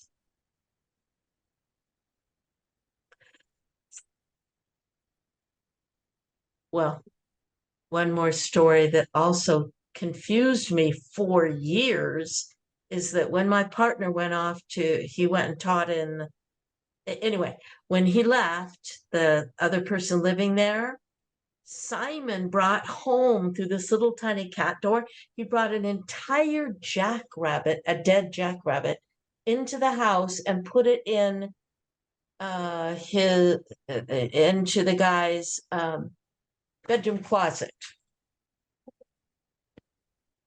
So when your partner went off, Simon, your cat, dragged an entire jackrabbit into the pet door and brought it into your housemate's closet. What? And after years, I'll just finish this one thing. I learned that somebody suggested that Simon thought that the guy had gone off hunting to get food. So he thought he would bring home food so that the guy could come back. So you were thinking that Simon was thinking that he had gone off to go hunt for food and he wasn't coming back in time, so he in turn brought you some food. He hunted food for himself. You got me, Becca. Thank you so much. Thank you. Bill, will you be my listener? Happily, sure. So I very much enjoyed Mair's stories of her cats and can relate to the special place that some of my earlier cats hold in my heart. So you really appreciated Mair's story about her cats, and you can relate to experiences you've had with your cats. Yes. I am looking forward to actually visiting the Empathy Center on the 15th, so this Friday. I am going to be meeting with Edwin and Golda, Dr. Golda, amongst a couple of other people that I met through the last Empathy summit this Friday. So you're excited that this Friday, the 15th, you're going to go up to the Empathy Center and meet with Edwin and Dr. Golda, plus a few other people that you've met. And I think he's just going to give us a tour of the facility, and he said that it might be an opportunity as well to practice an empathy circle in person. Yeah, and so you will get a tour, and then there might be a chance to practice an empathy circle in person. And right now I'm doing a 2-year meditation facilitator training course with a program in Santa Barbara called Mindful Hearts Programs. And that was how I originally learned about the Empathy Center, because they're hosting in 2 weekends, they're hosting a retreat at the Empathy Center that I will be attending. So you are part of a 2-year training, and I forgot the name of it, but a meditation facilitation training over 2 years. And the reason you were may become aware of the Empathy Center is that they're going to be holding a training there in a couple of weeks. Yeah, it's through a program called the Mindful Hearts Program. And I saw that a few of our members are also participating in the Empathy Circle Facilitator training next weekend. So I'm excited to see them there as well. So to make sure it's the Mindful Hearts program, and you also were excited to see a few other people in that meditation facilitation training also participate in our empathy circle facilitation training next weekend. Yeah, and I also stuck around after the summit last weekend to participate for the first time in Edwin's open Zoom empathy circle to discuss ideas of the future of the Empathy Center. Right, and you stuck around last week and attended Edwin's online circle about the Empathy Center and the future and possibilities. It's something that I'm really looking forward to having a retreat space in Santa Barbara and seeing if there's anything that I can do to help. Yeah, so you're really interested in getting involved in having a retreat space in Santa Barbara and seeing what you can do to help. As well as just learning and networking amongst others. And the summit has been very encouraging to learn of all of the organizations that are providing trainings to companies. So you're excited about, being aware of all the various empathy trainings in various areas of our lives, and being aware of that and networking, very important. Our nonprofit is going through an intentional cultural shift right now, and our leadership is looking to partner with various agencies like the ones that were speaking in the Empathy Summit the last 2 weekends to create an empathic culture. So to build these connections and to hear these agencies has been very helpful as a first step. So your group is going through an intentional transformation to try to build a culture of empathy within it. And so therefore, all of these other resources are very helpful for you in order to really, flesh out what that might be like. Yes, thank you so much, Bill. I feel fully heard. My pleasure. Okay. And I'll speak to Rob. Okay. Okay, great. So I've been really not struggling, but I've been I guess I'm trying to think of the right word. Wrestling, struggling. I kind of enjoy it, so I don't. I want to take out the negative connotations there. But I guess I've been exploring really what a culture of empathy would be like. That's it. You don't have to, repeat everything I said. I don't need to repeat everything, but you've been pondering might be a word I would propose. Right. Okay. However, you've been reflecting, thinking about what a culture of empathy might truly look like. Right. And so it's one thing in an empathy circle, it's 2 hours, it's of somewhat, limited duration. There are really excellent rules and things like that. So when you say everyone's equal in an empathy circle and all of that, it's fairly straightforward and easy. I'll stop there. So in an empathy circle, which is 2 hours long, everybody is an equal in an empathy circle, and they're very sort of straightforward rules. It makes it easy in an empathy circle to have that. Right. But as I've been involved in putting on the trainings, there's a long-term relationship with the other facilitators and things like that. There has to be a differentiation of roles. And so how do you maintain that feeling that you get in an empathy circle over these longer term relationships? So with some of the other facilitators, you have a longer term relationship with them. And when you bring that into an empathy circle, how do you maintain the feeling of an empathy circle versus what you have with people from a longer term relationship? Is that kind of So it's sort of, I'm sorry, I'm not being very clear myself, but what I'm saying is actually taking the feeling you get in an empathy circle and applying it to longer term relationships. right? So how do you take that feeling in an empathy circle and apply it to longer term relationships? Right. And so there's all sorts of things. I mean, there are roles that people play. And so there are jobs that need to get done.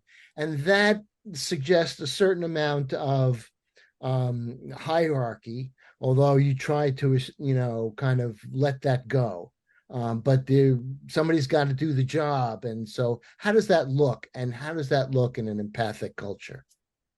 So there are roles that people play and hierarchies that exist outside of the empathy circle. And so how does that look and how does that play out outside of in an empathetic culture? Right. Yeah. Yeah. And so a term I've been playing with is something I call authentic authority.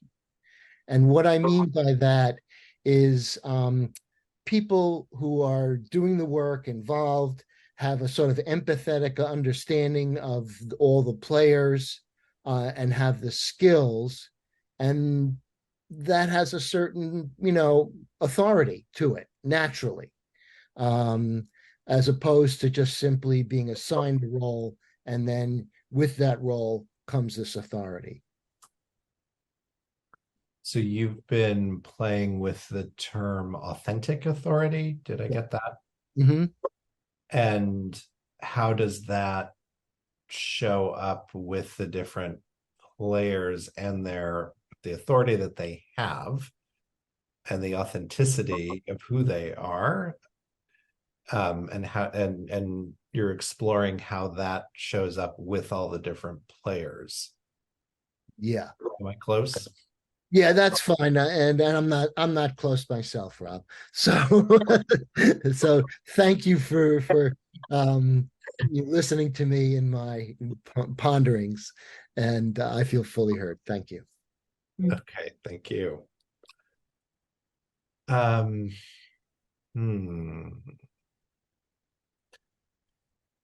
Becca, did you hear me? No, Bob heard me. Who heard me last time? Yeah, Bob heard me. So Becca, why don't you? Yeah, I heard you. So we'll flip that. Okay. But I want to just ask you questions about your cat who just made an appearance. So you want to just ask me questions about my cat that just made a guest appearance? Yes, although I won't. I'll keep us on topic. Because I don't know how Bill and Bob are feeling about all the cat talk on this Saturday morning. However, you won't indulge that because you want to keep it on topic and you are unsure of how some others may be feeling about all of our cat talk. Right. Although I'm sure they are empathetic towards cats. Or cat lovers, at least. And you don't need to repeat that, it's fine. I want to explore a little more what Bill was starting. And I think authentic authority is really critical. I mean, that's kind of natural. Empathetic leadership, in theory, would be sort of that authentic kind of authority. If I think about it from a corporate hierarchical or organizational hierarchical structure, people, infusing humanity and their own humanity into what they're doing and how they show up. So you wanted to explore a bit more what Bill had started reflecting on with the authentic authority piece, and you were reflecting on empathic leadership within companies and corporations and the hierarchy structures within companies and corporations. And I missed the last piece. I think you pretty much got it. Okay. Well, and I think the big challenge, what the circle forces you to do is really stop. As much as I wanted to ask when we were going back and forth last time, I wanted to ask you questions about your cat, about your health and wellness journey and the organization you're helping work with. But in real life, let's call it outside of the circle, because this is real life as well. But outside of these circles, you don't have that true constant, like the rigid guidelines of you're going to listen and then reflect. So you had felt the urge to ask a bunch of questions, reflective questions when I was talking previously about various things I was saying, and also reflecting on like that although this is the real world, in a world outside of the group rules, dynamics of an empathy circle, there isn't that that active listening piece that's a constant. Right. Although I think that you got that right. I'm just continuing to use what this is doing is teaching us, it's strengthening the muscle to listen and reflect back. And so it's the skill that we use throughout our life. We just aren't in 4-minute increments. It might be in, 40 seconds or 15 seconds as we're talking to one another and making sure that we are hearing what the other person is saying and reflecting it back and then using it in what we say back in response. So this training within the guidance of an empathy circle is basically strengthening a muscle that we do use, but in very short increments, where it is helping us to strengthen the muscle of really listening and being able to reflect what somebody is saying so that they feel fully heard. It's just this muscle that we're constantly trying to strengthen. Right, it's training the muscle, but so that we can use it more reflexively as we respond to people, regardless of whether it's in 4-minute increments or a 4-second moment. So it's training the muscle to basically like outside of, to be able to take this practice outside of the structure of a circle in a sense. Yes. That's not just within these like the time slots of the 4-minute increments and then breaking it up into 15-second sections, etc. Right. That's all I got on that. I'll let you build on it or take us in another direction. Okay, and that's all you got, and I will either build on it or take it on a different direction. Bob, will you be my listener, please? I'm listening. So I think I want to continue to build upon what Bill and Rob were talking about. So you want to continue building on what Bill and Rob have been talking about? Yeah, I too have been thinking about, well, first learning even more, since this is only my second time participating in an empathy circle, just continuing to build this muscle that Rob was talking about of the active listening and being able to respond and reflect back to somebody who is speaking. I'm having a hard time with some feedback in the system here, but what I think I heard you say was that you're developing the skill that you're learning about for being a good empathic listener. Yeah, so I'm interested in learning more as I participate in empathy circles and building that empathic listening muscle, but also curious as to how to bring this practice into my everyday life outside of the guidance and the rules of the empathy circle, the structure. You take part in empathy circles and you develop the skills and feel comfortable with the guidelines of the circle. You're looking forward to using it outside circles in your everyday business life so you can be an empathic employee. Mm. And I think what I was hearing from Bill's earlier statement was that there's, in life in general, there are people who have different authority levels, I guess, levels of authority. And within the empathy circle, everybody, like those authority levels are kind of stripped and everybody is an equal participant because of the rules of the circle. So as you were hearing Bill speak about authority, you realize there are various ways of being an authoritative figure in various organizations, and you are especially drawn to the way authority is lived out in the empathy circle. And how to allow the rules and the dynamics of the circle to be present in everyday life outside of a circle setting, I guess.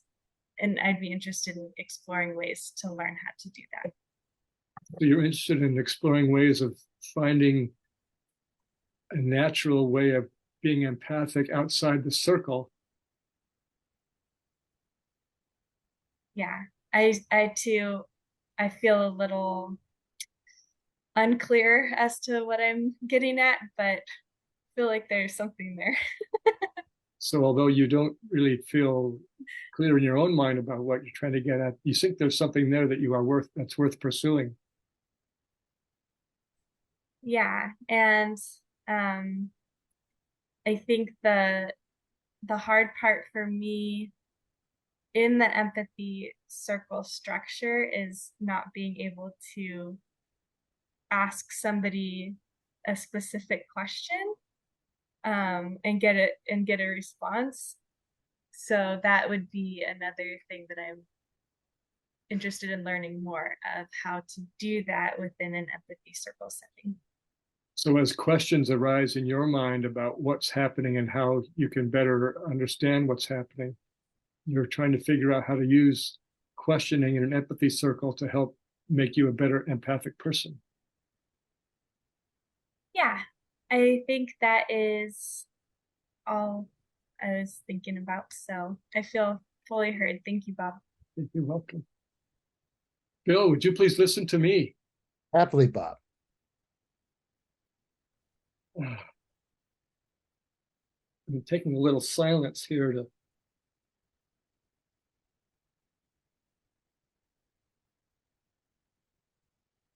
I'm convinced that good changes are happening for me as a result of my participation in empathy circles. So you're taking a little time to reflect, and when you came up with it, that good changes are coming to you or happening to you as a result of participating in empathy circles. And it is such a delight to listen and speak with Rob and Becca and Mair and you in this circle as shining moments of living. It's great. So you really appreciate the ability to participate with all of us in this empathy circle, and you characterize as shining moments of living or light. And then later on today, or even into next week, when I watch YouTube videos about Donald Trump and his trials, I'm going to try to see a way to be empathic for people like Donald Trump. And so later on this week, as you're watching YouTubes of the trial of Donald Trump, you'll be thinking about ways to bring empathy to Donald Trump. And not just Donald, but everyone with whom I come in contact is worthy of sharing empathy with and affirming them as a human being and listening to what's going on in their soul. So not just Donald Trump, but everyone you meet is worthy of trying to understand in an empathic way. That's right. Exactly right. So it's great to be here. It's great to be here. Bill, thank you. I feel fully heard. Thank you very much. My pleasure, Bob, as always. Okay, Mair, would you listen to me?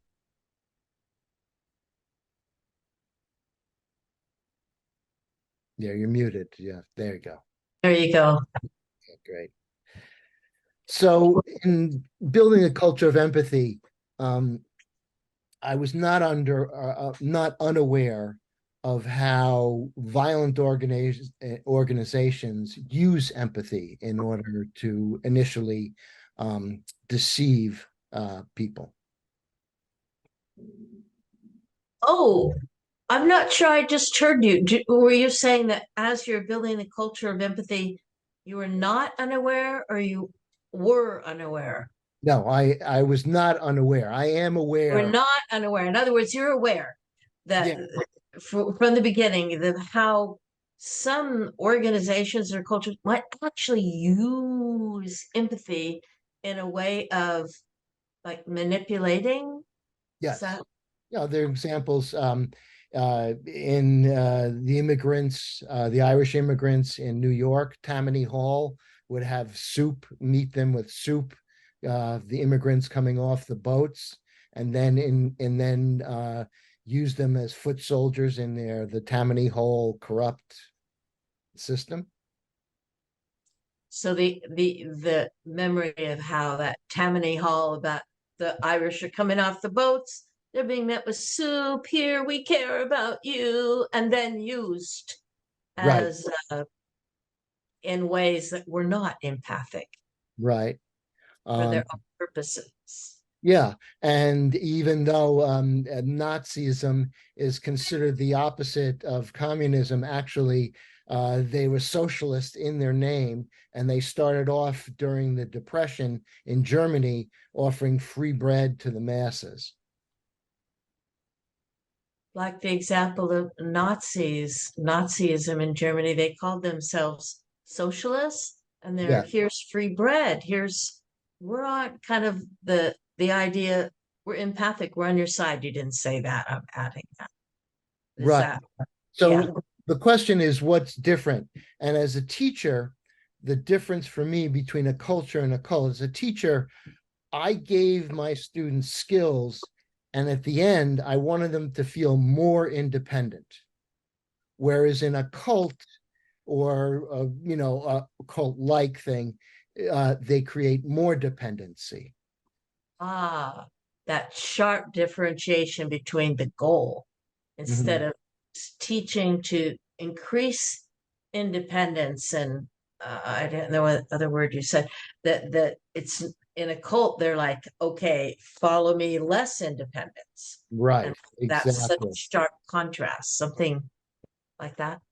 Yeah, right. So in other words, the cult MO is, create trust and dependence, and then increase that dependence, and then use that. Whereas in a culture or a teaching model, you're giving people skills so they can become more self-reliant, more independent, more creative.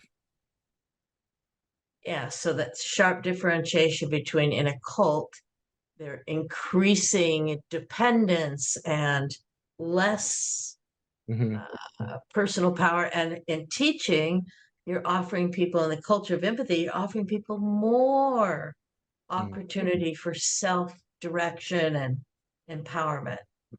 Right. And that's what I hope to see in my students, but also the people who take the training,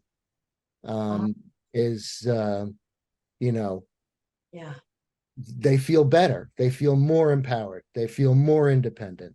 And then I'm done. Thank you. Yeah. So in the empathy circles and the facilitator training and all that, it's increasing a sense of personal power.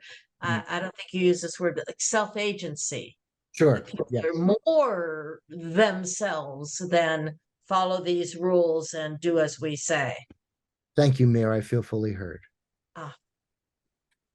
And I just got a note from Rob. He'll be right back. He had to step out. But he put his little cat up, so I appreciate that.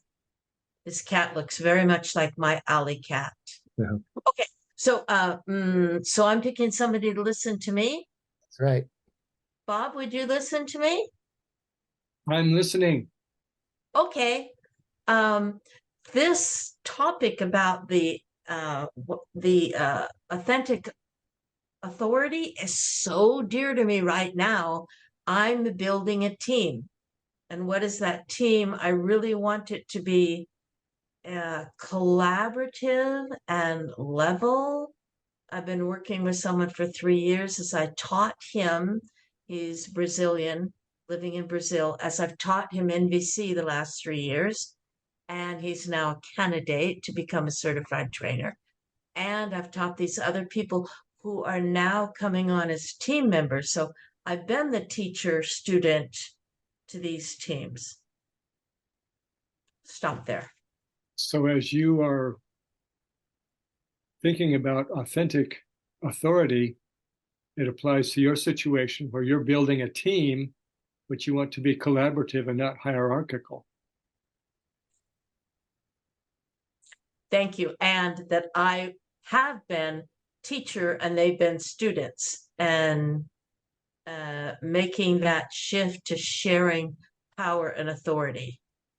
So in the past, your relationship with these folks has been as teacher to student, and now you want to elevate everyone to an equal relationship. Thank you. I'm just going to make a loop. That word elevate doesn't really resonate with me. I'm wanting to have collaboration in an equal authority.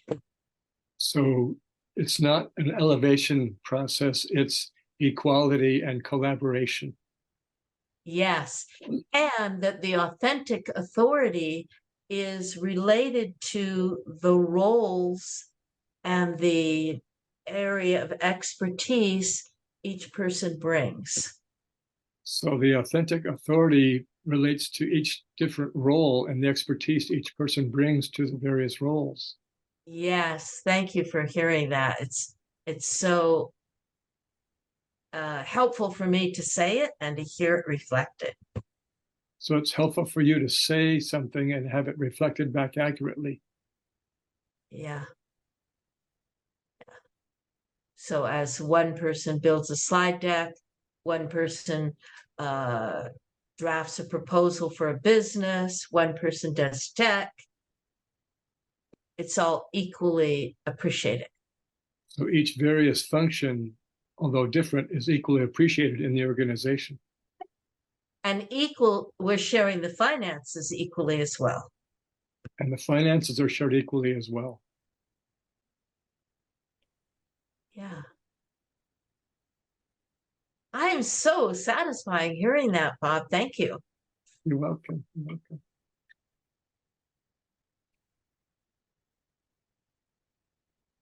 Rob, you're back. Would you please? I'm back. Sorry, my bladder couldn't take it anymore. Bio breaks are important. They are. Thank you for holding space for me. I must confess that I am primarily a dog person, but there are particular cats of which I am very fond. So you confess that you're primarily a dog person, but there are cats of which you're very fond. My wife's mother has a cat named Tommy, and he and I are best buds. You're best buds with Tommy, who is your wife's mother's cat. I give Tommy kitty massages, and he loves them. You give Tommy kitty massages, and he really loves them. And talking about my wife's mother, she's really deaf, and she's 89 years old, 90 years old, 91 years old. And it's real hard for me to listen and speak with her because she doesn't hear well at all. Your wife's mother is 91 and she's fully deaf or partially? Partially. Partially deaf, which makes it difficult to communicate with her because she doesn't hear well. And so this empathy circle gives me courage and energy to be a better listener to Selma. So this empathy circle is giving you some courage to be a better listener with Selma. And so every person I encounter can be a way for me to practice empathy clearly and authoritatively and heartfeltfully. And what a glorious opportunity to be a human being, to be empathic. So every encounter gives you an opportunity to practice and be empathetic, and what a glorious way to be as a human, to be empathetic. And so I'm very grateful for this opportunity and for you to listen to me, Rob. Thank you very much. I feel fully heard. Wonderful. You're grateful and feeling fully heard. Thank you.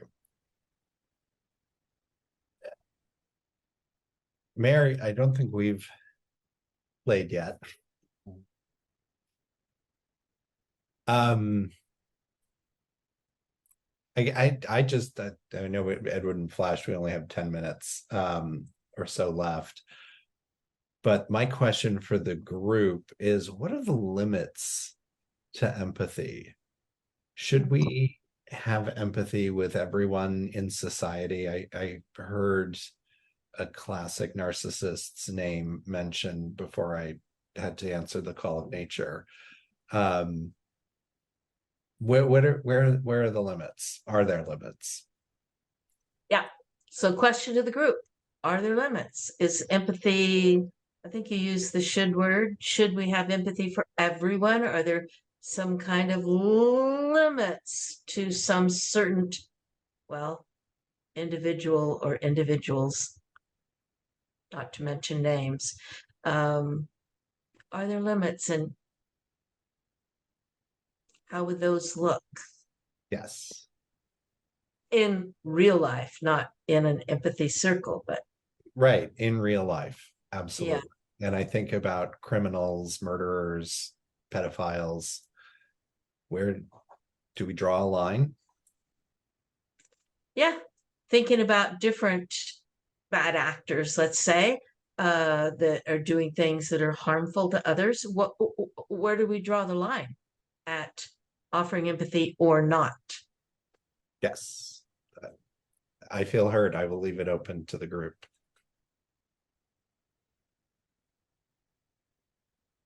I have something to say about that. I remember Marshall Rosenberg saying it took him, I can't remember what he said, like 5 years to love Hitler.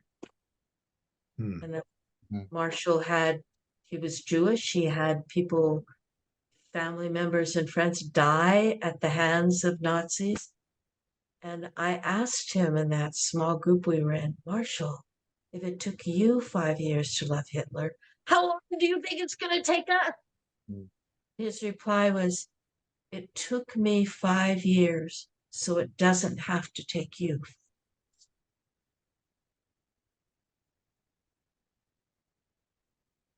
Yeah, I think we can open it up for a general discussion now. We just have, so. Yeah, that he could separate person from the actions and the behavior. Right. And love the person, not what he did or said. I see Bob, yeah. I think of Carl Rogers and unconditional positive regard. And I wonder if there's enough power in that kind of relationship and this kind of empathy that even the most hard-hearted person would change having received that kind of listening power. That's an interesting question. And Rob, you looked like you were going to say something. Go ahead. No, I was listening. No. Yeah. Becca, would you like to get in on this? Yeah, that is definitely a pondering question. And I guess where my mind goes is like thinking of these individuals as little kids and all of the things that led them to where they are now. Like what were the circumstances in their life that led them to be the way that they are. So I guess that's kind of what came up for me. Well, I will say in my job, I severely emotionally disturbed kids. I met a lot of people like that, kids like that.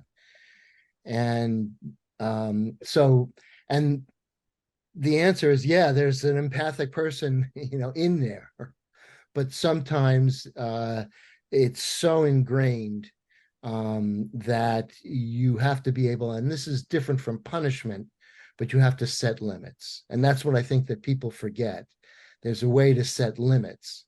And then you set limits and you invite the person into dialogue. Set limits and invite the person into dialogue so that they start to feel and learn to trust again and feel heard and don't feel that they have to enforce their will through violence.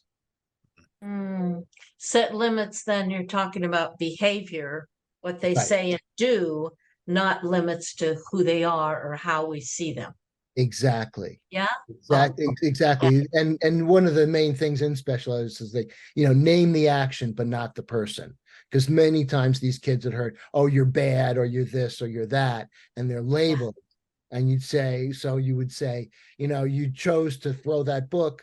That's maybe not the best solution to this problem here.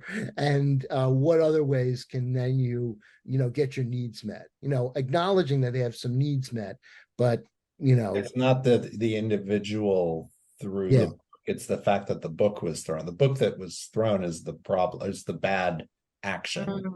It's right. Am I understanding that? Right. Well, not to characterize. The individual has responsibility for throwing the book. Right. Right. They've chose to make that decision, but they are not bad. Yeah. I'm sorry. Go ahead, Mair. I just want to say, and perceive the pain, not assign the blame. Sure. Yes. See absolutely. the pain that instigated that action, whatever it was, and while not agreeing to the action being okay or whatever, be with the person who's in pain. Yeah. Yeah. Yeah. No, I would do. There was a situation where a kid, he was pretty big. He threw this book, and it was a big textbook. I don't know, it was about 5 or 6 pounds at the counselor, and then he just kind of went into, yeah, I'm going to end up in juvenile hall anyway and stuff like that. And so then there was the pain, as you said, Mair. And so we addressed the pain, and he never threw a book again, and he was quite successful. Yeah, there's something there for me about awareness, appreciating and being curious about. Oh, we have a minute. Yeah, that's okay. Finish here. I'd like to hear from someone else. I've said more words than other people. And I think I'll build on kind of what Becca was saying. Like you can and I think there's like, well, is it cognitive empathy? Is this perspective taking? Is it emotional where I'm feeling? And I think the emotion would be very difficult to associate with where a murderer is coming from, and I'm taking it to the extreme examples where somebody has harmed another living, a human, an animal, or whatever. But cognitively, you might be able to understand the things that have happened in their childhood or whatever that have led them to that place. And what I talk about is like having empathy doesn't mean you have to accept the behavior. It just means you understand where they're coming from. But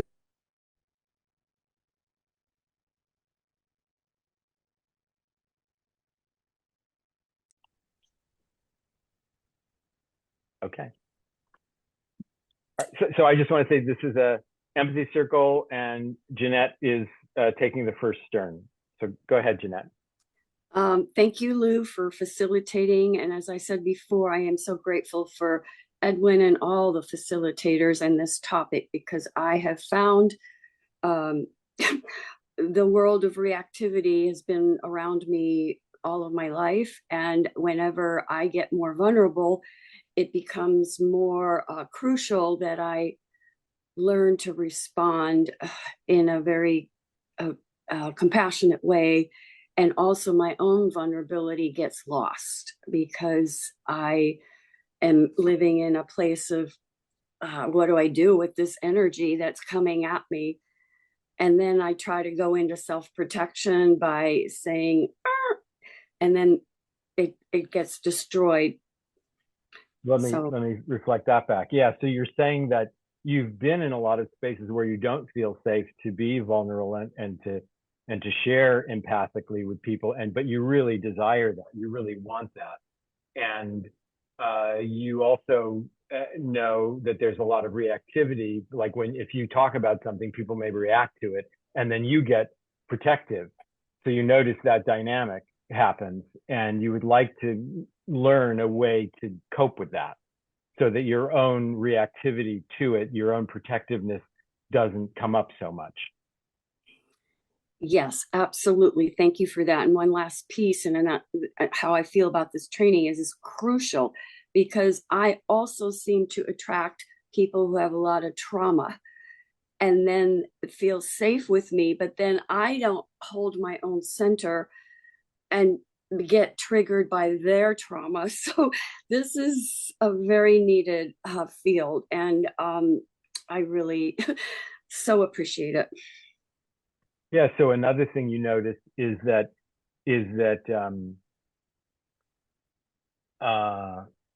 boy, I just lost it.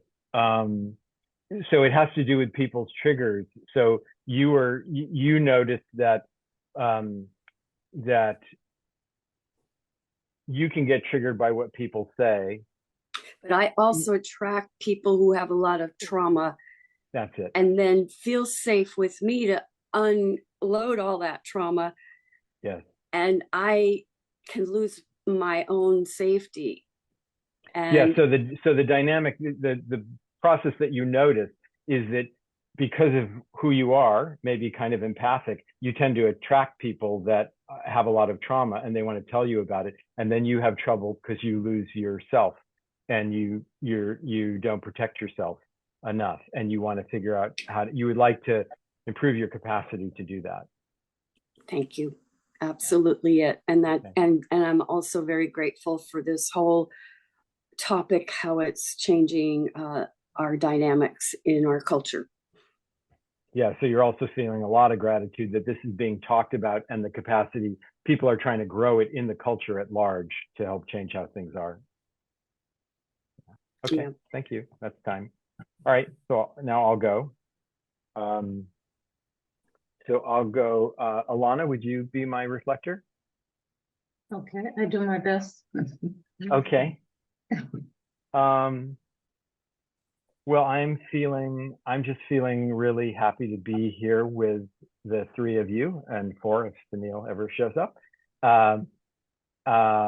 because I really enjoy meeting new people and I really enjoy talking about empathy. And like Jeanette said, contributing to the process of trying to create a more empathic world where people respond to differences with curiosity and with openness as opposed to fear or judgment. I'll pause there. Okay.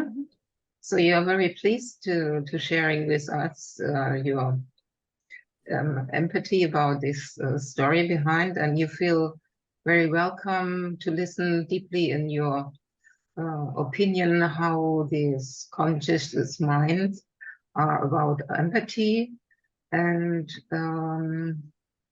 the privilege which is coming up to listen each other deeply from the heart.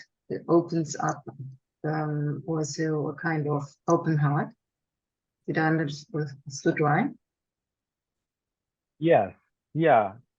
Yeah, valuing empathy. Yes, absolutely. And trying to make that more a part of our culture. Yes. Yeah, and on the topic of training, I was it was interesting to hear in all the different talks, the different ways that people think about empathy and the way they frame the teaching of it. That was very interesting to me. And I think, and I would say in my own work of doing training, I worry a little about it becoming an intellectual process instead of a felt heart-centered process, which is why in our training, we don't talk about it a lot, we do it a lot. I'll stop there. Well, I will try to figure out this together because I'm not mother tongue in English, but I do my best. Okay. You are really fascinated about this circle and how the trainer and facilitator are presenting her story about what is behind. And also you are amazed how the subconscious mind are related very closely. Yes. Yeah. And then that second piece about, thank you for hearing that. And then the piece about worrying, well, being concerned that the teaching of empathy doesn't become an intellectual process, but more of a experiential, heart-centered process. Yeah. Could you reflect that back? What? That's now difficult for me. I think I didn't understand it all. So it means when you are listening to story from others, so it is not an intellectual part, or you are afraid to be too much intellectual, but you find out that is the emotion of, the emotion of. Yes. Yeah. Thank you. Yeah. What else do I want to say? Yeah, the other thing I'll say is that my experience of doing empathy circles with people is everyone comes with a different life experience and a different capacity to listen.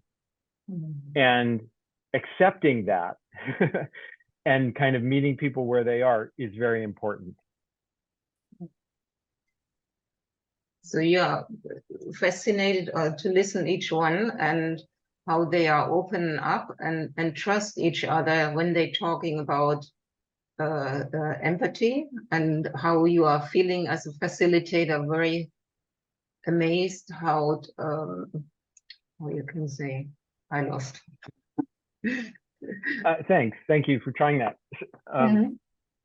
So what I was saying was just recognizing that people, when they come to an empathy circle, they have different capacity and accepting that.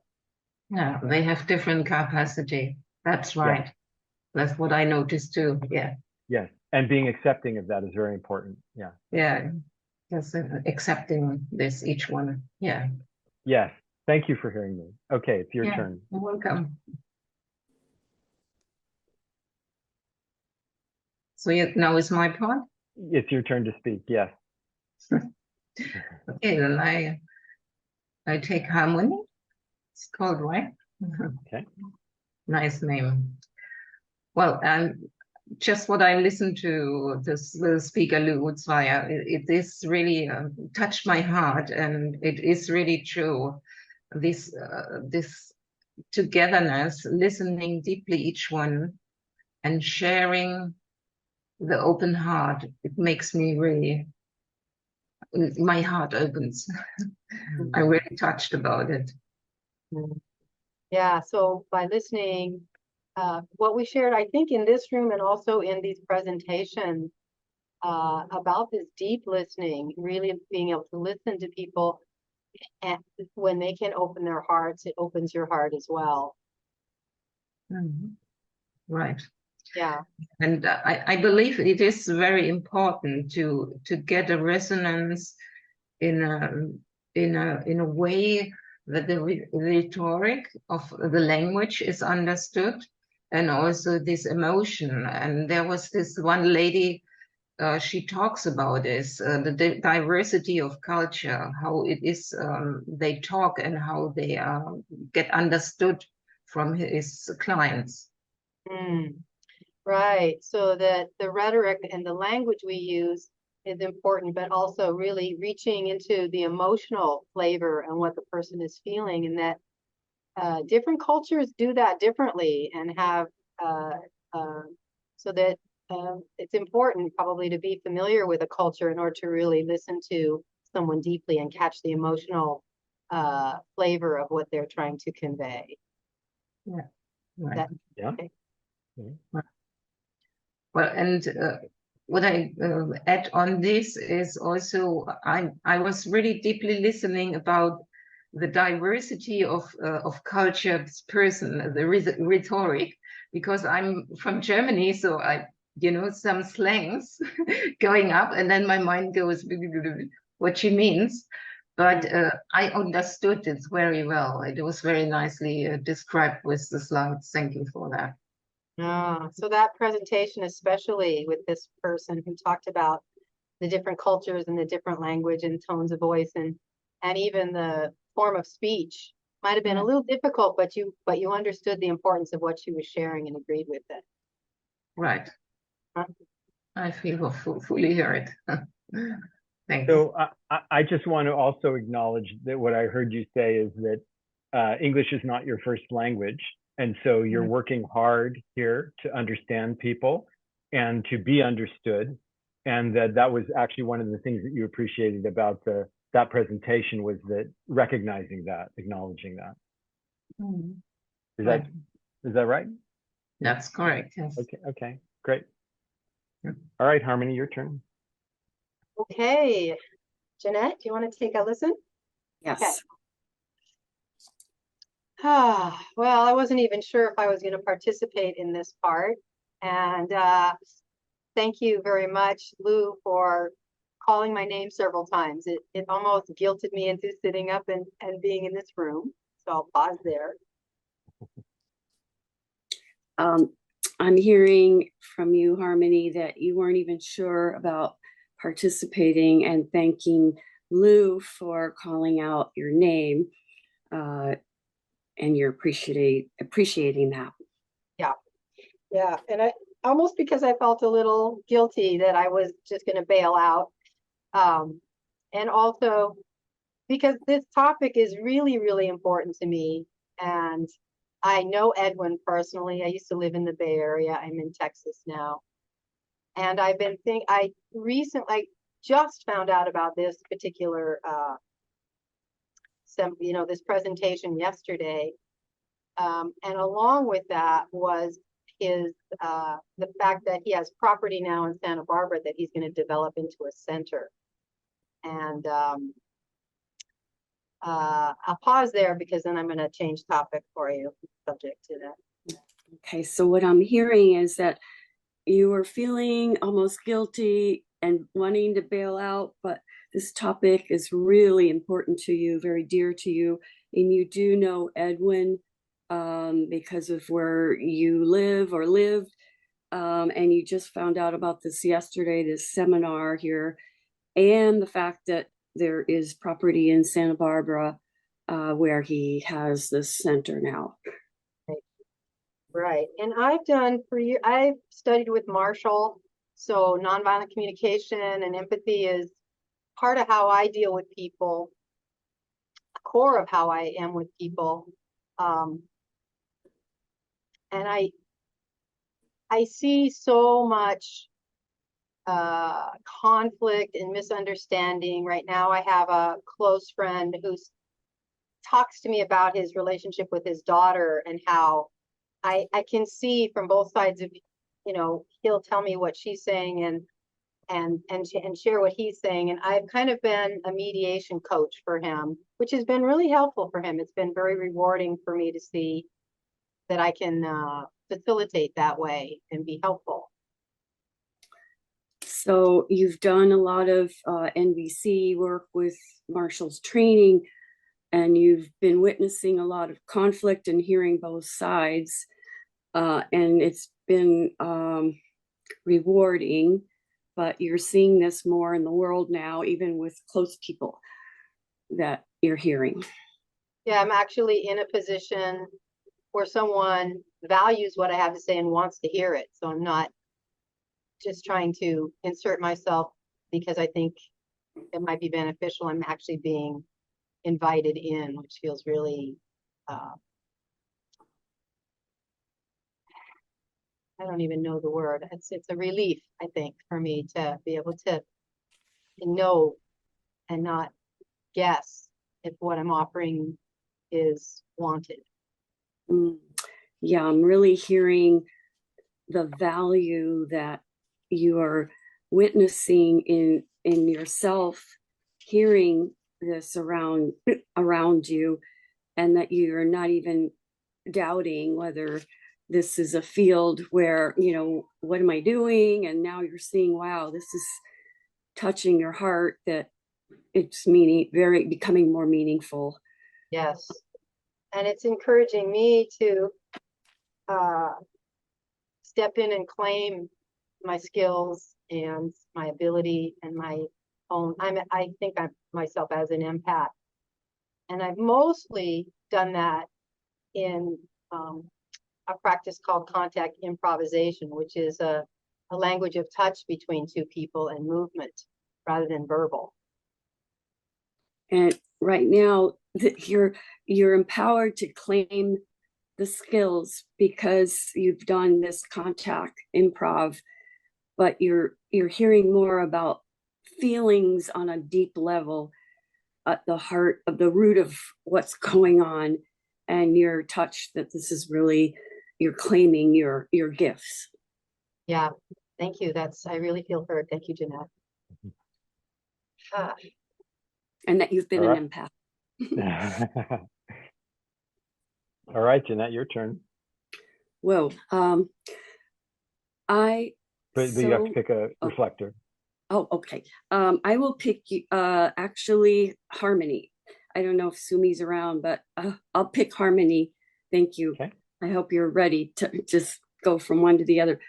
What I am hearing from my own journey and all of this is the quest for absolute safety, to be so open, like how we came into this world without walls or knowing anything, but we were so present to life and energy and other and our own feelings. We didn't censor anything when we first came in, and that for me means utter safety, to be open.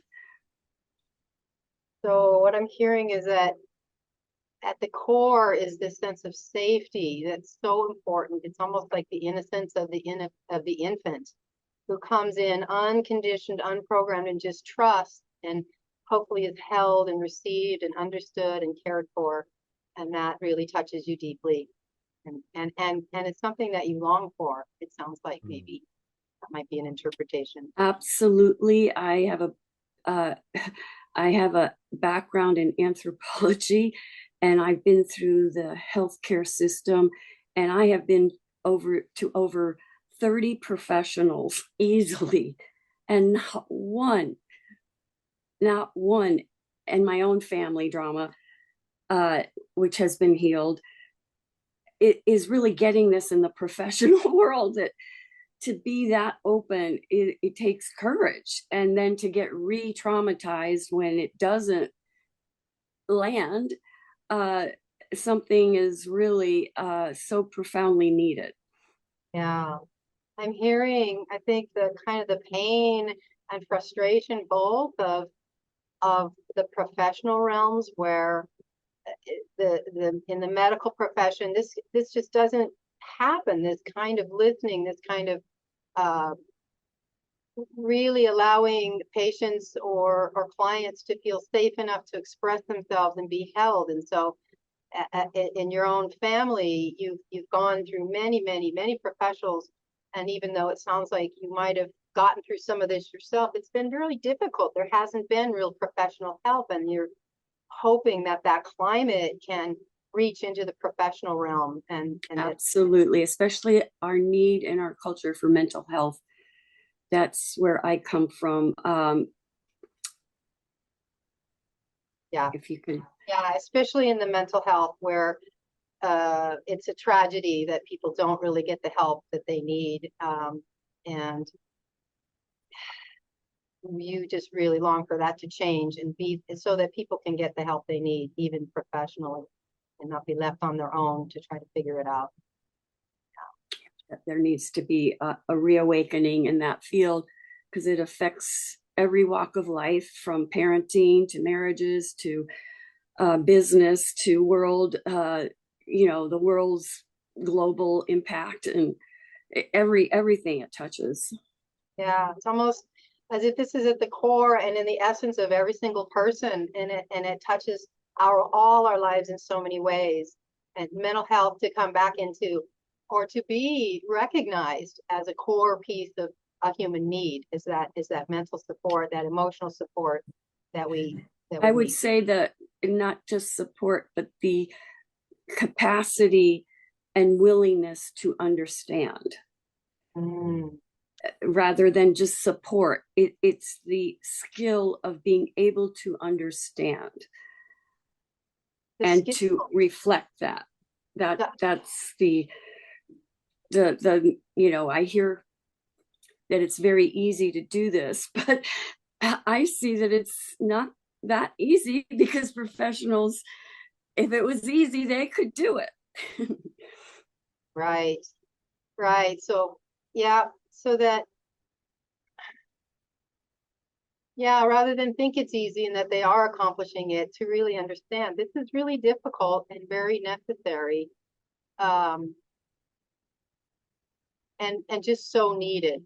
The training or whatever is so needed for this to actually be part of our culture in a way that helps people that are really in need, especially in the mental health field. Yeah.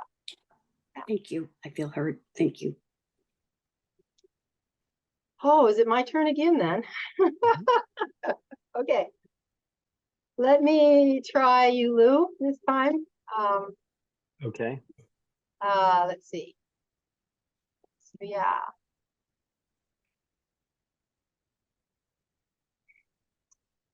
Well, a little bit of story. I moved from the Bay Area to Texas a year ago and thought I was going to be part of a community. This is sort of a little retirement community that I moved into, kind of sight unseen, but with a lot of hope. And part of that is having come from a childhood and a background that I didn't feel connected with. And it took me until my 40s to start to feel like I could relate to people. Yeah, so you recently made a move to Texas, and you had a lot of hope that you would be joining a community there where you would really feel connected in a way that you hadn't where you grew up. And I can't remember if you said it's been disappointing or not. If you said what the outcome was, but anyway, that's what I got so far. You can feel it coming, I think. What you're hearing. Well, and I have managed to actually meet someone who I would say for the very first time in my life, I feel seen and heard and supported, and it's mutual. It's like we have this very deep, kind of intimate, honest sharing. And so that has been the upside of moving here. However, this is like a small town where people are not really concerned with what's going on deeply in people, or at least not willing to talk about that. Yeah, so where you moved to is a small town, and by and large, people there don't seem interested in going deep in their relationships or conversations, which you were hoping for. But you have found at least one person that you feel very connected to in the way that you would like, and it feels intimate and it feels very good to you. You're really enjoying that. Yeah, I feel really heard with that. So there's more story there, but I'll bring it back to the seminar, which is I don't know. I thought I would come here and just sort of integrate into this community, but seeing that that whole layer of deep personal intimacy doesn't really exist here, although it does with one person. And I sort of retired and left what I was doing in the Bay Area. I'm now realizing, I really want to contribute. I really want to be helping people with the skills that I have developed over the last 25 years to be able to communicate and to be able to draw people out and really listen and, you know, be supportive and so forth. And I have no idea where to do that at this point, or how to do that, which I still didn't know how to do in the Bay Area, but now it's really kind of loud in my head.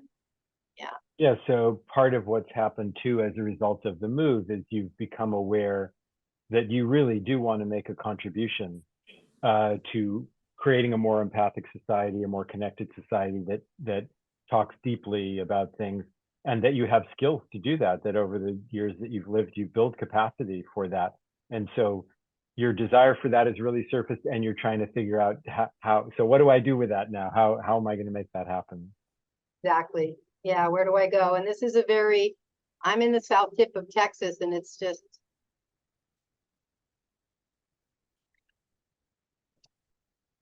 yeah. So, and I'll add that, so these trainings and the empathy circles might be a way to start. However, and I want to take the training.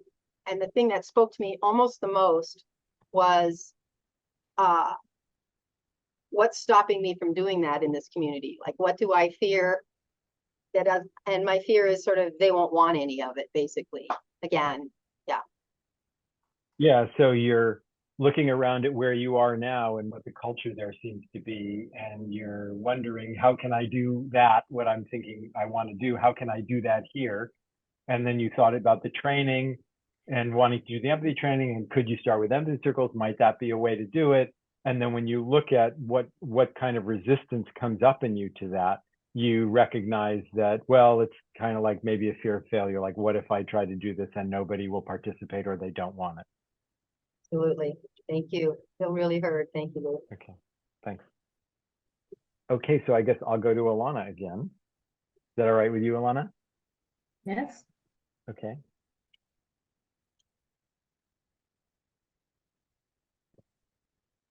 Well, the first thing is, I'm feeling a lot of joy witnessing people really listening to each other and trying to understand each other. It's so infrequent that happens generally in life, that when I get into empathy circles and I see that happening, it just fills me up with a lot of joy. So you're feeling always a lot of joy in the participating and facilitation of these talking circles in empathy, and also there's a lot of how you say this, this English word, I lost it. This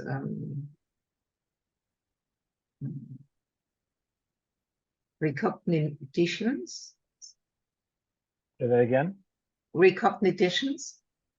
Oh. No. I said witnessing. Is that the word that you're thinking witnessing, of? Yes. Okay. Yeah. The witnessing, yes. Yeah. And you feel this joy from each speaker who is presenting his experience in the field of empathy. Yes, and I'm really saying, watching people listen to each other and really try to understand each other. That's what gives me the joy, because I don't see that enough very often. Mm-hmm. So watching each other and listening deeply is the most of the joy for you, to be understood. Yes. And it reminds me, the other thing, I think the reason that it makes me feel so strongly is because it reminds me that we do all want that. People want that. We don't get it, and enough, and we don't expect it because it's not what people do. But it's been my experience that when you create a gathering and you start doing that, people want to do it. Most people really want to do it. So when you are gathering together with the people, so you enjoy the talk, and everybody likes to be deep listening each other, and also you feeling the joy how they speak. Yeah, and thanks for reflecting back. Hearing it, it makes me think, well, and that's not always true. I have been in circles where people are talking actually about things that are important and feelings, and other people are getting uncomfortable with that. You know, they don't know what to say when it's their turn to speak. That also happens. So while I believe that deep down inside there's a part of them that wants to, there's also, they may have been disconnected from it so long, or don't feel safe to do that, even though other people are doing it.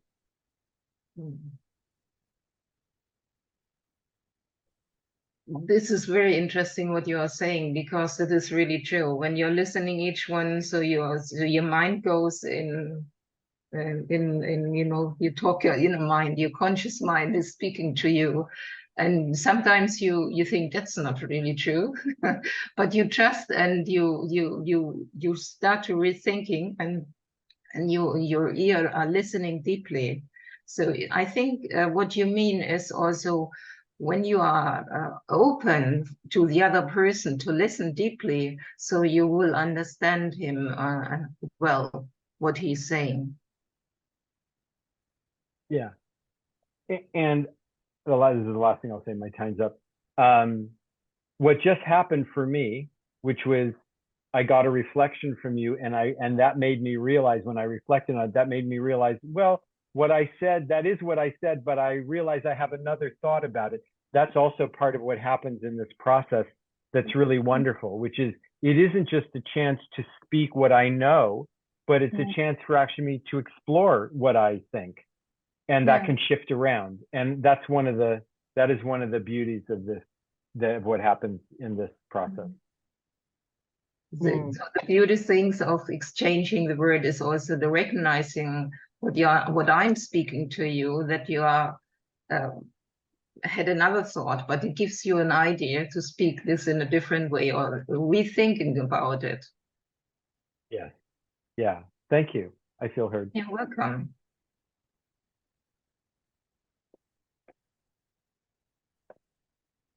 So it's your speaking turn, Alana. Oh, I'm speaking. Okay. Yeah. I'm getting better and better. Would you like to reflect you? Yes. Oh, well, I'm totally amazed about all this story, what I listened to you for.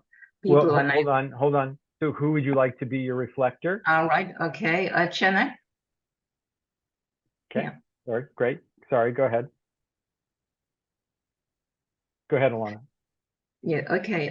I just saying I'm really amazed about the story, what you're talking all in this circle. And it gives me really also this rethinking, and also my own experience in life. And that it's really true. I found a lot of true stories, which I also had the same experience in my life, how people are reacting in specific moments. What I'm hearing is that you're really amazed now, because you're rethinking what's really true, even in your own experience, not only hearing others right now, but your own ability to be truthful with a deeper witness. Even though the conscious mind is saying something, you're amazed that you have a space now to probe deeper, to ask yourself, well, is that really true? Yeah.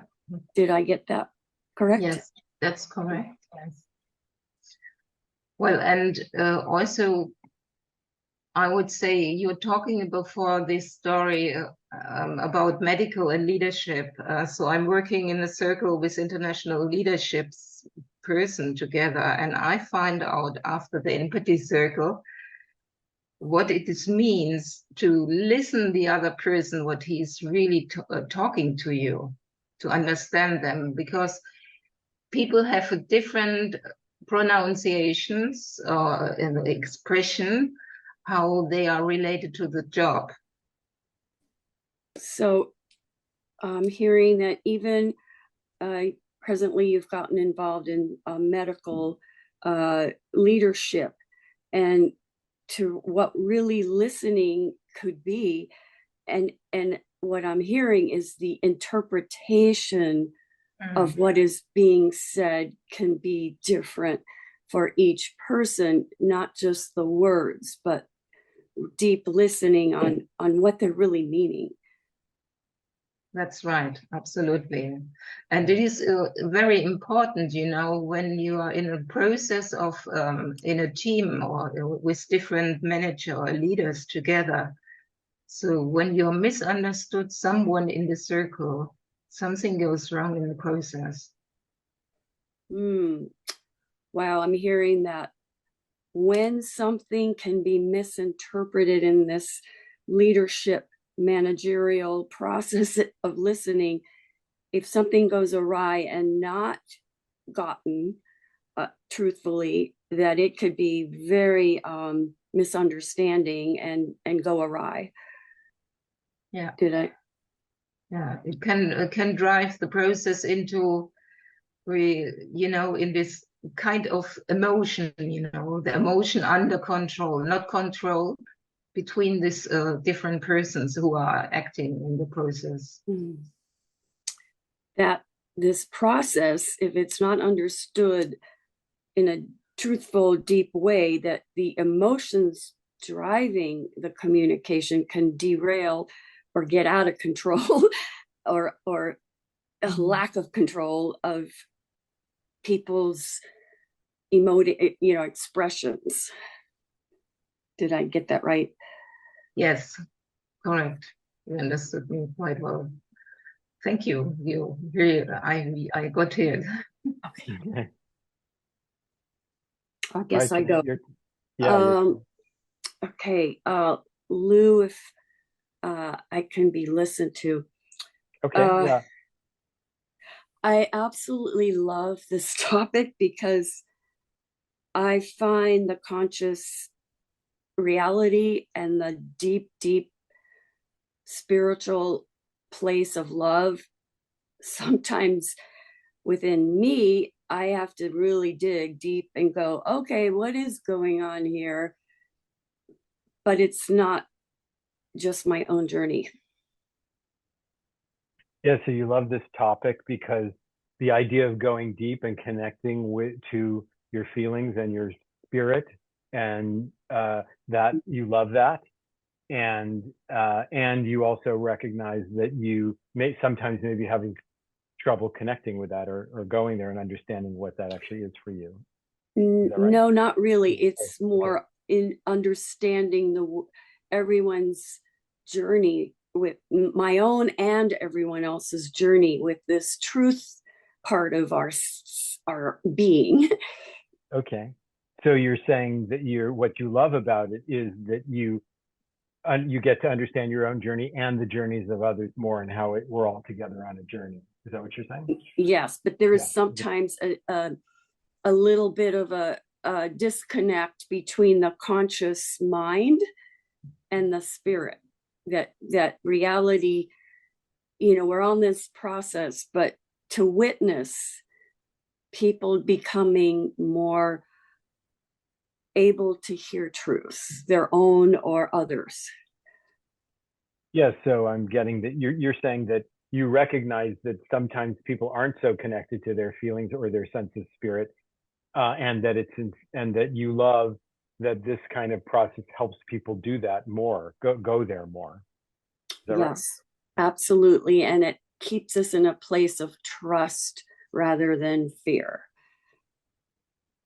Right. And that it actually creates an opportunity for trust, or creates trust, rather than people staying afraid of each other. Yeah. Absolutely. And one last thing, I notice how time in these empathy circles just I'm not even keeping track of time. That's why I doubt I could be a facilitator, because it's another dimension to me. It's like Twilight Zone, and and the conscious mind that keeps track of time, that's necessary, but this is timeless to me, because it's a dimension of openness. That's a lot that I said. So I think what I get is you're noticing that in a conversation like this, where you're connected to your feelings and your spirit, and we're all sharing that together, right? That's a kind of flow that's out of time. Like, it seems timeless to you, and time just kind of disappears for you, and that's pleasurable. I'm getting that's really pleasurable. Yeah. Yes, I feel deeply heard. Thank you so much. Okay. Yeah. Thanks. Okay. All right. So I'll go to Harmony, if that's all right with you. Yep. Okay.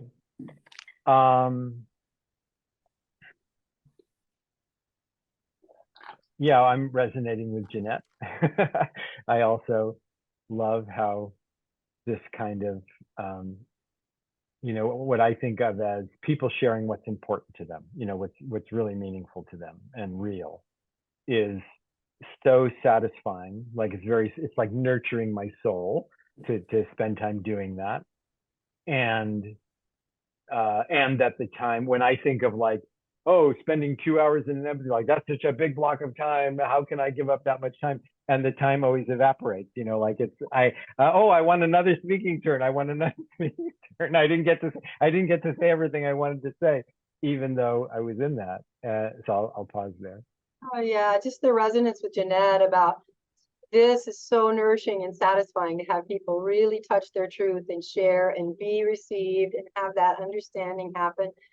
And it just, time disappears in that way. And even though you may think, oh, I don't have time for that, it takes up too much of my time, it's so satisfying that you want to do it again right away. That, it's, you kind of want to silence that part of your mind that tells you don't have time for that, right?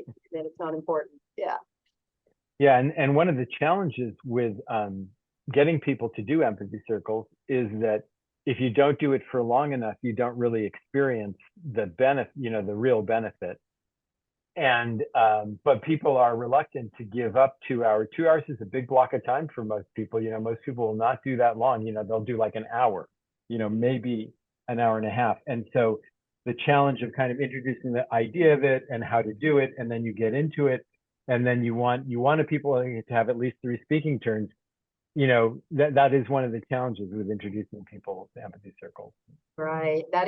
So that's really a big challenge, because there is this desire to introduce people, but it takes a certain amount of time before they actually land in it and get the benefit. And so they may come, but then you want them to get at least 3 full turns. You want them to get that experience that is possible. And our culture, I guess I would say, makes people time scarce. They don't want to give that much to something that they haven't actually experienced or tried. And so it takes some skill maybe to keep people in the circle long enough, or to commit in the beginning long enough for them to actually drop in and get the benefit. Yeah.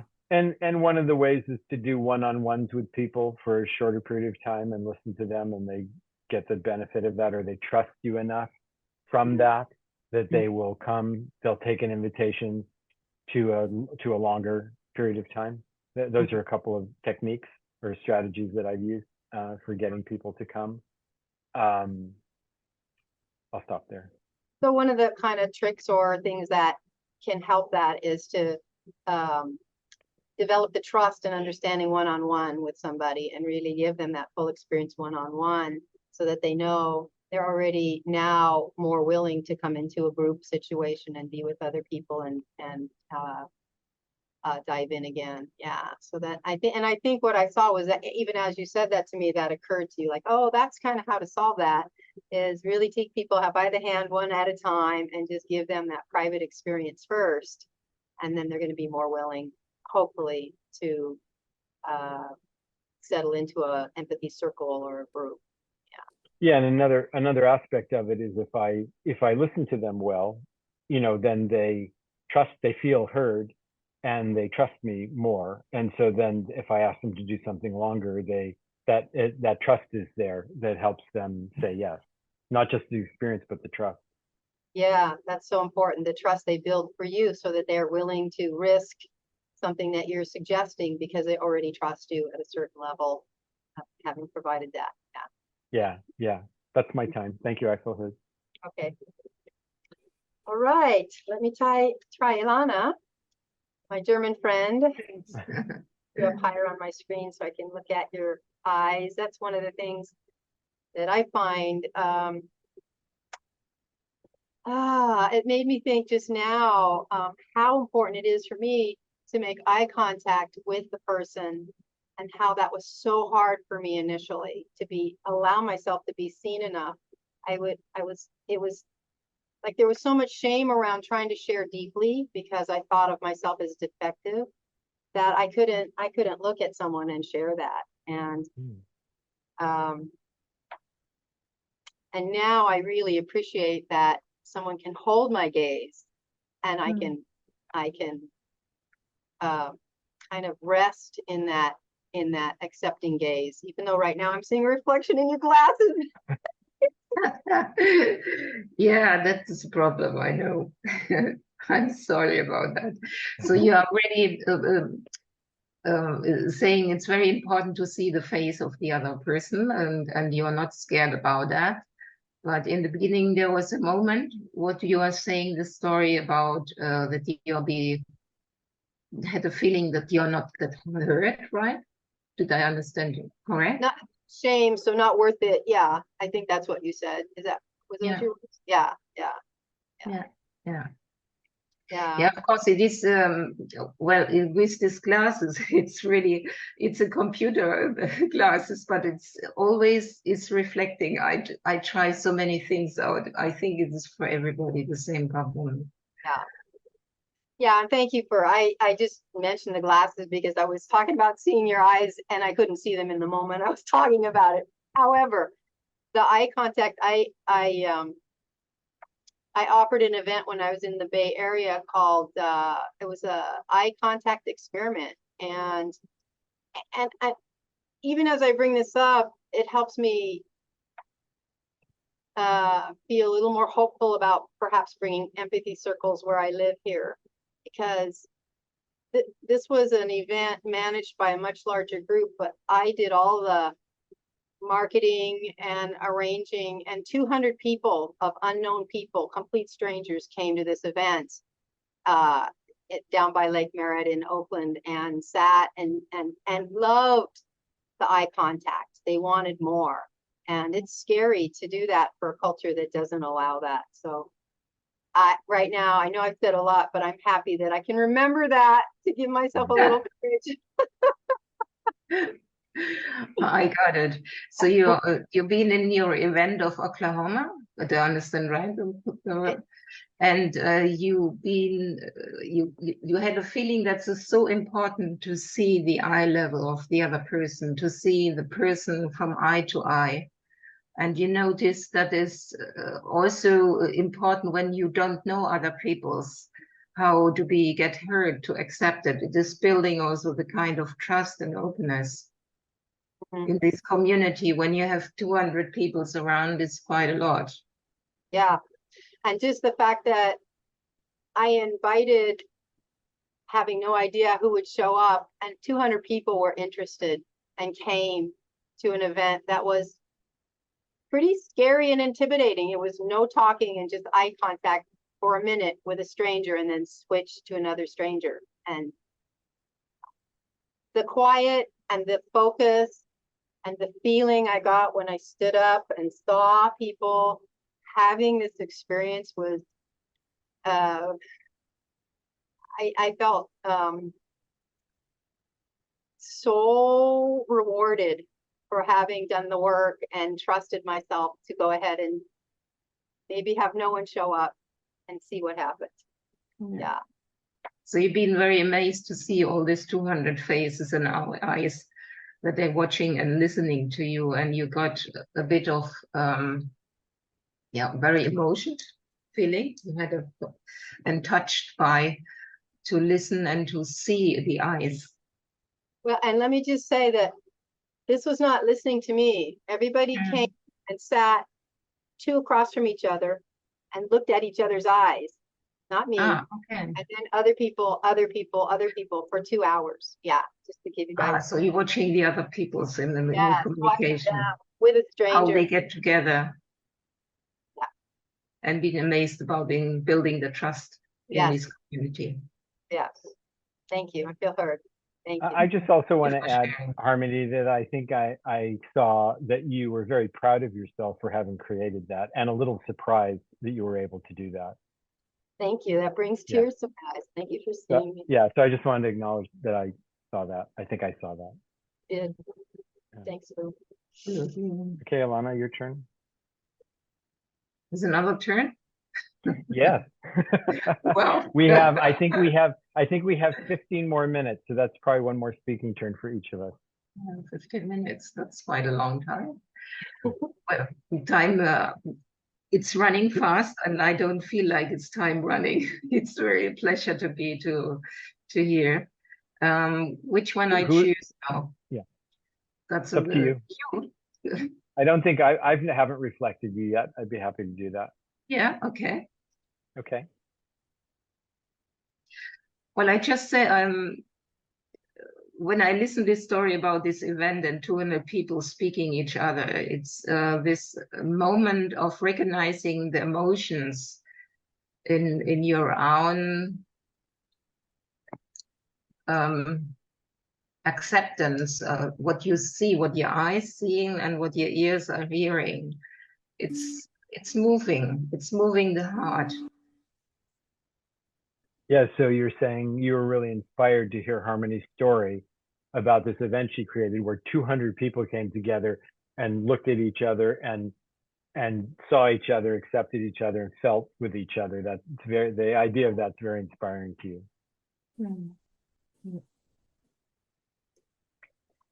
It also reminds me on some workshop what I have done with other peoples, with other leadership and body emotions.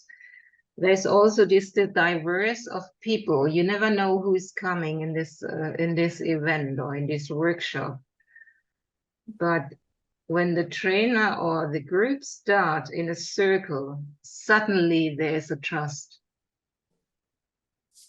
Yeah, so it's her story is reminding you of your own experience with doing trainings where you really don't know who's going to show up or what's going to happen.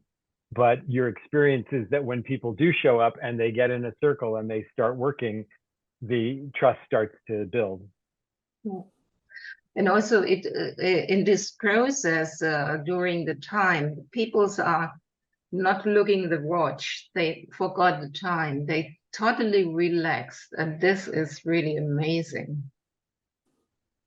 Yeah, and you also see that when people start to trust each other and they start to do that, connect with each other, they stop looking at their watches, they stop thinking about the time, and they start trusting each other. Is that what you said at the end? They start trusting each other? Yes. Yeah.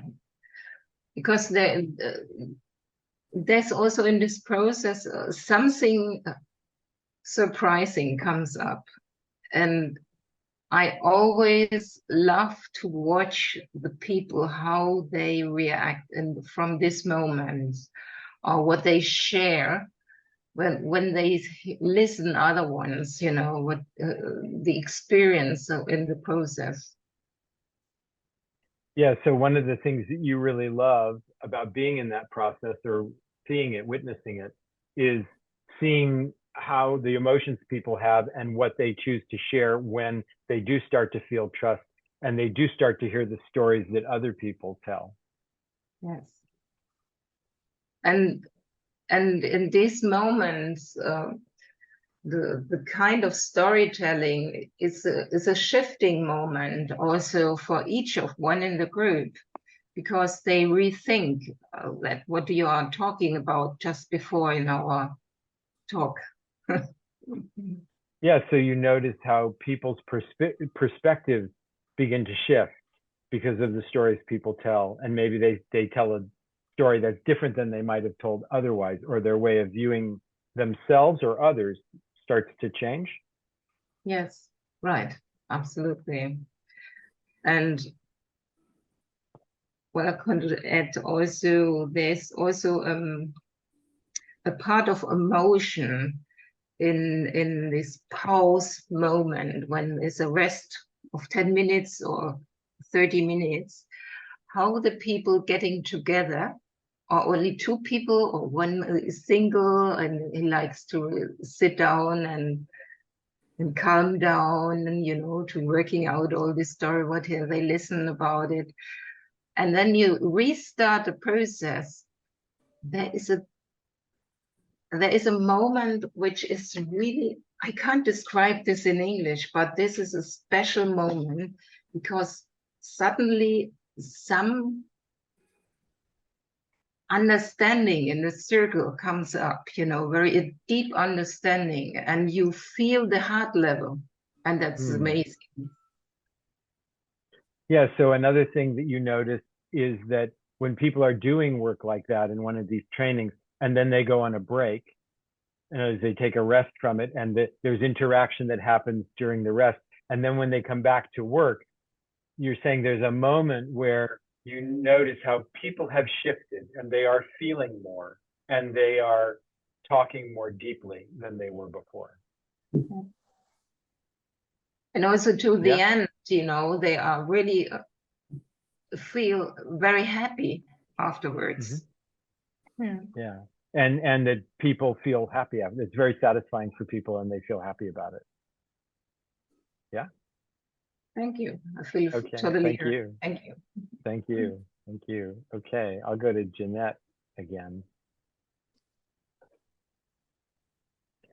So, yeah, what I'm feeling strongly right now, listening to Alana, is that, you know, the validation of hearing that things that I have experienced in American culture, those also happen in German culture. And it's that thing of, you know, the common humanity. Of course, we're different in so many different ways, all people are, but there is a common ground that we have. And so it's so sweet to hear her stories of things that are the same. That makes me happy. Yeah, I'm hearing you say that you're resonating this process that you're hearing from validating people, that it's so nourishing to witness the common humanity, not just in our culture, but it's a common human trait, and that this is very satisfying. It's so sweet. Yes, across cultures. Yeah, across cultures. Yes. The other thing I'm feeling pretty strongly is a lot of appreciation for Alana for being here and participating in this, even though English is not her first language, which is not easy to do. That's hard. So to the degree that you're stretching to do that, Alana, and bring us your experience, like have your experience be part of this circle, I'm feeling a lot of gratitude for that. Thank you. Yeah, I'm hearing the appreciation for Alana, even though English may not be her first language, that her willingness to participate and what Alana's bringing gives you a lot of appreciation in hearing others, and you know, especially Alana, when it's not her own culture or language. Yeah. And I'm also feeling appreciation for Jeanette and Harmony too, for all of us actually, for the ways that we have, you know, made little adjustments in the way we're talking or the way we're reflecting to help accommodate, you know, someone whose English is not the first language. Those subtle adjustments, which sometimes people don't do. Sometimes I actually have to ask them to do it as a facilitator. That's empathic. You know, that is an empathic response to who someone is. And that's also beautiful. So I'm grateful for you both doing that and feeling a lot of joy at kind of witnessing the beauty of that. I'm hearing that you are have gratitude that you're able to witness the joy in accommodating and going to this empathic level, because we're all adjusting to this energy of, I'd say, openness. Yeah, that from we're what I'm adjusting hearing. to each other. That Adjusting. empathy is a communal process, right? And that we're adjusting to each other, and that's a culture of empathy. That's That creating we're- a culture of empathy. Yeah, I'm hearing you acknowledge the adjustment, and it's bringing you joy. Yes. Yes, and it's an example of us creating a culture of empathy together. Yeah. And it's an example of how we're doing this, is that we're landing in it and being it. Yeah. And Yeah, you're expressing it. Yeah. Yeah. You're verbalizing it. That's good. That's enough. I'm done. Thank you. Thanks for hearing me. So actually, I'm going to stop, if it's okay with everyone. I want to stop and just let us have a few minutes, because I think we're going to get pulled back in the other room in 5 minutes. I think we only have 5 minutes left. And so something actually that I usually do at the beginning of the circle, which I did not do, which is just to have people say where they're from. So like, I'm from Northern California. I don't know where other people are, but that's where I am. Actually, right now I'm in Los Angeles, but I'm normally from Northern California. I grew up in Southern Los Angeles, and I've been living in Northern California for like 25 years. But I'm down here with family at the moment. So I'm curious where everybody else is. Alana? Yeah, well, I'm based in Germany, in the capital of town, Berlin. Okay. And Harmony? Well, funny enough, You're in Texas. Yeah, I grew up in Los Angeles area and spent the last 25 years in the Bay Area, via Montana, Hawaii, and now I'm in Texas, down in the Rio Grande Valley, almost Mexico. My friend calls it North Mexico. Hot here. Right. Yeah. Yeah, so we have similar. How old are you? We might have been, we're both in Los Angeles at the same time. I am 60, going on 69 next month. Okay, well, we're close. Yeah. I'm 67. So what high school did you go to? Oh, I went to actually I was Corona Del Mar High School. We moved to the Newport Beach, but I was also in Sunny Hills High School. I was in Fullerton. Yeah. Yeah. Not, Sorry for that. That's okay. And you, Jeanette, how about you, Jeanette? I have been in Santa Barbara for 16 years. I worked at a retreat center there, a spiritual retreat center, and it was destroyed. But I grew up in Brazil and went to an American school, and I did have this empathy in school, not my whatever other places, but so I'm appreciating that I'm right here. And where are you right now? In Santa Barbara. Santa Barbara, okay. Cool. And so is there anything else people want to say before we get pulled back into the other room about their experience of this or anything else?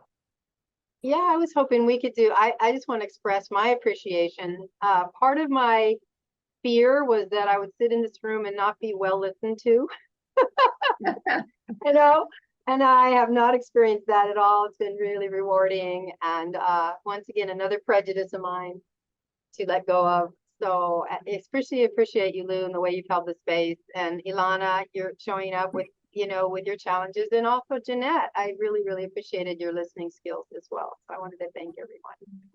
Yeah. Thank you so much, all of you. I just, gratitude, and thank you, Lou, for leading, and just appreciation.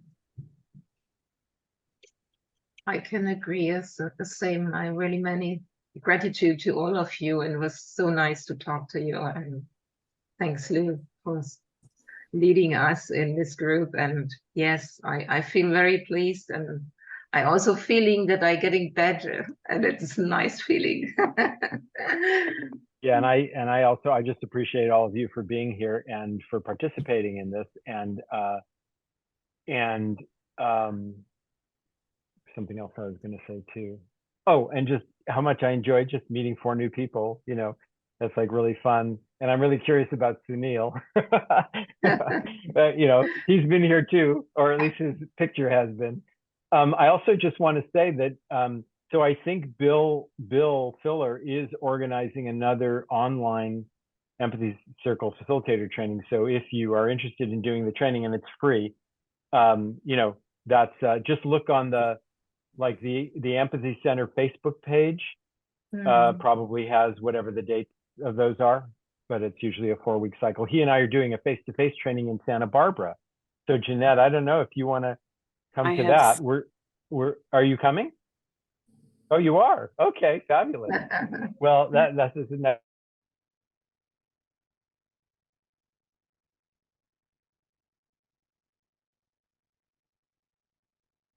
Hello.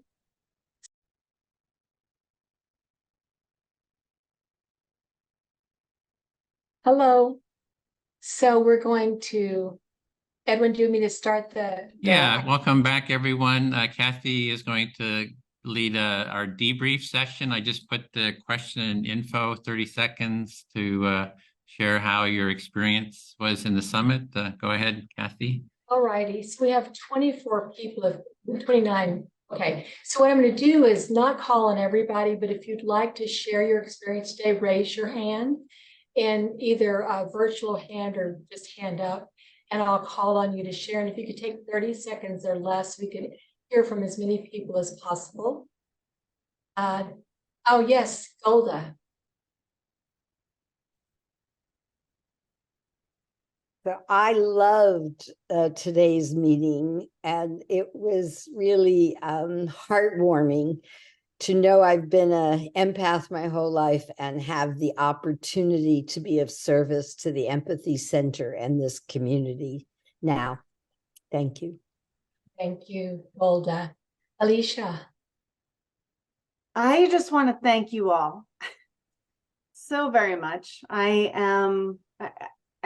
think we probably all know, I mean, this is extraordinarily difficult work in terms of all of the resistance that we receive. But then when we're together, it's like, yes, forge ahead. And I'm just continued to be as inspired. And not that I have felt alone since connecting with you all, but now I'm like, yes, proceed with confidence. We are here, and we're moving this. We are moving. We are not just moving the needle. We are moving the entire conversation. So thank you all so very much. It's a privilege, honor. Thank you, Alicia. Thank you and Golda both for being speakers today. Harmony. Hi. I have spent the last 20 years in the Bay Area, California, and was in a community of dancers where everyone was an empath. And I kind of took her for granted how well I was listened to and could listen to others. And I moved to Texas a year ago, and it's a completely different culture. It's not just Texas, but where I am. And this, sitting in this room, I missed some of the presentations, but in our breakout room, it just really reminded me of what it's like to be with other empaths and other listeners and how important that is, and has re-inspired me to really make that a central part of my path and my offerings going forward. So thank you so much for this entire event and for each one of you who showed up here to share yourselves and to be with me, especially in my breakout room. Thank you. Thank you. Tara.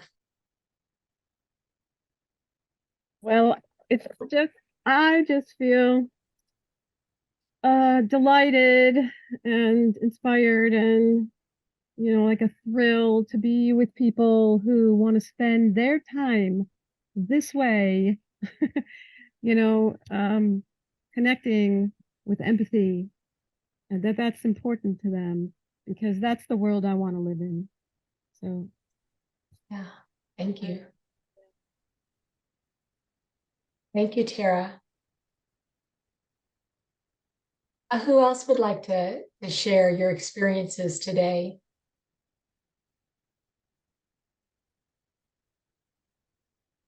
Yes, Mair. I don't know how to raise my electronic hand in the moment. Yes, my 30 seconds. Wow. This is a tasty, delicious, stimulating and invigorating and inspiring way to spend 4 hours. And I'm really grateful for the opportunity to. It's such a,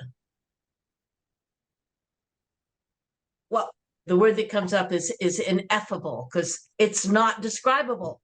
Okay, thank you all. Thank you so much, Mair, for speaking for your 5 minutes today too, on the spot. Alu. I just want to say how much joy I feel being here with all these people, seeing all your faces, again, some familiar and some new, and then having a wonderful time in my breakout, meeting 4 new people, and learning about each other and experiencing empathic connection. We talked about, and I'm feeling it right now, how soul nourishing it is for me to experience that and how much joy I feel. So I'm just feeling a lot of gratitude. And while I didn't want to take up time to in this space, let others speak, I was feeling it so strongly. I just wanted to say something about it. So thanks, everybody. Thank you, Lou, and thank you for your years of work on this. Jeanette.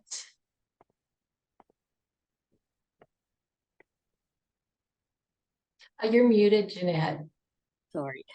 Again, I was in that same group, and to me, the proof of this is timeless, that the hours don't seem like they are. Whereas yesterday I could go to a happy hour and I don't last 10 minutes in a cocktail situation and want to leave. Whereas 4 hours can seem absolutely a joy to be in this place of real open-heartedness. And I thank Edwin again for all the work that's gone into this. Thank you. Thank you. Yes, we're all so appreciative of Edwin. We've got about 4 more minutes before I turn it over to Edwin. Anybody else would like to share your thoughts for 30 seconds or less? Or a little bit, tiny bit more? Ellen.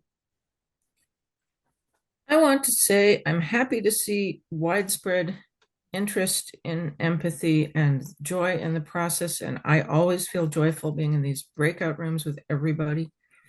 Please don't co-opt or compromise a natural, timeless, deep process between human beings for corporate sales marketing purposes. Thank you, Ellen. Kara. I just want to say, because Larry Love's not here to say it and somebody needs to, I love empathy circles, period. Yes, you do, Kara. Masha. Hi. It's my first time in the Empathy Summit and in Empathy Circles, and I just want to share with you that I have a feeling like I found my tribe finally. I've been looking for you, and I feel so connected, and I really feel inspired. So I'm starting with a training in October, I guess. I have to check if if yes, Bill says yes. Okay, great. Thank you. Yes, you do belong here. Everybody does. Ceacillea. Yes, I'm really grateful that I was able to be one of the speakers and to have these awesome breakout room again today with a real topic that we dove deep. That was a real yummy moment for me. So thank you all, and looking forward. I'm going to do the Empathy Circle facilitation in October as well, even though I have done that years ago. But I just wanted to know how did it develop? Thank you. Thank you, Ceacillea, and thank you for speaking today. And I recommend everybody get her free little booklet. We have time for a couple of more. Who else would like to share?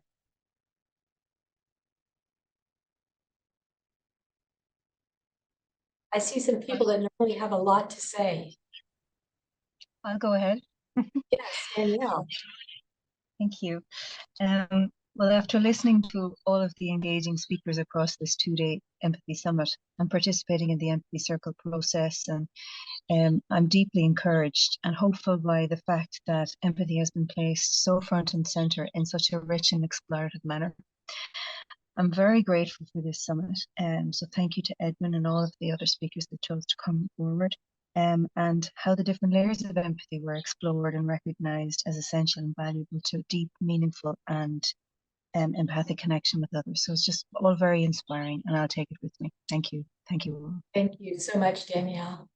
So we have time for one more before I turn it back over to Edwin.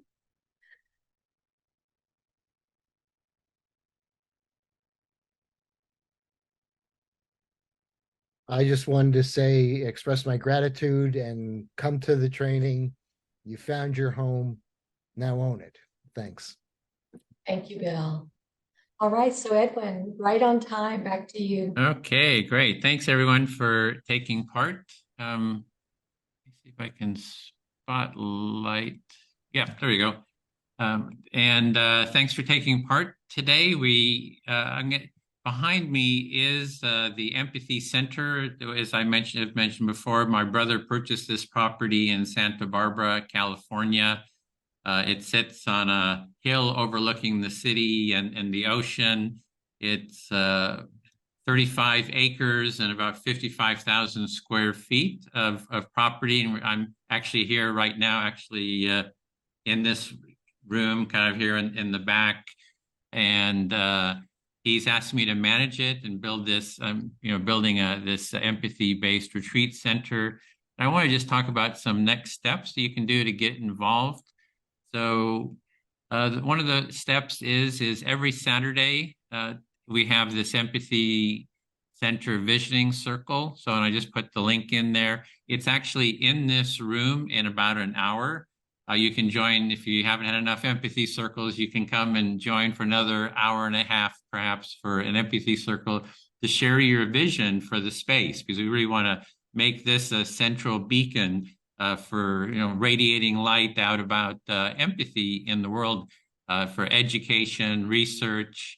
It'll be a multi-faceted retreat center doing all kinds of different workshops. As I mentioned, we had a group of artists here. We want to have an art center, permaculture, and just all kinds of really interesting different initiatives. I also put in the link there to the next summit is November 4th. We're holding these summits every 2 months. And so the next summit is November 4th. And the topic we're exploring is, why is empathy essential in conflict mediation? It's pretty much core, seems to me, to doing any sort of mediation, if you can get the participants to empathize with each other. So we'll have another group of speakers on that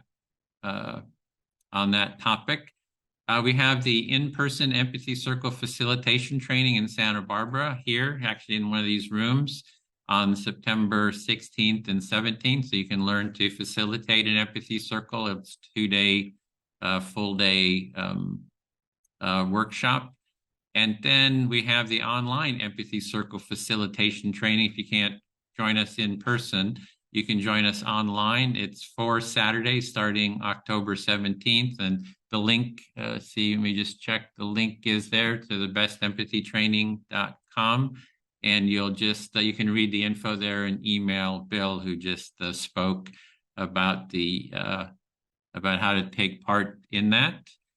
And you can take that training multiple times, 5 times, take the training 5 times, and you can become a trainer of it. So we have a trainee approach. First time you take it is just, as maybe Lou was mentioning, you take it the first time as a participant, and then you help actually to host the training, as well as we have a group that's hosting these summits, and you can get on our email list and help us organize these summits. You can actually lead a summit. So, have a topic and kind of help organize that. And so finally, we're going to put a link in here. If you could take a few minutes now to open this document, just click on it.